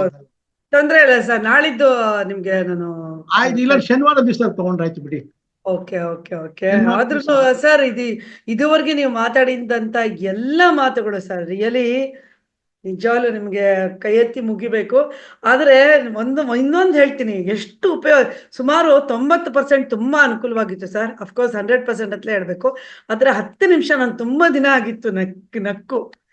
ಸೊ ತುಂಬಾ ನಗ್ದೆ ನಾನು, ತುಂಬಾ ಚೆನ್ನಾಗಿ. ಮೇಡಮ್, ನನ್ನ ಮಾತು ಕಾಮಿಡಿ ಆಗಿತ್ತಾ? ಸರಿ ಇಲ್ಲ, ಅದು ಹಾಗಲ್ಲ ಸರ್, ಸೀರಿಯಸ್ ಆಗಿ ಮಾತಾಡ್ತಿದ್ದೆ ಮೇಡಮ್. ಹೇಗ್ ಮಾಡ್ತಾರೆ ಅನ್ನೋದನ್ನ ವಿವರಿಸ್ತಾ ಇದ್ರಲ್ಲ ಸರ್, ಅದು ತುಂಬಾ ಕಾಮಿಡಿ ಆಗಿತ್ತು ಸರ್. ಆಲೂಗಡ್ಡೆ ಎಲ್ಲ ತಿಂದು ಎಮ್ಮೆ ತರ ಇಲ್ಲ ಸರ್, ನೀವು ಎಮ್ಮೆ ಅಂದಿದ್ರಲ್ಲ, ಅದ್ರ ಸಲ ನಗು ಬಂದ್ ಸರ್. ಹೇಳ್ತೀನಿ, ಮಾತಾಡ್ಬೇಕಾದ್ರೆ ಉಪನ್ಯಾಸ ಕೊಡ್ಬೇಕಾದ್ರೆ ಸ್ವಲ್ಪ ನಟನೆ, ಹಾಸ್ಯ ರಸವನ್ನ ಸೇರಿಸ್ಕೋಬೇಕು. ಅವಾಗ ಏನಾಗುತ್ತೆ ಗೊತ್ತಾ, ನೀವು ಕೇಳುಗರು ಆಸಕ್ತಿಯಿಂದ ಕೇಳ್ತೀರಾ. ಒಂದೇ ಸಮ ಟೇಪ್ ರೆಕಾರ್ಡ್ ಹಾಕ್ದಂಗೆ ಹೇಳ್ತಾ ಇದ್ರೆ ಏನಾಗುತ್ತೆ, ಸ್ವಲ್ಪ ಭಾವ ಇರ್ಬೇಕು ಮಾತಾಡೋನಿಗೆ, ಆಮೇಲೆ ನಟನೆ ಇರ್ಬೇಕು, ಸ್ವಲ್ಪ ತಿಳಿ ಹಾಸ್ಯನು ಸೇರಿಸ್ಬೇಕು. ಅವಾಗ ಏನಾಗುತ್ತೆ ಗೊತ್ತಾ, ನಾನು ಏನ್ ಹೇಳಕ್ ಹೋದೆ ಅಂದ್ರೆ ತುಂಬಾನೇ ಅದ್ಭುತವಾಗಿತ್ತು ಸರ್. ಆಕ್ಚುಲಿ ಈ ತರ ಅಂದ್ರೆ ನಾನು ಹೇಳ್ತಾ ಇರೋದು ನಿಮ್ಮನ್ನ ನಿಜವಾಗ್ಲೂ ನಾನು ಯಾವುದೇ ತರ ಹಾಸ್ಯ ಮಾಡಿ ನಾನು ಹೇಳ್ತಾ ಇಲ್ಲ ಸರ್. ಅಷ್ಟು ಹೃದಯ ತುಂಬಿ ನಾವೆಲ್ಲರನ್ನು ಕೇಳಿದೀವಿ. ಎಲ್ಲ ಆತ್ಮಬಂಧುಗಳ ಪರವಾಗಿ ನಾವೆಲ್ಲರೂ ನಿಮಗೆ ಪ್ರೀತಿಯಿಂದ ಚಪ್ಪಾಳೆ ಕೊಡ್ತೀವಿ ಸರ್. ಬಹಳ ಅದ್ಭುತವಾಗಿತ್ತು ಸರ್, ನಿಜವಾಗ್ಲು. ನೋಡಿ, ಎಲ್ಲರೂ ವಿಡಿಯೋಗಳಲ್ಲಿ ಚಪ್ಪಾಳೆ ತೊಟ್ಟಿದ್ದಾರೆ ಅಂದ್ರೆ ಅಷ್ಟು ಅದ್ಭುತವಾಗಿತ್ತು ನಿಮ್ಮ ಮಾಹಿತಿ. Thank you thank you thank you thank you thank you. ನನಗ್ ನೋಡಿ ಇವಾಗ ಪಾಪ ಕಟ್ಕೋತೀನಿ, ಯಾರ್ಯಾರು ನನ್ನನ್ನು ಒಳ್ಳೊಳ್ಳೆ ಇದು ಕೊಡ್ತಾ ಇದ್ರು, ಇವ್ರು ನೋಡಿದ್ರೆ ಮಧ್ಯೆ ತಡೆದ್ಬಿಟ್ರು ಅಂತ ನನ್ನನ್ನು ಚೆನ್ನಾಗಿ ಬೈಕೋತಾರೆ. ಆದ್ರೆ ನಾನು ಈ ಸ್ಥಾನದಲ್ಲಿ ಕೂತ್ಕೊಂಡ್ಮೇಲೆ ನನ್ನ ಕರ್ತವ್ಯ ಸರ್, ನನ್ನ ಧರ್ಮ ಮಾಡಲೇಬೇಕು. ಹಂಗಾಗಿ ಇದು ಒಂದು ಮಾತು ಸರ್, ಇಲ್ಲಿ ಸಾಕಷ್ಟು ಜನ, ನಾನು ಯಾರನ್ನು ಇವತ್ತು ನಾನು ಪ್ರಶ್ನೆಗಳನ್ನ ನಾನು ಕೇಳಿ ಅಂತ ಹೇಳಲ್ಲ, ಆದ್ರೆ ಇಲ್ಲಿ ಒಂದಷ್ಟು ಜನ ಕೊಟ್ಟಿದ್ದಾರೆ. ಫಾಸ್ಟಿಂಗ್ದು ಯಶೋಧ ಅವರು ಹೇಳ್ತಾ ಇದ್ದಾಗ ಆಯ್ತು, ಡಾಕ್ಟ್ರು ಚಿಕನ್ ಮತ್ತೆ ಎಗ್ಸು ತಿನ್ನಕ್ ಹೇಳ್ತಾರೆ ಪ್ರೋಟೀನ್ಸ್ಗೋಸ್ಕರ, ಏನ್ ಮಾಡ್ಬೇಕು ಅಂತ ಶ್ರೀ ಪಲ್ಲವಿ ಅವರು ಅಲ್ಲ ಶ್ರೀ ಪಲ್ಲವಿ ಅಲ್ಲ ವೇದಾವತಿ ಅವ್ರಿಗೆ ಹೇಳಿದ್ರು. ಅದಕ್ಕೆ ಏನಂತೀರಾ ಸರ್ ಚಿಕ್ಕದಾಗಿ? ಚಿಕನ್ ಎಲ್ಲ ನಮ್ಮ ಮೇಡಮ್ ನಮ್ಮ ಶರೀರದ ರಚನೆ ಆಗಿರೋದೇ ಸಸ್ಯಾಹಾರಕ್ಕೋಸ್ಕರ. ಚಿಕನ್ ಪಕ್ಕನ್ ಎಲ್ಲ ತಿನ್ನಕ್ ಆಗಲ್ಲ. ನಾವು ಡಾಕ್ಟರ್ ಏನೇ ಹೇಳಿರ್ಬೋದು, ಡಾಕ್ಟ್ರು ಹೇಳೋದ್ರಲ್ಲಿ ವಿಷಾನೂ ಇರುತ್ತೆ. ಯಾವ್ದು ಬೇಕೋ ಅದನ್ನ ತಗೋಬೇಕಾಗತ್ತೆ, ಯಾವ್ದು ಪಥ್ಯ ಅಂತ. ಈಗ ಇನ್ನೊಂದು ಒಬ್ಬ ಡಾಕ್ಟರ್ ಹೇಳೋದ್ರತ್ತೆ, ಒಂದೇ ಒಂದು ಸಣ್ಣ ವಿಷಯ ಹೇಳ್ತೀನಿ. ಏನಪ್ಪಾ, ನೀನು ಸ್ಮೋಕ್ ಮಾಡೋದನ್ನ ಕಮ್ಮಿ ಮಾಡ್ಬೇಕು, ನೀನು ದಿನಕ್ಕೆ ಒಂದು 4-5 ಮಾತ್ರ ಸೇದು, ಜಾಸ್ತಿ ಸೇದ್ಬೇಡ ಅಂದ್ರಂತೆ. ಒಂದು 10 ದಿವಸ ಆದ್ಮೇಲೆ ಅವ್ನು ಬಂದಂತೆ ವಿಪರೀತ ಕೆಮ್ತಾ ಇದ್ದಂತೆ. ಯಾಕಪ್ಪ ಅಂದ್ರೆ, ಸರ್ ನಾನು ಜೀವಮಾನದಲ್ಲಿ ಇದ್ರೂ ನಾನು ಸಿಗರೇಟೇ ಸೇದಿರ್ಲಿಲ್ಲ, ಈಗ ನೀವು ಹೇಳಿದ್ಮೇಲೆ 5 ಸೇರ್ತಾ ಇದ್ದೀನಿ, ನನಗೆ ಕೆಮ್ಮು ಬಂದಿದೆ ಅಂತ. ಅವ್ರು ಏನ್ ಹೇಳಿದ್ರು, ಅವ್ನು ಸಿಗರೇಟ್ ಅಭ್ಯಾಸ ಇರ್ಬೇಕೇನೋ ಅಂದ್ಬಿಟ್ಟು ಅವ್ರು ಹೇಳಿದ್ರು. ಹಾಗಾಗತ್ತೆ, ಅವ್ನು ಡಾಕ್ಟರ್ ಹೇಳಿದ್ರು ತಮ್ಮ ಸೇದಕ್ ಶುರು ಮಾಡ್ದ. ಈಗ ನಾವು ಚಿಕನ್ ತಿನ್ನಿ, ಎಗ್ ತಿನ್ನಿ ಅಂತಂದ್ರೆ, ನಾವು ಚಿಕನ್ ಎಗ್ ತಿನ್ನಕ್ ಹೋದ್ರೆ ಅದೇನೋ ಮಾಡ್ಕೊಂಡಂಗಾಗತ್ತೆ. ದಯವಿಟ್ಟು ಮೇಡಮ್ ಸರ್, ನಿಮ್ಮ ಪರ್ಮಿಷನ್ ತಗೊಂಡು ನಾನೊಂದು ಮಾಹಿತಿ ಕೊಡ್ಬೇಕು ಅನ್ಕೊಂಡಿದೀನಿ. ಇದ್ರಲ್ಲಿ ಚಿಕನ್ ಮತ್ತೆ ಎಗ್ ವಿಷಯ ಬಂದಿದ್ದಕ್ಕೆ ಹೇಳ್ತಾ ಇದ್ದೀನಿ. ಈಗ ಚಿಕನ್ ಹೇಗೆ ಬೆಳೀತಾ ಇದ್ದಾರೆ, ಚಿಕನ್ ಎಷ್ಟು ದಿವಸದಲ್ಲಿ ಅದು ದಪ್ಪ ಆಗ್ತಾ ಇದೆ, ನೀವು ಯೋಚನೆ ಮಾಡ್ಬೇಕು. ಮತ್ತೆ ಎಗ್ ನಾವು ಏನು ತಿಂತಾ ಇದೀವಿ, ಅದನ್ನ ಮರಿ ಮಾಡೋಂತ ಇರೋಂತ ಶಕ್ತಿ ಇರೋಂತ ಮೊಟ್ಟೆಗಳ ಇಲ್ಲ, ಖಂಡಿತ ಇಲ್ಲ. ಅದು ಯಾವ ತರ ಬೆಳೀತಾ ಇದಾರೆ, ಡೆವಲಪ್ ಮಾಡ್ತಾ ಇದಾರೆ ಅಂತ ಪ್ರತಿಯೊಬ್ರು ಯೋಚನೆ ಮಾಡ್ಬೇಕಾಗುತ್ತೆ. ಚಿಕನ್ ಮೊದ್ಲು ಹಳ್ಳಿಗಳಲ್ಲಿ ಬೆಳೆಸ್ತಾ ಇದ್ರು, ಕಾಳು ದನದ ಧಾನ್ಯಗಳನ್ನ ಹಾಕ್ಬಿಟ್ಟು, ಧಾನ್ಯಗಳಿಂದ ಮತ್ತೆ ವಿವಿಧ ರೀತಿಯ ಫೀಡ್ಸ್ ಕೊಟ್ಟು ಬೆಳೀತಾ ಇದ್ರು. ಈಗ ಏನ್ ಕೊಡ್ತಾ ಇದಾರೆ, ಈಗ ಎಷ್ಟ್ ದಿವ್ಸಕ್ಕೆ ಅದು ಡೆವಲಪ್ ಆಗ್ತಾ ಇದೆ? ಆಗ 2 ತಿಂಗಳು 3 ತಿಂಗಳು ಆಗ್ತಾ ಇತ್ತು ಅದು ಬೆಳೆಯೋದಿಕ್ಕೆ. ಈಗ ಎಷ್ಟು, 21 ದಿವಸ 1 ತಿಂಗಳಲ್ಲೆಲ್ಲ ಒಂದು ಚಿಕನ್ ರೆಡಿ ಆಗುತ್ತೆ. ಅದು 2 kg 3 kg ತೂಗ್ಬೇಕು. ಅದಕ್ಕೆ ಏನೇನ್ ಆಗ್ತಾ ಇದಾರೆ ಔಷಧಿಗಳು, ನೀವು ಸ್ವಲ್ಪ ಅದ್ರ ಬಗ್ಗೆ ಯೋಚನೆ ಮಾಡ್ಬೇಕು, ತಿಳ್ಕೊಳ್ಬೇಕು. ಅದನ್ನ ತಿಂದ್ರೆ ನಮ್ಮ ಆರೋಗ್ಯ ಹೇಗೆ. ಈಗ ಪ್ಯೂಬರ್ಟಿ ಟೈಮಲ್ಲಿ ಮಕ್ಕಳು, ಋತುಮತಿ ಆಗಂತ ಮಕ್ಕಳು ಎಷ್ಟು ವಯಸ್ಸಿಗೆ ಋತುಮತಿ ಆಗ್ತಾ ಇದಾರೆ? ಮೆನಾರ್ಕ್ ಯಾವ ಏಜ್ಗೆ ಆಗ್ತಾ ಇದೆ? ಬೇಗ ಆಗ್ತಾ ಇದಾರೆ. 10 ವರ್ಷ 11 ವರ್ಷಕ್ಕೆ ಆಗ್ತಾ ಇದಾರೆ ಅಂತಂದ್ರೆ because of hormonal imbalance. So ಇದೆಲ್ಲ ಒಂದೊಂದು ಕಾರಣ ಇರುತ್ತೆ. Thank you madam. Thank you sir. Thank you sir. Sir, ಆಮೇಲೆ ಇನ್ನೊಬ್ರದ್ದು ಪ್ರಶ್ನೆ ಇದೆ. ಸೋಮವಾರ, ಮಂಗಳವಾರ, ಬುಧವಾರ, ಗುರುವಾರ ಎಲ್ಲ ನೀವು ಹೇಳಿದ್ರಿ ನವಗ್ರಹಗಳ ಬಗ್ಗೆ, ಆಮೇಲೆ ಇಡೀ ವಾರ ಏನೇನ್ ತಿನ್ಬೇಕು ಅಂತ. ಅಂತದ್ರಲ್ಲಿ ನೀವು ಸೋಮವಾರ ಏನು ಅಂತ ಕೇಳ್ತಾ ಇದಾರೆ ಸರ್. ಸೋಮವಾರ ದಿವಸ ಸಾಮಾನ್ಯವಾಗಿ ಶ್ವೇತ ಚಂದ್ರನಿಗೆ ಸಂಬಂಧಪಟ್ಟಿದ್ದಂತ. ದಯವಿಟ್ಟು ಸರ್, 1 ನಿಮಿಷ ಸರ್, ದಯವಿಟ್ಟು ಯಾರನ್ನು ನೀವು ಅನ್ಮ್ಯೂಟ್ ಮಾಡ್ಕೊಳ್ಳೋ ಹಂಗಿಲ್ಲ, ಮಾತಾಡೋ ಹಂಗಿಲ್ಲ. ಇಲ್ಲಿ ನಿಮ್ಮ ಪ್ರಶ್ನೆಗಳು ಏನಿದೆ ಇಲ್ಲಿ ಅದನ್ನ ನಾನು ಕೇಳ್ತಾ ಇದ್ದೀನಿ. ದಯವಿಟ್ಟು ಪ್ಲೀಸ್, ಯಾಕೆಂದ್ರೆ ಎಲ್ಲರೂ ಇಲ್ಲಿ ಮಾತಾಡೋದಕ್ಕೆ ಕೇಳ್ತಾ ಇದ್ದಾರೆ, ಎಲ್ಲರಿಗೂ ಅವಕಾಶ ಕೊಡ್ಲಿಕ್ಕೆ ಆಗಲ್ಲ. ದಯವಿಟ್ಟು ಸೋಮವಾರ ದಿವಸ, ಸೋಮವಾರ ಚಂದ್ರನಿಗೆ ಸಂಬಂಧಪಟ್ಟಂತ ದಿವಸ, ಚಂದ್ರಮ ಮನಸೋ ಜಾಯತೆ ಅಂತ ಹೇಳ್ತೀವಿ. ಚಂದ್ರನಿಗೆ ಸಂಬಂಧಪಟ್ಟಂತ ಆಹಾರ ಧಾನ್ಯಗಳು ಯಾವ್ದಿದೆ ಅದನ್ನು ಉಪಯೋಗಿಸಬಹುದು. ಭಾನುವಾರದ ಸೂರ್ಯಂದು ಅದಕ್ಕೆ ಗೋಧಿಯನ್ನು ಉಪಯೋಗಿಸುವಂಥದ್ದು. ಮಂಗಳವಾರ ತೊಗರಿಬೇಳೆ, ಬುಧವಾರ ಹೆಸರು ಬೇಳೆ, ಹೆಸರು ಕಾಳು, ಗುರುವಾರ ದಿವಸ ಕಡಲೆಕಾಳು, ಅರಿಶಿನ ಉಪಯೋಗಿಸುವಂಥದ್ದು. ಆಮೇಲೆ ಶುಕ್ರವಾರ ಅವರೆಕಾಳು, ಶನಿವಾರ ಹುರುಳಿ, ರಾಹುಕೇತು ಶನಿ ಇವು ಎಲ್ಲ ದೋಷಗಳು ನಿವಾರಣೆಗೂ ಹೆಲ್ಪ್ ಆಗುತ್ತೆ. ಅದು ಉಷ್ಣಾಂಶದಿಂದ ಕೂಡಿರುವಂತಹ ಆಹಾರ, ಹಾಗಾಗಿ ನಮ್ಮ ಆರೋಗ್ಯದಲ್ಲಿ ಒಂದು ಬಲವರ್ಧನೆಯನ್ನು ಕೊಡುತ್ತೆ. Okay okay sir, thank you sir. ಆಮೇಲೆ ಇಲ್ಲಿ ಸಣ್ಣೇಗೌಡರು ಹೇಳ್ತಿದ್ದಾರೆ, ಅಣು ಅಣುವಿನಲ್ಲೂ ಭಗವಂತ ಇದ್ದಾನೆ ಅಂತ. ಆದಲ್ಲಿ ಸಸ್ಯಾಹಾರಿ ಬೆಳೆಗಳಿಗೆ ಜೀವ ಮಾತ್ರ ಇದೆಯೋ ಅಲ್ಲೂ ಆತ್ಮ ಇರಬೇಕು ಅಂತ ಹೇಳ್ತಿದ್ದಾರೆ.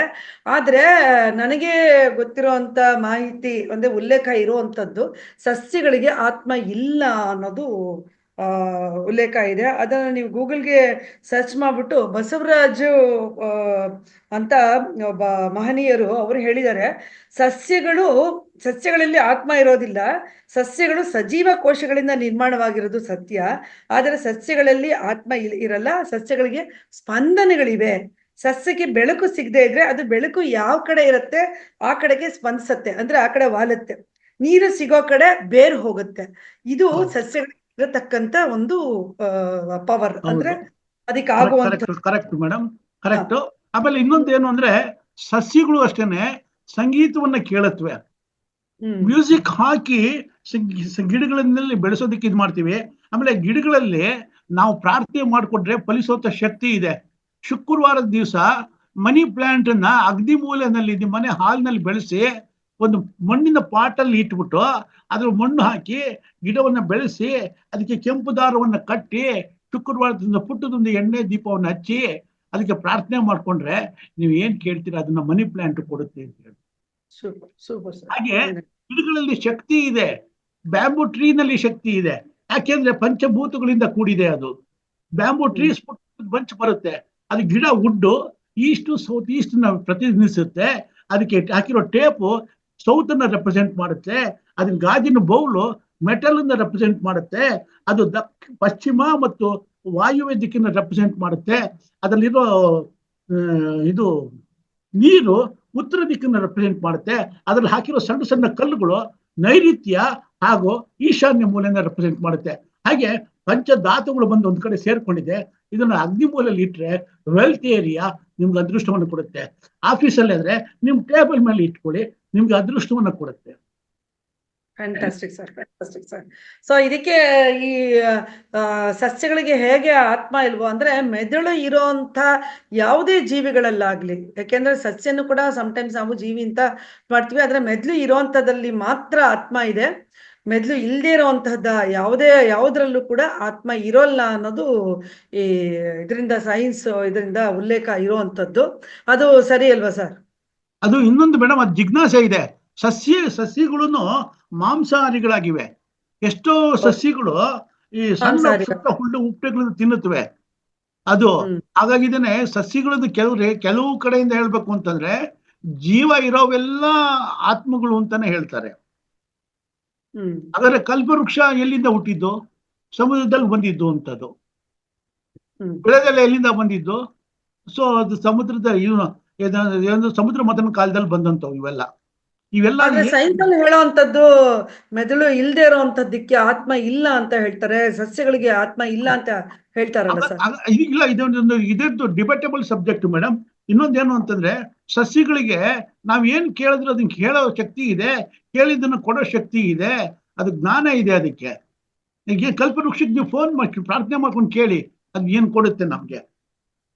ನಾವು ಹಲಸಿನ ಮರ ಗುರುಗ್ರಹಕ್ಕೆ ಸಂಬಂಧಪಟ್ಟಿದ್ದು, ಅದನ್ನ ಮುಟ್ಟಿ ನಮಸ್ಕಾರ ಮಾಡಿ, ಖಂಡಿತ ಒಳ್ಳೇದಾಗತ್ತೆ. ಯಾರಾದ್ರೂ ಮನೇಲಿ ಕಳೆದೋಗಿರೋರು ಇದ್ದಾರೆ ಅಂದ್ರೆ ಇದು ಗುರುಗ್ರಹದ ಒಂದು ಮರ ಇದೆ, ಅತ್ತಿ ಮರನ ಪ್ರದಕ್ಷಿಣೆ ಮಾಡ್ಕೊಂಡು ಆ ಹುಡುಗನ ಫೋಟೋ ಇಟ್ಕೊಂಡು ದಿನ ಒಂದು 108 ಸಾರಿ ಒಂದು ವಾರ ಅಥವಾ 2 ವಾರ ಪ್ರದಕ್ಷಿಣೆ ಮಾಡಿದ್ರೆ ಕಳೆದೋಗಿರೋ ಎಲ್ಲೇ ಇದ್ರು ಹುಡ್ಕೊಂಡ್ ಬರ್ತಾರೆ, ಪೊಲೀಸ್ನವ್ರು ಹುಡುಕ್ಬೇಕಾಗಿ. ಈ ತರ ಎಲ್ಲ ಇದೆ ಮೇಡಮ್. ನಮ್ಮ ಧರ್ಮ ಗ್ರಂಥಗಳಲ್ಲಿ ಬೇಕಾದಷ್ಟು ವಿಷಯಗಳಿದೆ. ನಮ್ಗೇನು ಅಂತಂದ್ರೆ ನಾವು ತಿಳ್ಕೊಳಕ್ ಹೋಗಿಲ್ಲ, ಅರ್ಥ ಮಾಡ್ಕೊಳಕ್ ಹೋಗಿಲ್ಲ. ನಾವ್ ಏನ್ ಹೇಳ್ತೀವಿ ಅದನ್ನ ಯಾರಾದ್ರೂ ಫಾರಿನರ್ಸ್ ಹೇಳಿದ್ರೆ ಅಷ್ಟೇನೆ ನಮ್ಗೆ ಅದನ್ನ ಅವಾಗಲೇ ನಮ್ಗೆ ಅರ್ಥ ಆಗೋದು. ನಾವ್ ಹೇಳಿದ್ರೆ ಅರ್ಥ ಆಗೋದಿಲ್ಲ. ನಿಜ. ಆಮೇಲೆ ಇನ್ನೊಬ್ರು ಕೇಳ್ತಿದಾರೆ ಯಾವ ಕಡೆ ಮಲ್ಕೋಬೇಕು ಅಂತ. ಸಾಮಾನ್ಯವಾಗಿ ಬಲಗಡೆ ಏಳ್ಬೇಕು, ಎಡಗಡೆಗೆ ಮಲ್ಕೋಬೇಕು ಅಂತ ಹೇಳ್ತಾರೆ ನಮ್ಮ ಹಿರಿಯರು. ಸರ್, ತಲೆನ ನಾವು ದಕ್ಷಿಣ ದಿಕ್ಕಿಗೆ ತಲೆ ಹಾಕೊಂಡು ಮಲ್ಕೋಬೇಕು, ಇಲ್ಲ ಪೂರ್ವ ದಿಕ್ಕಿಗೆ ತಲೆ ಹಾಕೊಂಡು ಮಲ್ಕೋಬೇಕು. ದಿಕ್ಕಿನಲ್ಲಿ ಮಲ್ಕೋಬೇಕಾದ್ರೆ ಮಧ್ಯದಲ್ಲಿ ಮಲ್ಕೋಬೇಕು. ದಕ್ಷಿಣ ದಿಕ್ಕಿಗೆ ತಲೆ ಹಾಕೊಂಡು ಮಲಗಿದ್ರು ಎಡಭಾಗದಲ್ಲಿ ಬಲಭಾಗದಲ್ಲಿ ಮಂಚದ ಮೇಲೆ ಮಲ್ಕೊಂಡ್ರೆ 2 ಸೈಡ್ ನಲ್ಲಿ ಗ್ಯಾಪ್ ಇರಬೇಕು. ಸಪೋಸ್ ಗ್ಯಾಪ್ ಇರಬೇಕು, ಸೊ ಬ್ಯಾಕ್ ಸೈಡ್ ಗ್ಯಾಪ್ ಇರಬಾರ್ದು, ಅದು ಸಾಲಿಡ್ ಗೋಡೆ ಇರಬೇಕು. ಮಲ್ಕೊಂಡಾಗ ನಿಮ್ಮ ಶರೀರ ಅರ್ಧ ಶರೀರ ಬಾಗಿಲಿಗೆ ಕಿಟಕಿ ಮೈನ್ ಡೋರ್ಗೆ ಕಾಣಿಸ್ಬಾರ್ದು, ಕಾಲು ಬಾಗಿಲಿಗೆ ಕಾಣಿಸ್ಬಾರ್ದು, ತಲೆ ಬಾಗಿಲಿಗೆ ಕಾಣಿಸ್ಬಾರ್ದು. ತಲೆಯನ್ನ ಬಾಗಿಲಿಗೆ ಹಾಕೊಂಡು ಮಲ್ಕೊಳ್ಳೋದು, ಕಾಲನ್ನ ಬಾಗಿಲಿಗೆ ಹಾಕೊಂಡು ಮಲ್ಕೊಂಡ್ರೆ ರೂಮ್ ಬಾಗಿಲ ಹತ್ರ ಯಾರಾದ್ರು ನಿಂತ್ಕೊಂಡ್ರೆ ನಮ್ಮ ಅರ್ಧ ಶರೀರ ಕಾಣುತ್ತೆ. ಈ ರೀತಿಯಾಗಿ ಮಲ್ಕೊಂಡಾಗ ಅನಾರೋಗ್ಯಕ್ಕೆ ನೀವೇ ಇನ್ವೈಟ್ ಮಾಡಿದಾಗತ್ತೆ ಮೇಡಮ್. ಅದಕ್ಕೆ ಸಣ್ಣ ಸಣ್ಣ ಪರಿಹಾರಗಳಿರುತ್ತೆ, ಅದ್ ಮಾಡ್ಕೋಬೇಕಾಗತ್ತೆ. ಆಮೇಲೆ ಇನ್ನೊಂದೇನು ಅಂದ್ರೆ ಕಾರ್ನರ್ ಆಗ್ಬಿಡ್ತೀರಾ. ಈಗ ಮಂಚದ ಮೇಲೆ ಮಲ್ಕೊಂಡ್ರೆ ಬಿದ್ದೋಗ್ಬಿಡ್ತೀವಿ ಅನ್ನೋಕ್ಕೋಸ್ಕರ ಕೆಲವರು ಏನ್ ಮಾಡ್ತಾರೆ, ಅಗ್ನಿ ಮೂಲಕ ಹೋಗ್ತಾರೆ, ಇಲ್ಲ ನೈಋತ್ಯ ಮೂಲಕ ಹೋಗಿ ಮಲ್ಕೋತಾರೆ. ಹಾಗೆ ಮಲ್ಕೊಂಡಾಗ ಯಾರು ಮೂಲೆನಲ್ಲಿ ಮಲ್ಕೋತಾರೆ, ಗಂಡ ಹೆಂಡತಿನಲ್ಲಿ ಒಬ್ರು ಕಾರ್ನರ್ ಆಗ್ತಾರೆ, ಮೂಲೆ ಗುಂಪಾಗ್ತಾರೆ, ಡೈವರ್ಸ್ ಹೋಗ್ಬೋದು, ಜಗಳ ಆಡ್ಬೋದು, ಅಥವಾ ಇನ್ಯಾವುದೋ ಒಂದು ಸಮಸ್ಯೆಗೆ ಬಂದು ಕೂತ್ಕೋಬಹುದು. ಇದು ಅಕ್ಷರಶಃ ನಡೆಯುವಂತ ಸತ್ಯ ಮೇಡಮ್. ತುಂಬಾ ಅನುಕೂಲವಾದಂತ ಒಂದು ಉತ್ತರ ಸರ್ ನಿಮ್ದು. ನಂತರ ಇಲ್ಲಿ ಇನ್ನೊಬ್ರು ಏನು ಇದು ದಸರಾದಲ್ಲಿ ಬನ್ನಿಮರ ಸುತ್ತಿ ಬೇಡಿಕೆ ಇಟ್ಟಾಗ ದಯ ಪಾಲಿಸುವುದನ್ನು ನೋಡಿದಾಗ ಅಲ್ಲೂ ಆತ್ಮ ಇರುವುದೇನೋ ಅನ್ಸತ್ತೆ ಅಂತ ಸಣ್ಣೇಗೌಡರು ಹೇಳ್ತಾ ಇದ್ದಾರೆ. ಬನ್ನಿಮರ ಸುತ್ತಿದ್ರೆ ಬನ್ನಿಮರದಲ್ಲಿ ಆತ್ಮ ಇದೆಯಾ ಮೇಡಮ್? ಹೇಳ್ಬೇಕು ಅಂತಂದ್ರೆ ಈಗ ಅವರೇ ಪ್ರಶ್ನೆ ಹೇಳಿದ್ದು, ಆತ್ಮ ಇಲ್ಲ ಅಂತ ಹೇಳಿದ್ದು. ಈಗಲೂ ಅವರು ಆತ್ಮ ಇದೆ ಅಂತಾನು ಹೇಳ್ತಾ ಇದ್ದಾರೆ. ಆತ್ಮ ಇಲ್ಲ ಅಂತ ಹೇಳಲಿಲ್ಲ, ಅವರು ಇದೆಯೋ ಏನೋ ಅಂದಿದ್ರು. ನಾನು ಈಗ ನೋಡಿದ್ದೆ, ಅದನ್ನ ವಿಷಯನ ಓದಿದ್ದೆ, ಅದಕ್ಕೋಸ್ಕರ ಹೇಳಿದೆ. ಪ್ರತಿಯೊಂದು ಗಿಡ ಮರಗಳದ್ದು ದೇವರಿಗೆ ಆಹ್ವಾನ ಆಗಿರುವಂತದ್ದು. ಬನ್ನಿ ಮರ ಶನಿ ಮಹಾತ್ಮನಿಗೆ, ಅರಳಿ ಮರದಲ್ಲಿ ಬ್ರಹ್ಮ ವಿಷ್ಣು ಮಹೇಶ್ವರರು ಇದ್ದಾರೆ ಅಂತ ಅನ್ಬಿಟ್ಟು. ಸೊ ಗುರುಗ್ರಹ ಇರೋದು ಬಾಳೆಹಣ್ಣಿನ ಮರದಲ್ಲಿ, ಗುರುಗ್ರಹ ಇರೋದು ಹತ್ತಿ ಮರದಲ್ಲಿ, ಗುರುಗ್ರಹ ಇರೋದು ಹಲಸಿನ ಮರದಲ್ಲಿ. ಹೀಗಾಗಿ ಅದಕ್ಕೆ ಒಂದೊಂದು ಗ್ರಹಕ್ಕೂ ಒಂದೊಂದು ಮರಗಳಿದೆ. ಆ ಮರಗಳನ್ನ ನಾವು ಪೂಜೆ ಮಾಡಿದಾಗ, ಪ್ರಾರ್ಥನೆ ಮಾಡ್ಕೊಂಡಾಗ ನಮ್ಗೆ ಬೇಕಾದ ವರಗಳನ್ನ ಕೊಡುತ್ತವೆ ಅಂತ ಹೇಳ್ತಾರೆ. ಅರಳಿ ಮರದಲ್ಲಿ ನಾವು ಪ್ರಾರ್ಥನೆ ಮಾಡ್ಕೊಂಡಾಗ ನಮ್ಗೆ ಏನ್ ಬೇಕಾದ್ರೂ ಸಿಗುತ್ತೆ ಅಂತಾರೆ. ಬೆಳಗಿನ ಜಾವ ಹೋಗಿ ಪ್ರಾರ್ಥನೆ ಮಾಡ್ಕೊಂಡ್ ಬನ್ನಿ ಅಂತ, ಏನ್ ಬೇಡಿಕೆ ಹೇಳ್ತೀರ ಸಿಗುತ್ತೆ ನಮಗೆ ಅಂತ. ಅದೇನು ಒಗ್ದಮ್ ಇಮಿಡಿಯೇಟ್ ಆಗಿ ಸಿಗೋದಿಲ್ಲ. ಅವ್ರ ಪೀರಿಯಡ್ 6 months ಬೇಕು. ಡಾಕ್ಟರ್ ಯಶೋಧ ಅವ್ರ ಹತ್ರ ಔಷಧಿಗಳು ಕೊಟ್ರೆ ಅವ್ರು ಒಂದೇ ದಿವಸದಲ್ಲಿ ಕ್ಯೂರ್ ಆಗುತ್ತೆ ಅಂತ ಹೇಳಲ್ಲ. 4 ದಿವಸ, 1 ವಾರ ತಗೊಳ್ಳಿ, 1 ತಿಂಗಳು ತಗೊಳ್ಳಿ ಅಂತ ಹೇಳ್ತಾರೆ. ಯಾಕೆಂದ್ರೆ ಶರೀರಕ್ಕೆ ಹೋಗಿ ಅದ್ರ ಒಳಗಡೆ ರಿಯಾಕ್ಷನ್ ಶುರುವಾಗಿ ಆಕ್ಟ್ ಮಾಡ್ತಾ ಇರ್ಬೇಕಾದ್ರೆ ಆ ಶರೀರದಲ್ಲಿ ಸ್ವಲ್ಪ ಟೈಮ್ ಬೇಕು ಪ್ರೋಸೆಸ್ ಆಗೋದಿಕ್ಕೆ. ಆ ಟೈಮ್ ಬೇಕು ಅಂದಾಗ ಅದಕ್ಕೆ ನಮ್ಗೆ ಬೇಕಾಗಿರುವಂತದ್ದು ಒಂದು ಸಮಯ. ಹಾಗೆ ನಾವು ದೇವ್ರ ವರಗಳು ಇದು ಮಾಡಿದಾಗಿದೆ. ನನ್ನ ಪ್ರಕಾರ ಹೇಳ್ಬೇಕು ಅಂದ್ರೆ ಅದ್ರಲ್ಲೂ ಆತ್ಮಗಳಿದೆ ಅಂತಾನೆ ಹೇಳ್ಬೇಕು ನಾವು. ಅವುಗಳಿಗೂ ನೋವಾಗುತ್ತೆ, ಅವುಗಳು ನಮ್ ಬಾಡೋಗುತ್ತವೆ, ಅವುಗಳಿಗೂ ನಾವು ಮಾತಾಡಿಸಿದ್ರೆ ಮಾತಾಡುತ್ತೆ, ಪ್ರೀತಿ ಮಾಡಿದ್ರೆ ಪ್ರೀತಿನೂ ಮಾಡುತ್ತವೆ, ಹೇಳಿದ್ದನ್ನ ಕೇಳುತ್ತವೆ, ಕೇಳಿದ್ದನ್ನ ಕೊಡುತ್ತವೆ. ಆದ್ರೆ ಯಾವ್ದು ಉಲ್ಲೇಖದಲ್ಲಿ ಇಲ್ಲ ಸರ್. ಇಲ್ಲ ಉಲ್ಲೇಖದಲ್ಲಿ ಇಲ್ಲಮ್ಮ. ಅನ್ನೋದು ಎಲ್ಲೂ ಉಲ್ಲೇಖ ಇಲ್ಲ. ಅವುಗಳಿಗೆ ಆತ್ಮ ಇದೆ ಅಂತ ಹೇಳಿಲ್ಲ ನಾವು. ಬಟ್ ಇನ್ನೊಂದೇನಂದ್ರೆ ಅದು ವಿಶೇಷವಾದಂತ ಕೃಪೆಯನ್ನು ಹೊಂದಿರುವಂತವು, ಮಹತ್ವಪೂರ್ಣವಾದ್ದು. ವಿಳೆದೆಲೆ ಬಹಳ ಮಹತ್ವಪೂರ್ಣವಾದ್ದು. ವಿಳೆದೆಲೆದಲ್ಲಿ ಇನ್ನೊಂದೇನು ಅಂದ್ರೆ, ವಿಳೆದೆಲೆನ ನೀವು ಕೊಡ್ಬೇಕಾದ್ರೆ, ತಾಂಬೂಲಕ್ಕೆ ಕೊಡ್ಬೇಕಾದ್ರೂ ಅಷ್ಟೇನೆ ಆಂಜನೇಯನಿಗೆ 5 ವಿಳೆದೆಲೆ ಕೊಡ್ಬೇಕು. ವಿಳೆದೆಲೆ ತೆಗೆದು ನೋಡ್ಬೇಕಾದ್ರೆ ಪ್ರಶ್ನೆಶಾಸ್ತ್ರದಲ್ಲಿ ನೀವು 5 ಎಲೆನೋ 6 ಎಲೆನೋ ಎತ್ಕೊಟ್ರೆ, ಎಲೆ ತಗೊಂಡಾಗ ನೋಡ್ತೀವಿ, ಎಲೆನಲ್ಲಿ ತೂತ ಇದ್ರೆ, ರೋಗಿಷ್ಠವಾಗಿದ್ರೆ, ಮುರಿದೋಗಿದ್ರೆ, ತೊಟ್ಟು ಮುರಿದೋಗಿದ್ರೆ ಅದು ನಾಶ ಅಂತ, ತೊಂದ್ರೆ ಅಂತ. ತಾಂಬೂಲ ಹಾಕೋಬೇಕಾದ್ರೆ, ವಿಳೆದೆಲೆ ಅಡಿಕೆ ಹಾಕೋಬೇಕಾದ್ರೆ ಈ ಹಿಂದಿನ ತೊಟ್ಟಿರುತ್ತಲ್ಲ, ಉದ್ದನ ಕಡ್ಡಿ ತರದ್ದು, ಅದನ್ನ ತೆಗಿತೀವಿ.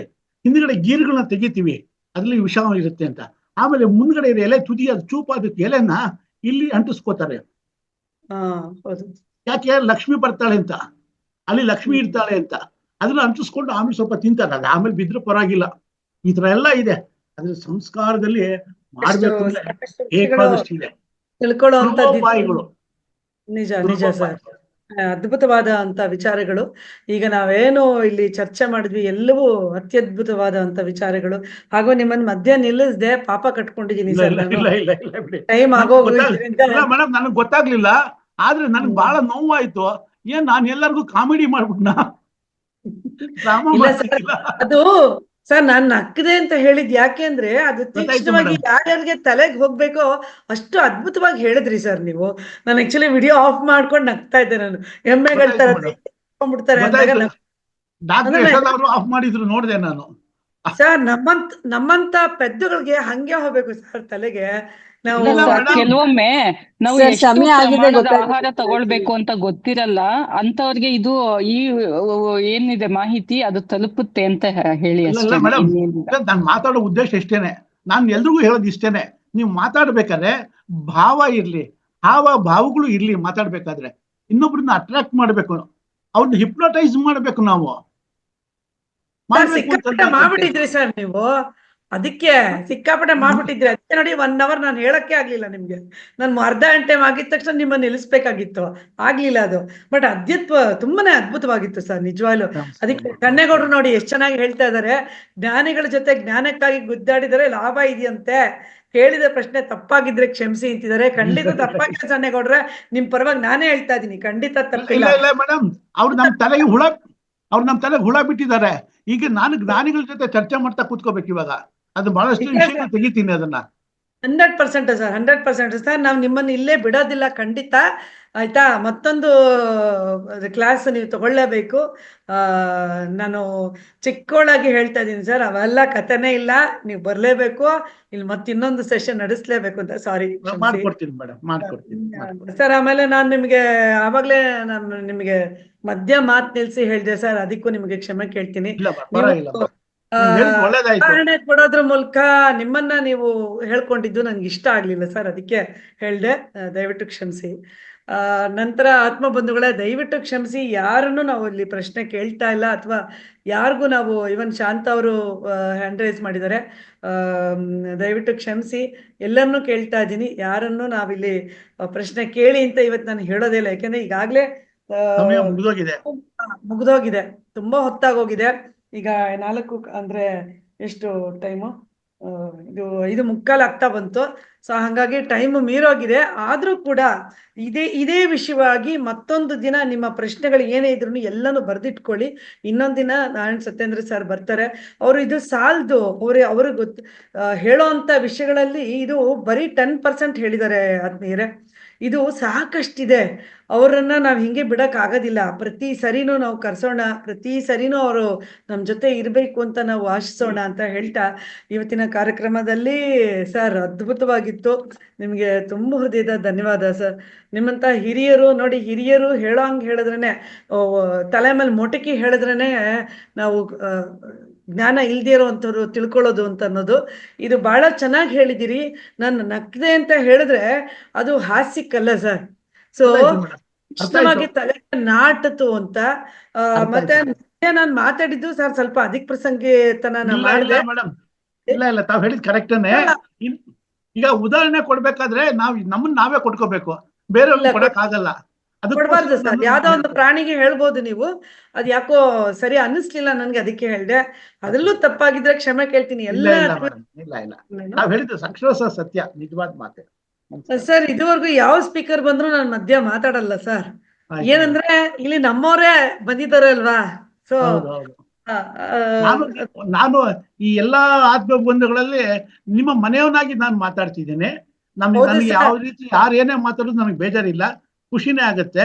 ಯಾಕೆಂದ್ರೆ ನಮ್ಮ ಮನೆ ಮಕ್ಕಳುಗಳು ಮಾತಾಡಿದಾಗ ನಾವು ಕೋಪ ಮಾಡ್ಕೋತೀವ? ಭಾವನಾತ್ಮಕ ಸಂಬಂಧ ಸರ್. ಹಾಗಾಗಿ ನೀವು ಅದನ್ನ ಉದಾಹರಣೆ ತಗೊಂಡಾಗ ಎಲ್ಲರಿಗೂ ಭಾವನಾತ್ಮಕವಾಗಿ ನೋವಾಗಿರುತ್ತೆ. ಯಾವಾಗ್ಲೂ ನಾವು ಹಾಗೆ ಇರೋಣ. ಯಾವ್ದೀಗ ಇನ್ನೊಂದು, ನಾವು ಇಷ್ಟೆಲ್ಲ ನಾವು ಕಲ್ತ್ಕೊಂಡಿದೀವಿ, ಈ ಚಕ್ರಗಳ ಬಗ್ಗೆ ಎಲ್ಲ ತಿಳ್ಕೊಂಡಿದೀವಿ, ಮಾಡಿದೀವಿ ಅಂದಾಗ ಕೋಪ ಅನ್ನೋದು ಇರಬಾರ್ದು, ಇನ್ನೊಬ್ಬರ ಬಗ್ಗೆ ದ್ವೇಷ ಇರಬಾರ್ದು, ಇನ್ನೊಬ್ಬರ ಬಗ್ಗೆ ಮರುಕ ಇರಬೇಕು, ಅನುಕಂಪ ಇರಬೇಕು, ಪ್ರೀತಿ ಇರಬೇಕು, ವಿಶ್ವಾಸ ಇರಬೇಕು. ನನ್ನ ಬಗ್ಗೆ ಯಾರಾದ್ರೂ ಕೆಟ್ಟದಾಗ ಮಾತಾಡಿದ್ರೆ ನಾವು ಬಿಟ್ಬಿಡ್ಬೇಕು. ನಾವು ಚಲ್ನೆದು ದುನಿಯಾ ಜೀನದು. ಸಾಮಾನ್ಯವಾಗಿ ಯಾರ ಬಗ್ಗೆನೂ ನಾನಂತೂ ಕೆಟ್ಟದಾಗ ಮಾತಾಡಿಲ್ಲ ಸರ್, ಮಾತಾಡಲ್ಲ ಸರ್. ಇಲ್ಲ ನೀವು ಆತರ ಮಾಡೋರೇ ಅಲ್ಲ. ನೀವ್ ಹೇಳ್ಬೇಕು ಅಂತಂದ್ರೆ ಅಂದ್ರಕ್ಕೂ ಮಂಚುವಾಡು ಅನ್ನೋ ತರ ಎಲ್ರಿಗೂ ಒಳ್ಳೆಯವರಾಗೇ ಇರ್ತೀರಾ. ಹಾಗಾಗಿ ನಿಮ್ ಬಗ್ಗೆ ನಾನೇನ್ ಮಾತಾಡೋದೇ ಇಲ್ಲ. ನಮಸ್ಕಾರ. ಕ್ಷಮಿಸಿ ಸರ್. ಧನ್ಯವಾದ ಸರ್. ನಿಮಗೆ ತುಂಬಾ ಅದ್ಭುತವಾದ ಒಂದು ಸೆಷನ್ ಇವತ್ತು. ಬಹಳ ವಿಷಯಗಳು, ಆದ್ರೂ ಎಷ್ಟೊಂದು ವಿಷಯಗಳು ಕೇಳೋದಿದೆ. ಇವಾಗ ಸಿಕ್ಕಾಪಟ್ಟೆ ಇದೆ ಸರ್. ನಾನು ಬರ್ಕೊಂಡಿದ್ದೀನಿ. ಎಲ್ಲರಿಗೂ ತುಂಬಾ ಪ್ರಶ್ನೆಗಳಿವೆ, ಆದ್ರೆ ಇವತ್ತು ಸಾಧ್ಯವಾಗದೇ ಇರೋದ್ರಿಂದ ಮತ್ತೊಂದು ದಿನ ಇದನ್ನ ಕಂಟಿನ್ಯೂ ಮಾಡೋಣ ಅಂತ ಹೇಳ್ತಾ ಮಾಡ್ಕೊಂಬಿಡ. ಓಕೆ ಬಂಧುಗಳಿಗೆ ಪ್ರೀತಿ ಪೂರ್ವಕವಾದ ನಮಸ್ಕಾರ. ಎಲ್ರಿಗೂ Okay. ಮತ್ತೊಮ್ಮೆ ಕ್ಷಮೆ ಕೇಳ್ತೀನಿ. ಇವತ್ತು ಯಾರನ್ನು ನಾನು ಪ್ರಶ್ನೆ ಕೇಳಿ ಅಂತ ನಾನು ಒತ್ತಾಯಿಸ್ಲಿಲ್ಲ ಅಥವಾ ಕೇಳಿ ಅಂತ ಹೇಳಲೂ ಇಲ್ಲ. ಹಾಗೂ ಕೇಳಕ್ ಬಂದವ್ರನ್ನು ಕೂಡ ನಾನು ತಡೆ ಹಿಡ್ದಿದ್ದೀನಿ. ಅದಕ್ಕೆ ಕ್ಷಮೆ ಇರಲಿ ಅಂತ ಹೇಳ್ತಾ ಇಂಥ ಅದ್ಭುತವಾದ ಒಂದು ಜ್ಞಾನವಂತರು ಅಂತ ಹೇಳ್ಬೋದು, ಜ್ಞಾನದ ಕಣಿ ಅಂತ ಹೇಳ್ಬೋದು ನಾರಾಯಣ ಸತ್ಯೇಂದ್ರ ಕುಮಾರ್ ಸರ್ ಅವ್ರನ್ನ. ಸೊ ಹಾಗಾಗಿ ಅವರು ಸದಾಕಾಲ ನಮಗೊಂದಷ್ಟು ಈ ಥರ ತಲೆ ಮೇಲೆ ಮೊಟಕಿ ಹೇಳೋವಂಥ ಒಂದು ಅವಕಾಶನ ನಾವೇ ಕಲ್ಪಿಸ್ಕೊಳ್ಳೋಣ ಅಂತ ಹೇಳ್ತಾ ಎಲ್ಲ ಆತ್ಮ ಬಂಧುಗಳಿಗೆ ಪ್ರೀತಿಪೂರ್ವಕವಾದ ನಮಸ್ಕಾರಗಳು. ಮತ್ತೆ ನಿಮಗೂ ಅಭಿನಂದನೆಗಳು ಸರ್. ನಿಮಗೆ ನಾಳೆ ನೀವೊಂದು ಅದ್ಭುತವಾದ ಒಂದು ಕಾರ್ಯಕ್ರಮಕ್ಕೆ ಹೋಗ್ತಿದ್ದೀರಾ ಗೆಸ್ಟ್ ಆಗಿ. ಒಳ್ಳೇದಾಗ್ಲಿ ನಿಮಗೆ ಅಂತ ಹೇಳ್ತಾ ಯಶೋಧ ಅವ್ರಿಗೂ ಕೂಡ ಧನ್ಯವಾದ. ಒಳ್ಳೆ ಬೊಜ್ಜಿನ ಬಗ್ಗೆ ಸಾಕಷ್ಟು ವಿಷಯಗಳನ್ನ ತಿಳಿಸ್ಕೊಟ್ಟಿದ್ದೀರಿ. ಧನ್ಯವಾದ ನಿಮಗೆ. ಆಮೇಲೆ ಮತ್ತೊಮ್ಮೆ ಎಲ್ಲ ನನ್ನ ಆತ್ಮ ಬಂಧುಗಳಲ್ಲಿ ಕ್ಷಮೆ ಕೇಳ್ತಾ ಇದ್ದೀನಿ. ಯಾಕೆಂದ್ರೆ ಯಾರನ್ನು ಪ್ರಶ್ನೆ ಕೇಳಲಿಲ್ಲ ಅಥವಾ ನಿಮ್ಗೆ ಯಾರಿಗೂ ಮಾತಾಡಕ್ ಬಿಡ್ಲಿಲ್ಲ, ನಾನೇ ಮಾತಾಡ್ತಾ ಇದ್ದೀನಿ. ನಿಮ್ಮೆಲ್ರಿಗೂ ಪ್ರೀತಿಯಿಂದ ಹೇಳ್ತಾ ಇದ್ದೀನಿ, ಯಾರು ತಪ್ಪಾಗಿ ಭಾವಿಸ್ಬೇಡಿ. ಮುಂದಿನ ತರಗತಿಯಲ್ಲಿ ಖಂಡಿತ ಎಲ್ಲರೂ ಒಟ್ಟಾಗಿ ಮಾತಾಡೋಣ. ಇಲ್ಲಿ ಯಾರು ಪ್ರಶ್ನೆ ಕೇಳಿ ನಾವು ಉತ್ತರ ಹೇಳ್ತೀವಿ ಅನ್ನೋದಲ್ಲ, ಇಲ್ಲಿ ಚರ್ಚೆ, ಆರೋಗ್ಯಕರವಾದಂಥ ಒಂದು ಚರ್ಚೆ ನಡಿಬೇಕು ಅನ್ನೋದಷ್ಟೇ ನನ್ನ ಭಾವನೆ. ಸೊ ಎಲ್ಲರೂ ಒಂದಷ್ಟು ಗೊತ್ತಿಲ್ಲ ಅಂತಂದ್ರೆ ಇನ್ನೊಂದಷ್ಟರಲ್ಲಿ ಪರಿಣಿತರಿಯನ್ನು ಹೊಂದಿರ್ತಾರೆ ಪ್ರತಿಯೊಬ್ರು ಕೂಡ. ಯಾರಿಗೂ ಏನೂ ಗೊತ್ತಿಲ್ಲ ಅನ್ನುವಂತಹ ಮನುಷ್ಯರು ಇಲ್ಲವೇ ಇಲ್ಲ ಅಂತ ನನ್ನ ಭಾವನೆ. ಎಲ್ಲ ಜ್ಞಾನವಂತರು ಇಲ್ಲಿರೋಂಥವ್ರಿಗೆ ಎಲ್ಲರಿಗೂ ನಮಸ್ಕಾರಗಳನ್ನ ಹೇಳ್ತೀನಿ. ಧನ್ಯೋಸ್ಮಿ. ಓಕೆ, ಇವತ್ತಿನ ಕಾರ್ಯಕ್ರಮವನ್ನ ಸಂಪನ್ನಗೊಳಿಸ್ತಾ ಇದ್ದೀನಿ. ನಮಸ್ಕಾರ ಎಲ್ಲರಿಗೂ.